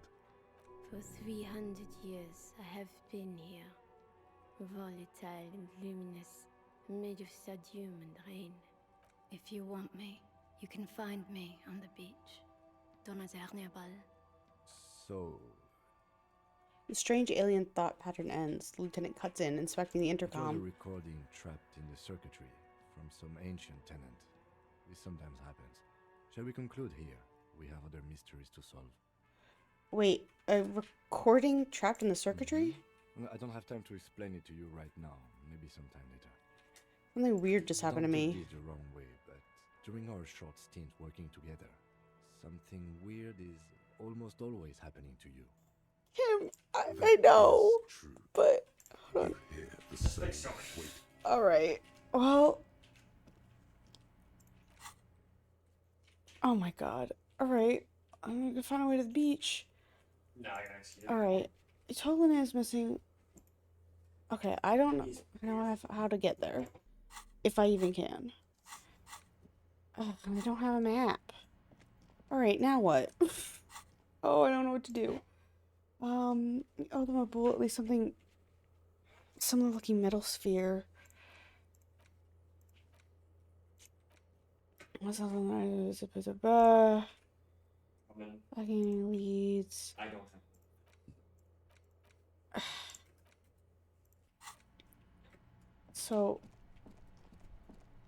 how do I get... Who are you? You're a new person. A good one? Yes? Hello? Who are you? Me? No one. I'm just a working class woman. She doesn't really want to be disturbed that much. If she's such a working class woman, why isn't she working? Shouldn't a working class woman be working? Not all the time. Right now I'm browsing books. Even a working class woman needs something to read. Good, good. It is. She just... I'm a police? You are. Good then. Do you need the help of a policeman? Maybe your husband is missing. No, he's not. So where could he be? At home now? Out drinking with his friends? Working? Where is this going, officer? Okay. She gives you a short nod. Yeah. I don't know why I started this conversation. Okay, how do I get to the fucking beach? Ugh. Okay, there's nothing over here for me. I don't know what to do. I am lost, one might say. Wait, let me go back in here. Two. I go upstairs. I go in your secret room. You see a set of tattered curtains blocking the way to another room. A strange cage-like trinket dangles from the curtains. Excuse me, officer. The back room is strictly for employees only. Shopkeeper, what's behind the curtain? Straight. Nothing. Why aren't you browsing the books? Don't you feel compelled to look at the books? You ought to. She speaks almost as if she's trying to put a spell on you, urging you to buy more books. Oddly enough, the more she tries to draw you away from the curtains, the more alluring they become. Examine the strange cage-like... You see some kind of charm, an irregular polyhedron assembled from bones, sticks, and straw. Inside, a disturbing fish head with empty eye sockets stares at you. This is a traditional Seminese ward, meant to provide protection against ill luck, bad dreams, curses, and other supernatural scourges. Inhabitants of Ile de Fantôme, the Seminine Islands down south. Aside from poking at it suspiciously, there is nothing else to do with the fish head charm at this time. The curtain. Just as you're about to pull apart the curtains, the petrified voice of the shop owner cries out once more. Sir, don't touch that. I told you it's off limits for the customers. Her hand is closed around her pendant, her fingers nervously playing with the talisman. Psychologically speaking, we're done if you decide to open them. I won't be held responsible for the consequences. It's too dangerous. Dangerous? She looks away, mumbling. Why is everyone always messing with the curtains? Oh. Why can't they just buy books like normal people? This is about the curse. No, it's just a storeroom for the employees, I told you. Now please step away from the curtains. Ma'am, this is different. I'm a police officer together, but I sense this place calling for me. Why?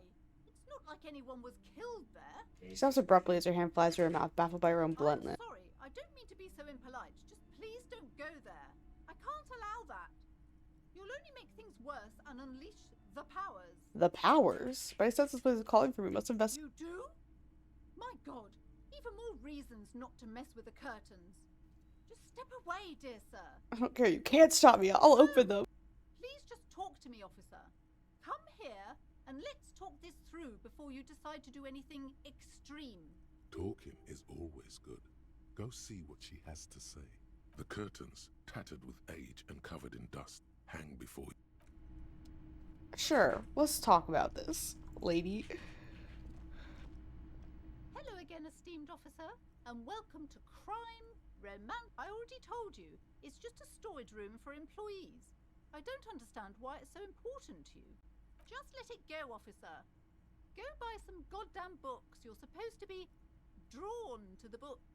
She's so tense, it's a miracle she hasn't snapped in half yet. If it's just a storage room, then why are you so tense? I'm not tense. I'm just...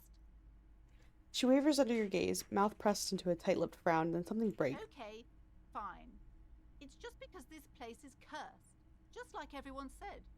They don't call it the doomed commercial area for nothing. Are you happy now, officer? Happy that you've ruined everything? Closes her eyes and starts mumbling something to her pendant. Host of hosts, she prays. Guard me and my honest business venture from the curse that lurks behind the curtains. How does this curse manifest? The curse is so much worse than you could imagine. It's a disease, eating at the very foundation.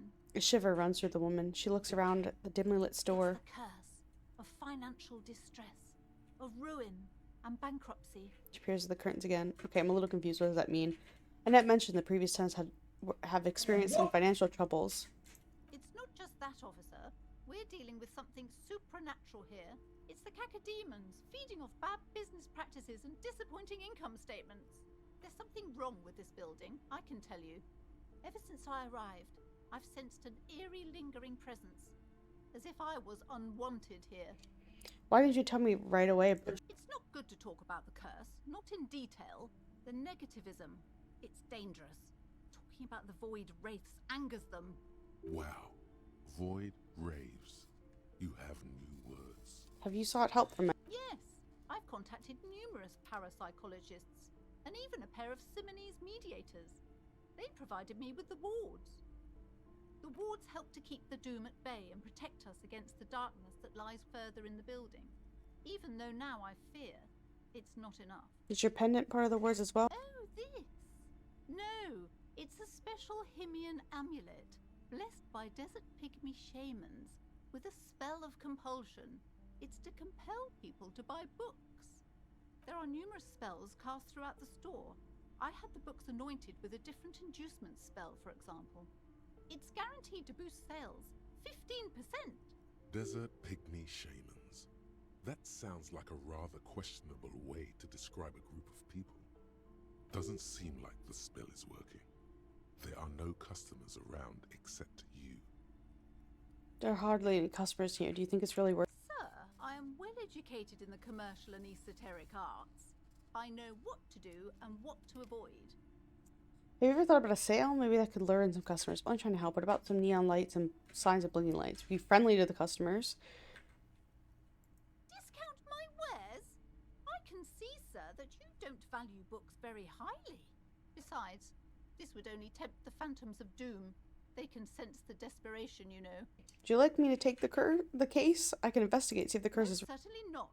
I don't want anyone who's not familiar with the psychic arts to get involved in this mess. Stay away. Leave the spirits be, so they can return to their slumber. My liege, you know what this case calls for? A para-detective. Convince her. Time to fire up the old lie machine. Say that. Yes, you do.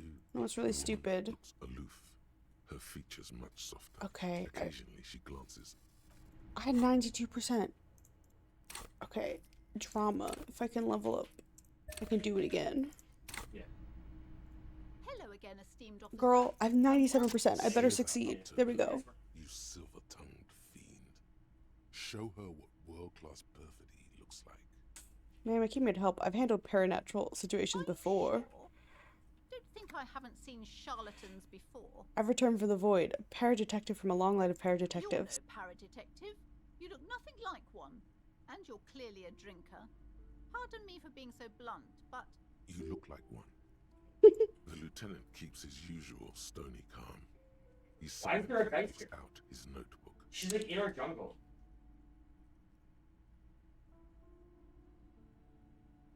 Taxing. know all this. Here we go.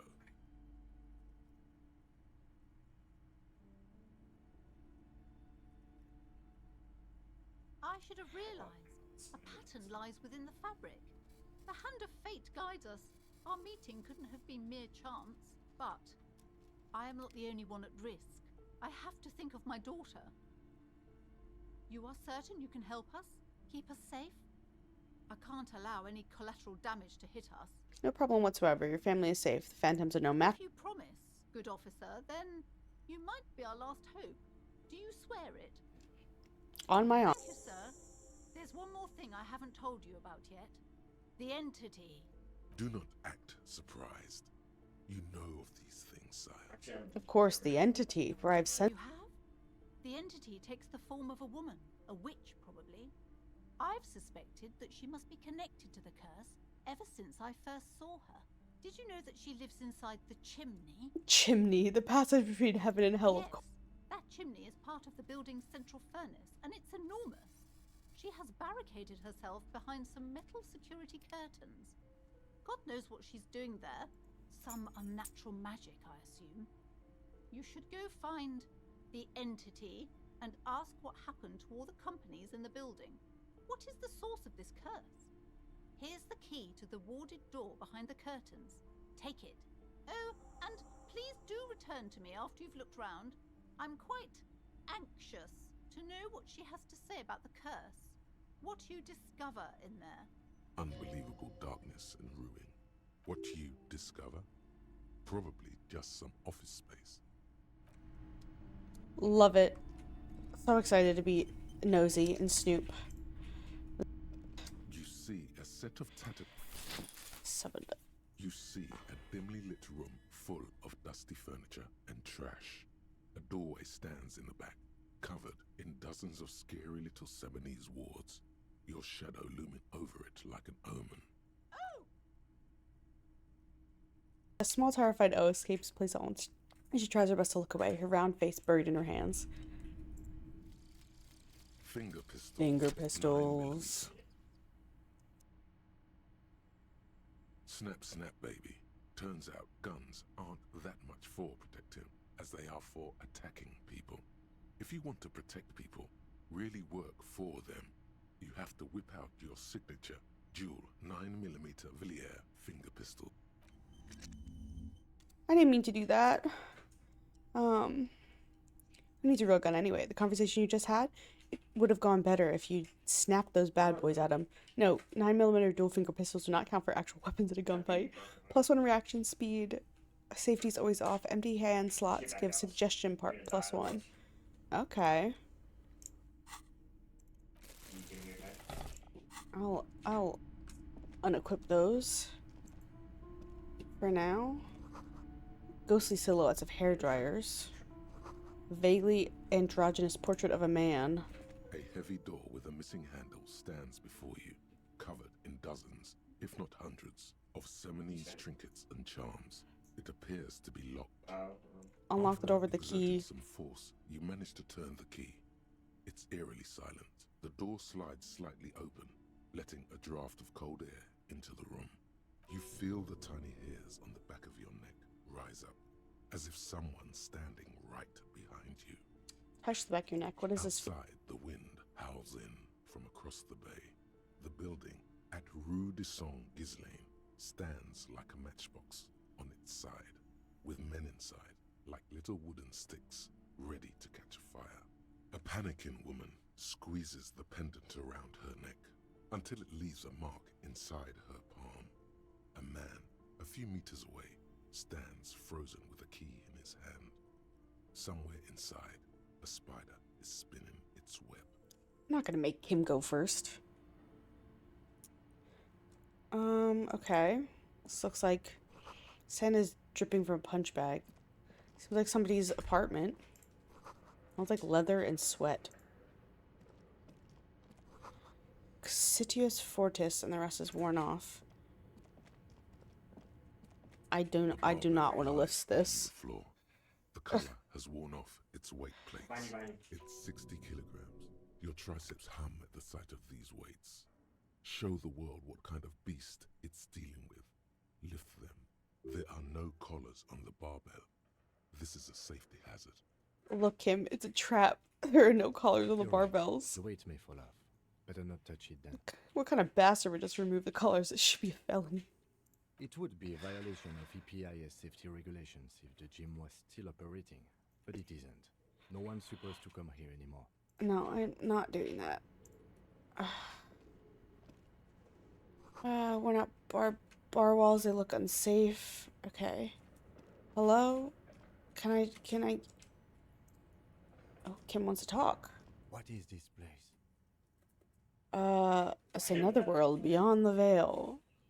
I think it might be Artemis Boxing Club for young I think you're athletes. right, though it looks like no one's been here in ages. I doubt the electricity still works. Good thing we have a flashlight on us. Don't forget to take it out of your bag before we move on. Okay. Some specks of dust shimmer in a faint beam of daylight falling from the window. Other than that, the room is dark. An eerie feeling rises in your chest. What if there's a reason no one's been here for ages? Yes, because it's closed. No need to look for supernatural explanations where a banal one will do. Now let's move on, shall we? Yes, I will clip my flashlight that I forgot that I had. Alright, Kim, can you get out of my way? Alright. Oh, up here.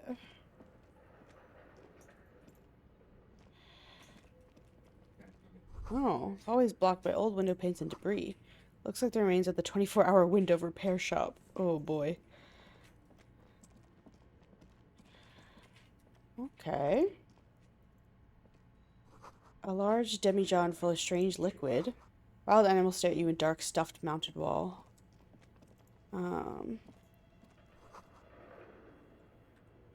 Airship covering spiderwebs remind you of blades. I don't like this music. Naked mannequin torso, a strange yellow color. Yes, I will take that money. Thank you so much. Blue velvet, soft to touch, moth bitten.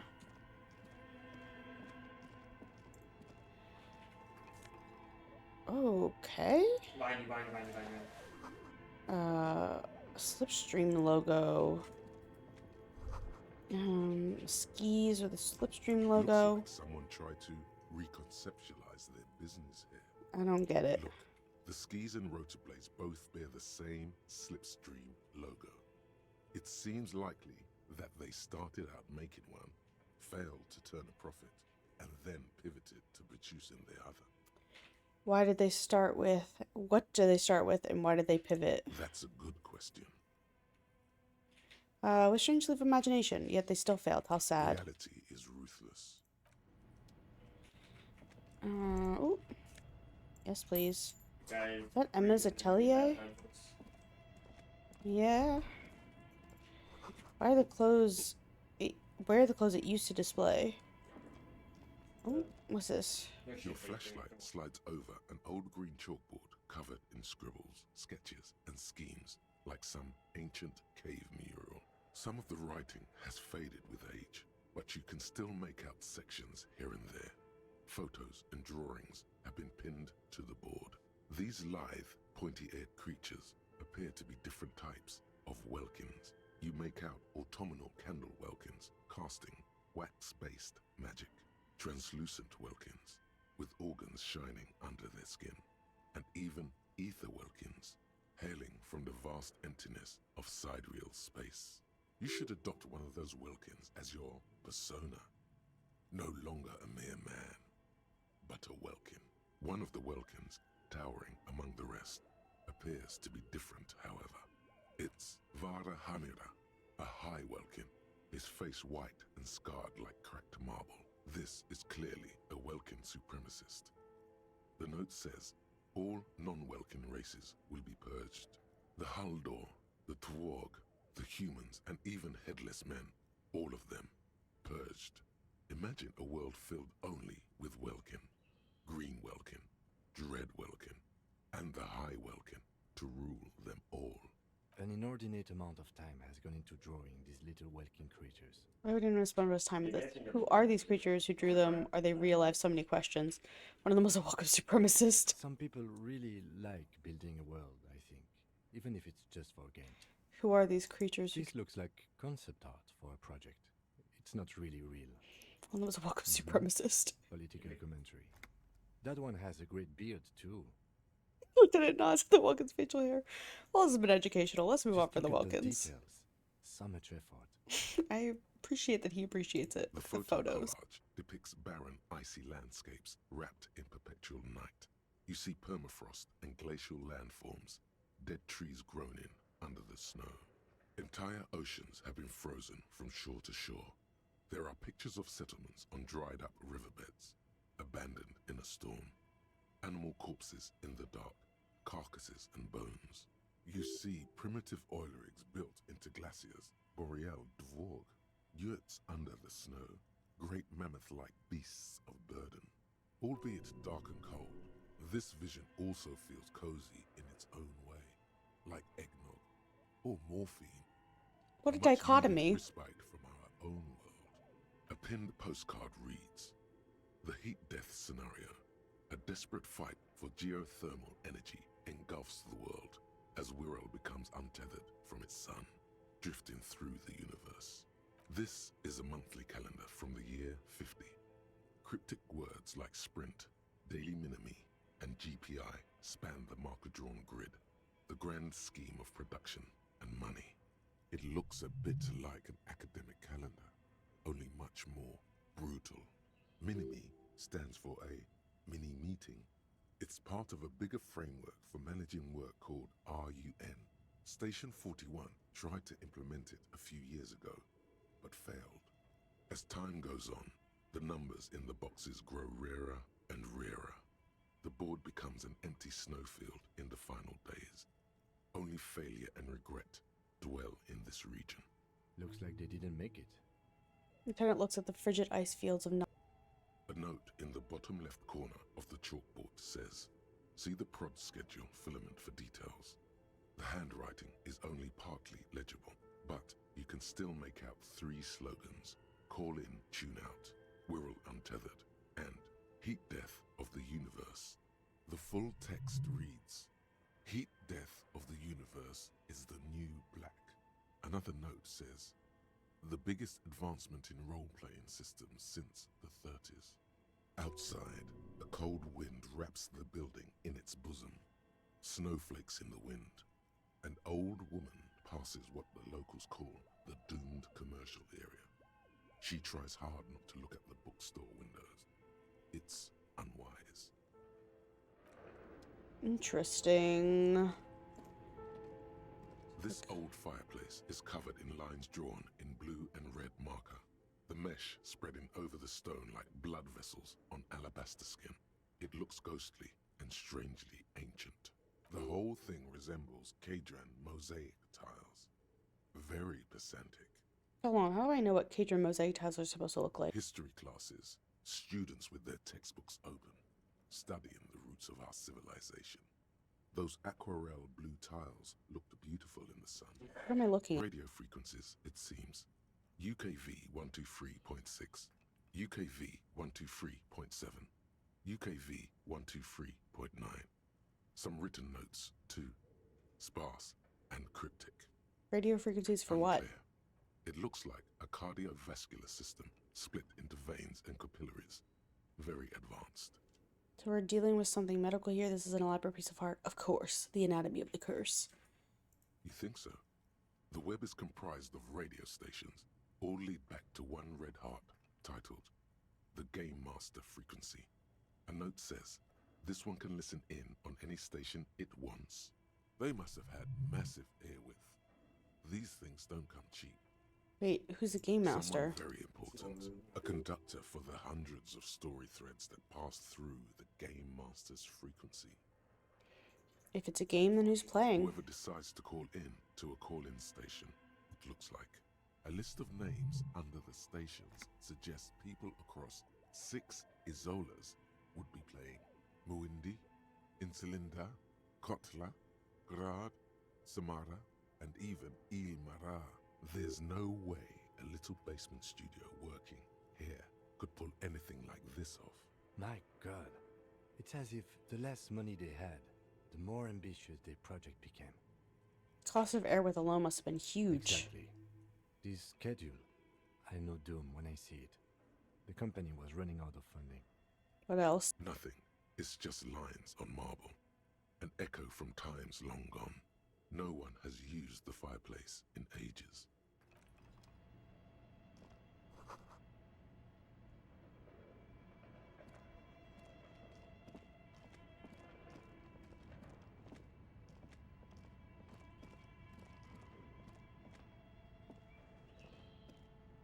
This appears to be some kind of machine with a cube-shaped heart and a wired framework. The keyboard has a rectangular on-off button. A piece of paper still hangs from the printer. A radio computer. Just sitting here without anyone inside.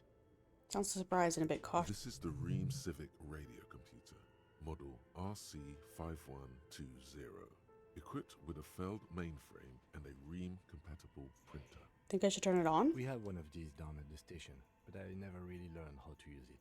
Turn on the machine. The machine lights up like some prehistoric animal stirring from its slumber, revealing fluorescent play and print keys on the keyboard. The hatch on the machine's What sounds? compartment is wide open. Look inside the compartment. It's empty, like a beehive without its brood. Some cables have been left dangling. The filament you have would fit perfectly inside the compartment. Insert the production schedule. Like a smooth drawer, the filament slides into place. On the keyboard, the play key starts blinking. Press play. A bar of fabric right above the keyboard starts producing a soft hum. The sound of static seeps through the machine's planar magnetic driver. The static gets louder, slowly filling up the abandoned hall, until a voice speaks out, crackling and old, cutting into the air. Good morning. Fortress accident en rue de Saint-Ghislaine. This is East Insulindian Repeater Station 1. Please repeat. Is this the production schedule? Are you a machine or are you alive? Yes, I am alive. I am 74 years old and my name is Yvonne. Now please repeat. Is this the production schedule? She repeats passwords. Programming people are all paranoid. Yvonne, my partner tells me you're here because radio computer guys are all paranoid. Okay, but where are you? How do you know where I am? I work as a repeater at the East Insulindian Repeater Station. I don't want to call her paranoid. It's my job to know where you are, Fortress Accident. As for me, well, I am sitting in my cubicle, surrounded by a wall of radios. On an island on the river Esperance, a small woman, all skin and bones, sits in a room filled with audio equipment. Thousands of tiny lights are reflected back from her prescription lenses, like stars in the dark. Now please tell me the reason for your call, Fortress Accident. What's the production The schedule? filament you have inserted into the reader. Thanks for the That explanation. was a question. Have you inserted it into the core? Oh, yes. Good. Please repeat the password. Password? Of course it would have a password. That's why there's a human administrator involved. I'm really bad at passwords. Can you give me a hint? A hint system is not part of the protocol for repeater stations. I don't know the password. I will register this login attempt. Okay. Passwords have a way of turning up sooner or later. Fortress Accident. Is there any... That's all for now. Tiles on the cube. Nothing happens. Alright. Oh, wait, no. I want to Tiles remove on it. The filament slides out. Alright. We'll find whatever that is. Okay. What do you think is going on with that computer, chalkboard, and fireplace? Someone tried to exercise the curse using technology. It looks like an undercover counterintelligence program. It's just failed business. No, that's not it. I think. Like he's ready to lay out a fine theory, crafted together like a puzzle box. I would love to hear your theory, Kim. Looks like one of those popular pen and paper role-playing games. Only these people were trying to automate it, make it work on radio computers. How are they planning to do Through that? calling stations. None of the players have to be physically present. Anyone in the world can participate in the game, as long as they have a two-way radio. Then there's the game master frequency that listens in on the smaller calling stations. I think that was supposed to coordinate the stories, functioning as a master of ceremonies of sorts. Coordinating so many games would take a whole switchboard of people, possibly divided into sub-frequencies. Has this ever been done before? Or has Not anyone in ever my done this before? They make automated games in Graz, Messina, Königstein. You know, places with industry. Not in Revachol West, among the ruins. But I don't think anyone has attempted to create an interinsulary game before. We just don't have the technology. And this was a role-playing game? Indeed, those Welkins are a dead giveaway. Role-playing people love that stuff. The world looks like a modified version of the WeWorld board game, with hit death thrown in. Super cool. Someone should give them millions of real immediately. This game is too good to be left unfinished. What do you think happened to the company? No idea. They stopped filling out the schedule on the chalkboard. Wow. Indeed, it's ambitious and untethered from reality, but They've been saying without this work, just to play, to cheat money. Curse got them. The world is only called. This would keep it company. Let's finish it. it's too late for that, I'm afraid. He says, looking around the derelict room. The pipes howl and a rat crosses the floor. Okay, let's keep moving. Alright, what is this? Oh! Hold on. Can I go down that hallway still? No, let's start here. Let's see. Let's just do it. Oh. Yes, I will take all of that. Thank you. Whatever that is, I'll take it. Oh, big bear fridge. Got red eyes. A terrifying ice bear with a strange compartment in its belly. The door is covered in frost, and the bear's eyes are glowing red. The bear looks oddly realistic. Is it taxidermy? What is this thing? It looks like a giant The ice. lieutenant doesn't answer. His eyes are glued to the animal. A sharp slice of light shines out from its mysterious belly door. Oh, I'm gonna look at everything else first. Ice cream maker, defrosted and unplugged. Oh. Oh! There's a hidden doorway here. Interesting.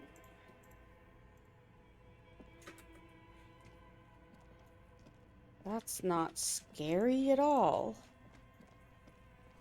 Two rusty rifles are hidden among the piping. They look inoperable. Someone has stuck some busted guns beneath the ceiling.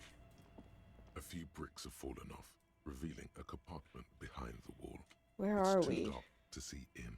Look around the secret Seems room. like an old bunker from the Revolutionary period. Look at all those rifles. Must be an old weapons cache. There's a hole in the wall. There is, yes. And there also appears to be something inside the hole. Interesting. Do you want to take a look? You do the honors.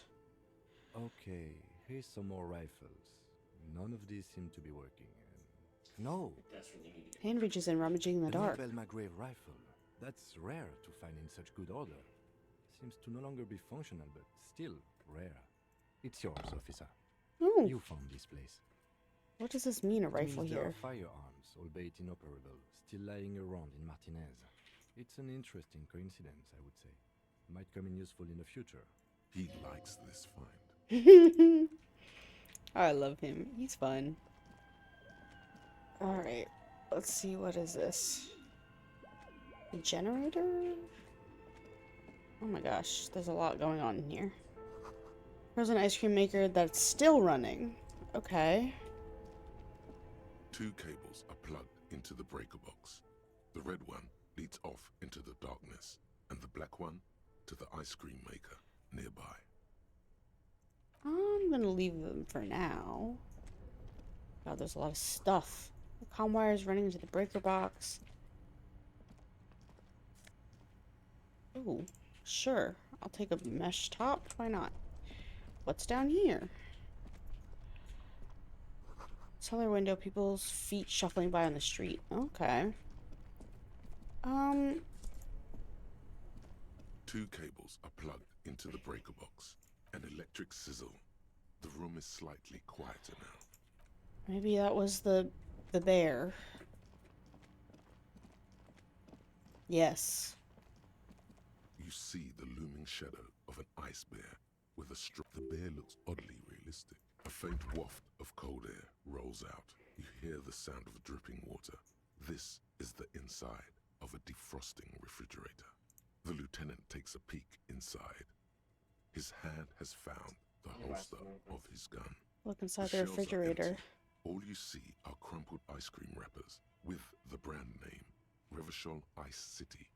A handwritten note has been attached to the door. The fridge is huge.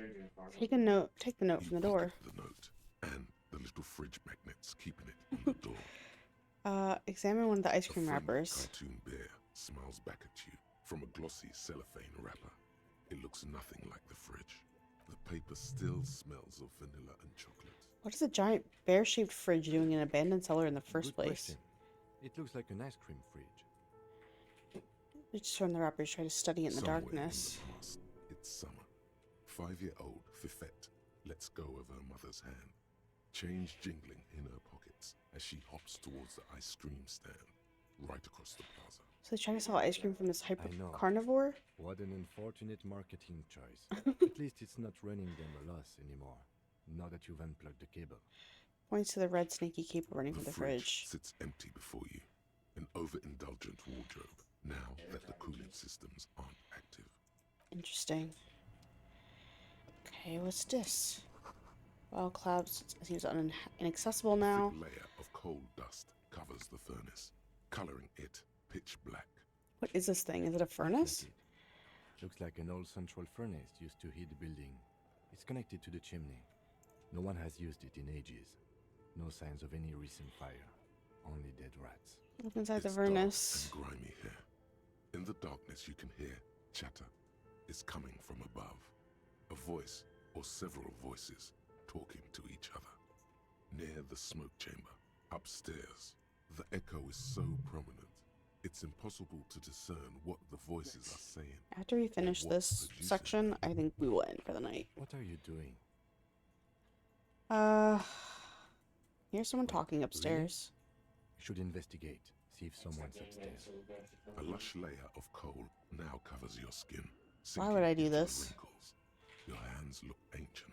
Maybe you could paint something with this coal. Leave a cave painting for future archaeologists. No, that would be stupid. You're There's a right. chimney. The rooms do look like they're connected, but malignant entities don't exist. At least not the supernatural kind. Always has to be the skeptic, this man. All such. Muster all your strength and yell. I can't see her. You're dehydrated, hungover.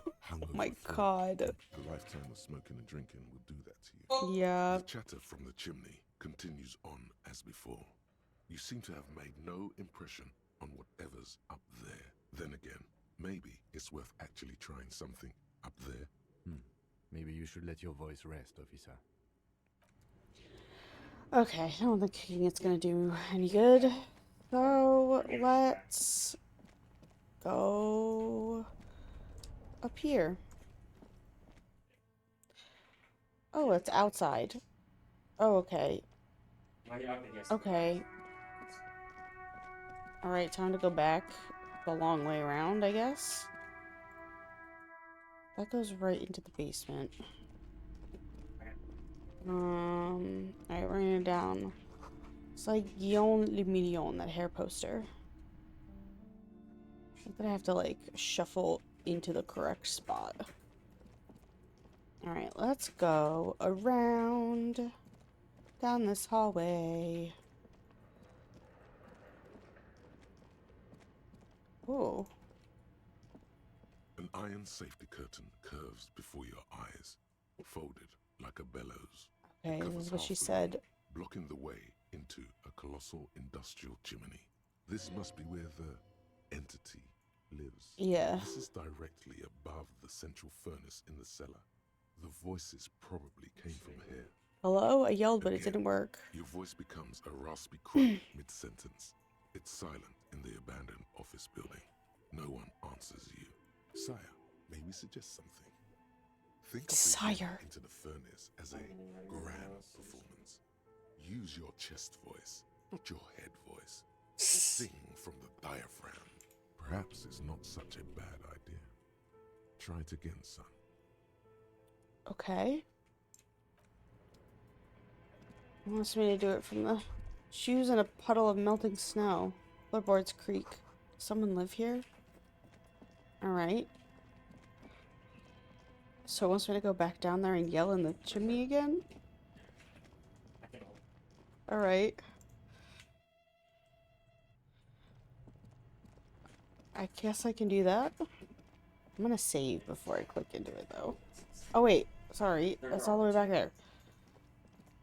I am dumb. Let me save. Just in case it fails again, and I feel like A trying thick one layer more. of coal dust covers the furnace, coloring. Another pathetic yelp Really? sounds off into the vault. Yellow. I'm trying. I'm reloading. A thick layer of coal dust. Something There we go. breaks loose in you. A mighty bellow echoes throughout the chimney's depths. The chatter of tiny voices above suddenly cease. Then, Hear a woman's voice answer. This is the police. Who is it? I summon the ghost of this doomed commercial area. Answer me, spirit. Hello? Did you say anything? Yeah. I can't hear you. Please come upstairs. There's a safety curtain on the second floor. I'll open it. you hear a low rumble upstairs. The sound of a curtain being pulled aside. Hell yeah. After you, officer. Perfect. Love it. I have to shuffle into the exact place in order to go through doors or leave places. Alright. Curtain has been opened. Oh my goodness. Hello. Tray full of dice. Colorful polyhedral dice. Hundreds of them. That's my kind of... Candy is supposed to be repurposed to contain thousands of dice. Hell yeah, girl. Hello, I'm Nia. A bird-like woman sits on a throne of tools with emerald light shining through her hair. Did you try knocking on my window? I must have missed you. I've been listening to my Milius. She taps on her headphones. So what kind of die are you looking for? She's got a direct view to the backyard. You should interrogate her Yes, about the I would. legend. Hold on. What do you mean by milieu? Yes, a milieu is like a call-in station. You need a two-way radio to access one. That's why I have these. She passed the headphones on the table. Mostly, they just teach you to swear in different languages. But some of the stations can be quite interesting. I was so absorbed, I must have missed you knocking. You must have me confused with someone else. Haven't knocked on your Then window. how did you get inside? By the south entrance? You know what? It doesn't even matter. What matters is that you're finally here. Let's talk dice. Did you have something specific in mind? Why are you asking me about dice? I'm a novelty dice maker. Tell me the name of your role-playing system and I'll make the die you need. That's why you're here, yes? Role-playing games? You know the one made by Fortress Accident.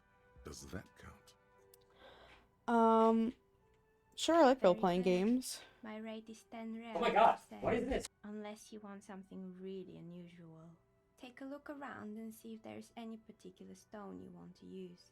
The walls around here are covered with rows of precious stones and minerals. Almost looks as if the stones and dice are a natural part of the room, growing out of the shells like stalagmites.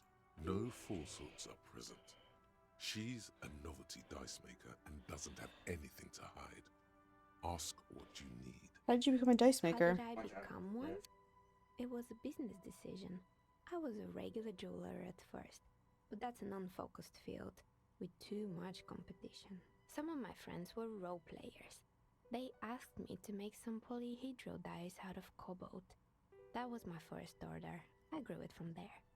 Do you like roleplay games yourself? Not especially. I like working with rare materials and a steady pay. And role players as customers? They're nice people. Some of those nice people have big bucks to spend on novelty items. What do you know about a man who was lynched behind the whirling in rags? Nothing really. I didn't know him. The lieutenant looks at his notebook, then the woman under the large window.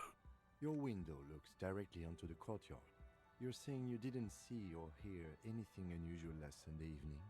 I'm sorry, detective, but as you know, I usually have my headphones on when I'm working. It shuts out most of the daily ruckus behind my window. What do you mean by the daily ruck? Well, there's always something going on in the whirling's backyard. Just to stop and come up with an example. During daytime, there are usually those kids. And lately, I've been seeing a lot of drunk workers hanging about. Must be because of the strike. She's heard of the murder, but did not see it, sire. But I never saw anyone during that fateful Sunday night, I'm afraid. And you never took your eyes off the window of your work to look out the window? I might have, but in this case, all I would have seen is my own reflection staring back from the darkness. It's light here, but dark in the yard at night. It's really hard to make anything out in the yard when it's dark outside. Besides, I rarely get up to look out the window when I'm in the zone. Do you often work Sunday nights? It's an odd profession, making dice for people, but I like it, and I prefer doing this to sitting at home. I see. Thank you for your answers. Anything else, officer? Of course. Tell me what you have in mind. Do you know the Whirl Untethered setting? I want to die for that. Do you have any cursed die? Tell me about most extraordinary die. Ah, yes. Fortress accident. It's too bad they never finished their game. The Whirl Untethered die is a variation of a standard role-playing die. Only, instead of plants, it uses motives of ice and death. And loss, of course. Ice, death, loss. Sounds like you. I'm thinking something made from alligator jawbone, cast in black resin. The reptile bone is as white as ice and dead as, well, death. For 7 real, I could have it ready in 8 hours. What is a standard role-playing die? It's a tetrahedron, a 24-sided die that can produce results for 2-sided, 3-sided, 4-sided, 6-sided, and 12-sided die with a single roll. Technically, you can also use it for many other sizes, but you may need to reroll results. Loving it. So nifty. Sure. Great. I'll. See you in 8 Why not? hours then. Was there anything else? Hey, where are we anyway? What is this We're place? inside the chimney of an old central furnace. It's strange, I know. She looks at the ruddy bricks that make up the walls. Even though they've been repainted, there are still signs of black coal soot here and there. When I arrived here, all the other rooms were taken, so I had to build myself a makeshift home. Besides, I don't really have to pay any rent here, so that's a plus. Creative. I've heard this place is cursed. Did you know that people call it the doomed commercial area? I've heard the stories, but I don't think those stories are true. How do you explain what happened to all the companies then? Plaisance is the one who sent me. She's convinced this place is swarming with malicious energies. Plaisance, the bookshop lady? I've heard that her business is doing rather well. Have the energies spared her somehow? It's a wise woman. This isn't doing well. There's hardly any customers, and she has to explode her own daughter. It's just biding its time before it strikes again. I don't know why the book hasn't gone bankrupt yet. All right. But it's not just the bookstore that's still up and running. What about the Whirling in Rags? Some people say it's part of the building complex. Hang on, the Whirling in Rag is part of the doomed commercial area? Separate building, which energy can't reach. You could say so. Both houses were built at the same time and under the east of the Commerce Central project. And then there is me.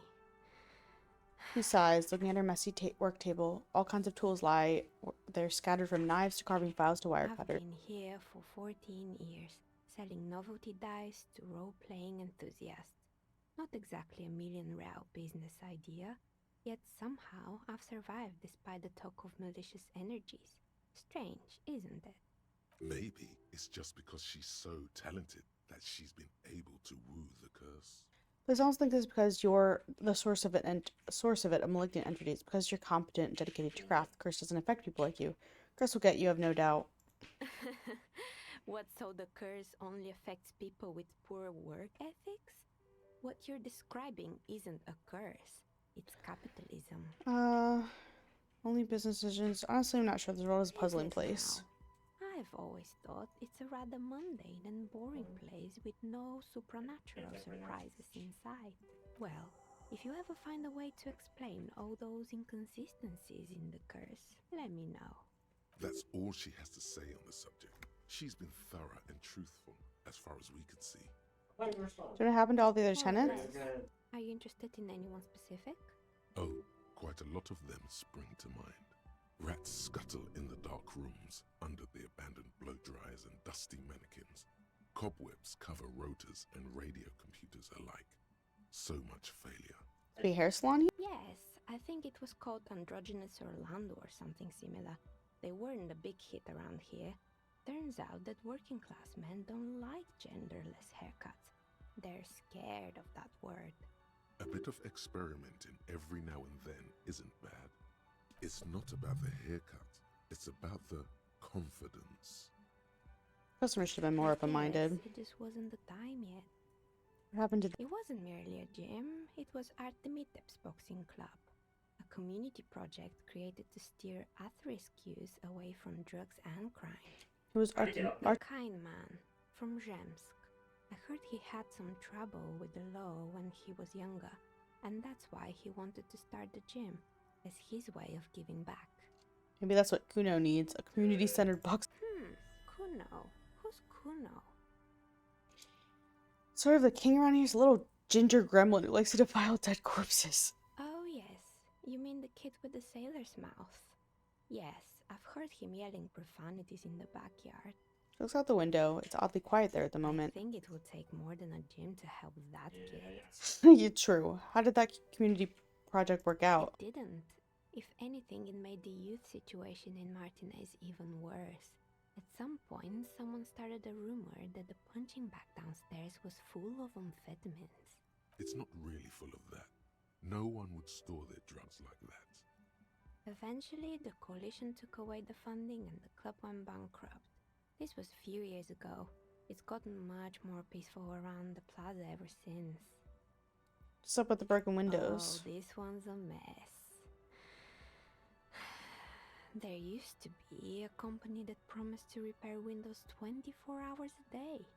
What could go wrong with this one, right? Turns out, the business was actually set up as a front for an illicit group that was producing snuff milias.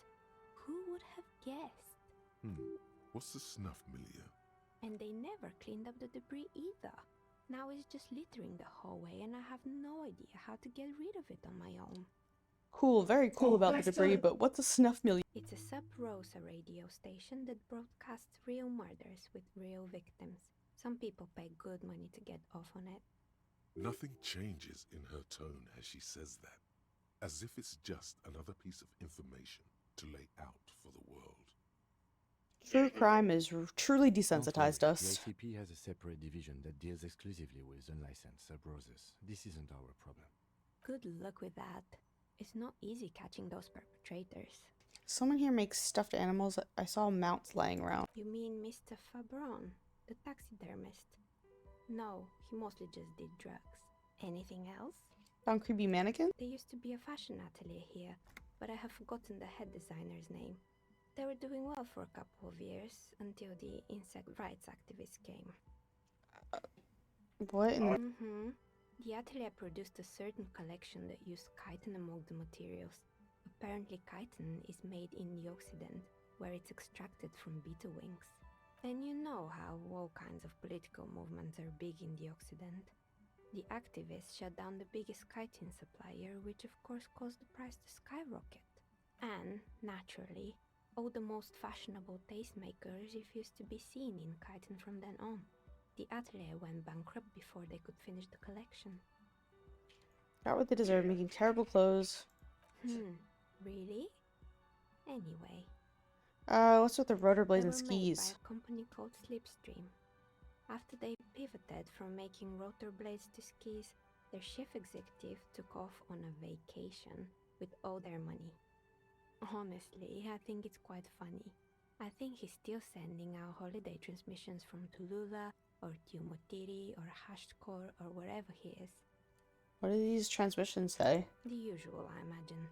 That he's been thinking up all kinds of new business plans and can't wait to get started on them just as soon as he returns. Her face widens before she sees the lieutenant's face behind you. Like that are a curse. Lieutenant is stern. Sure, but Slipstream is history now. All their remaining assets got seized by the bailiffs in 47. I have no idea why those skis and blades are still lying around in the house. Not much use now, I guess. They were just props. Why return them? Maybe you could make a sword out of one. No, wait, forget it. It would take too long. No, let's do it. Let's make a sword. Let's waste our time. Fortress Accident, the radio game studio. Close your eyes at some remnant of a memory lights up her face. They were an interesting bunch. We talked about role-playing systems every now and then. Once, I even saw two of them get into fisticuffs over Wirral. That's understandable. Fantasies are serious things. The mind is the drawing board of history. I wonder if this dye I can give to my friend whose ball I threw into the They ocean. certainly took their work very seriously, even if they seem to be chronically liberal with their schedules. What do you mean liberal? What happened? The usual. They ran out of money and couldn't get the project done on time. What went wrong? Well, I did hear them talking at times. She looks at the hallways as she can still hear them chit-chat behind her curtains on a cigarette break. They seemed to believe they were historical individuals on some grand quest. She sounds almost mocking when she says that. What I've seen so far, they did look quite impressive. Yes, but when the money started to run out, they just began to complain a lot about capitalism. You know, how the markets are rigged to keep out new businesses and so on. In the end, they just didn't get it done. They didn't have enough willpower to produce something truly historic and to show up to work on time. Well, showing up to work on time is incredibly hard. That's too bad. I would have supported them. Project looked great. You're right, they should have tried harder. Not the wisest decision. You would have lost all your savings.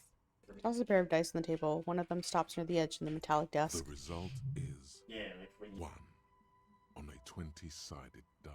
Not one. Anything else? There's a terrifying taxidermy bear in the cell. Oh boy, the fabled Revershow ICT. You're in for a treat here. She smiles and leans closer, hands on her knees like a stand-up comedian ready to tell a story. The place was owned by two guys who had some rather innovative ideas about marketing. The bear was one of them. Now ask me about their other ideas. Indeed. What No, I would say Alright, what about the other idea? It was really just one. And it involved picking out the prettiest girls in the neighborhood and paying them 20 cents per hour to man the booth.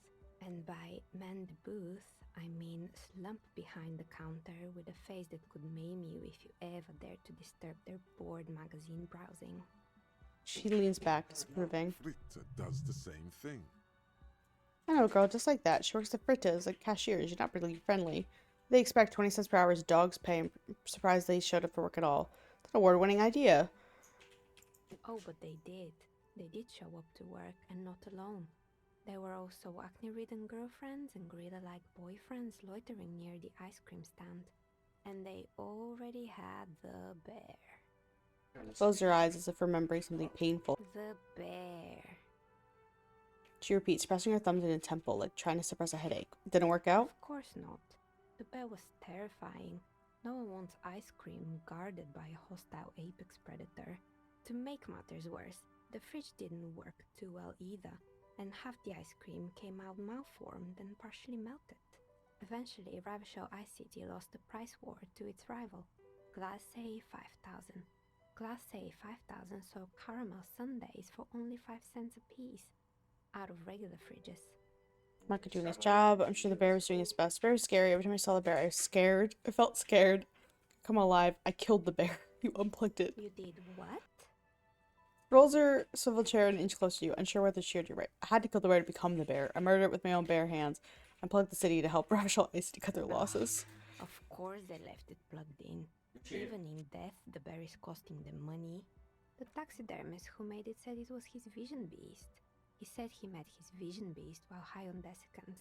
He called it Megatherian. Sounds cool. Megatherian. Megatherian. A mega wild beast. What's a mega wild? An imaginary beast that guides you through life by telling you to do more drugs, mostly. I don't have a comment on drugs. Understandable. You shouldn't do them. You're a police officer after all. Yeah! Anyway, now you know the story of the fallen ice cream empire. Seems almost sad finishing the story. Some dust beams swirl in the afternoon air. Her eyes follow it idly. Little sparkling embers under the window. Outside it's light. Light scatters from the low-hanging cloud cover. There's always the threat of snow. Anything else? Found the Another failed building's business, perhaps? intercom, but I've it's been not here working. for- Oh, right. I hope you didn't try to ring me. I think none of those doorbells work, including mine. I'm still in the middle of connecting the wires. Sorry about the confusion. The doorbell with the empty name card must belong to her then. You're telling me the doorbell with the empty name card was yours, wondering about the Whirling Rags, started playing. That's right. I haven't even written my name there. As I said, it's quite useless right now. It doesn't work yet. About the Whirling and Rags, is it part of the same building complex? Say so. Both houses were built at the same time. If the Whirling I already is part said of that. the same building, then it's part of the Dune commercial area. The darkness of this place is there, too. Saw a name East Delta Pinball on the doorbell. Right. It used to be a gaming arcade. This is an ancient failure, before my time. I'm not surprised, however. My advice, don't base your business on a fad. Hypnotism, floriography, trick track, especially pinball. Agreed. Pinball is the worst. A strange thing happened when I tried calling a company called Slipstream Yes, SCA. shit, Someone I do answered. It can't be true. They don't work here anymore. They've been gone for years. Are you sure it was Slipstream SCA? Was it a woman? Maybe it was Plaisance from the bookstore. She said she was from Tricentennial Electric. Tricentennial Electrics? The moment before she recognizes the name. It used to be a major electric company 100 years ago. Are you sure it wasn't just some kids playing a prank on you? It was too real to be just a prank. Either we're dealing with a professional actress, or whatever happened, keep your cool.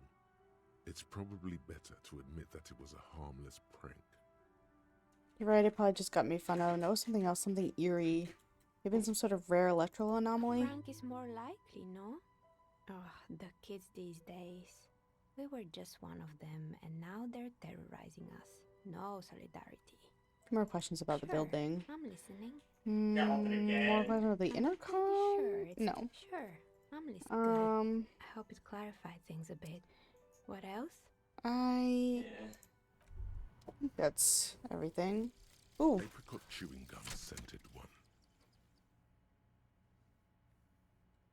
August 2nd, early late summer. You're getting off the streetcar in Le Jardin, east of the river. Her father and mother are middle class. The nylon of her little jacket rustles next to you in the dark like autumn leaves. Her heels click on the pavement. You're walking up to the gate in front of her parents' house. She takes out her chewing gum and you kiss her. A feeling like electricity flows through your whole body. Immediately, you know that you've entered a completely different world.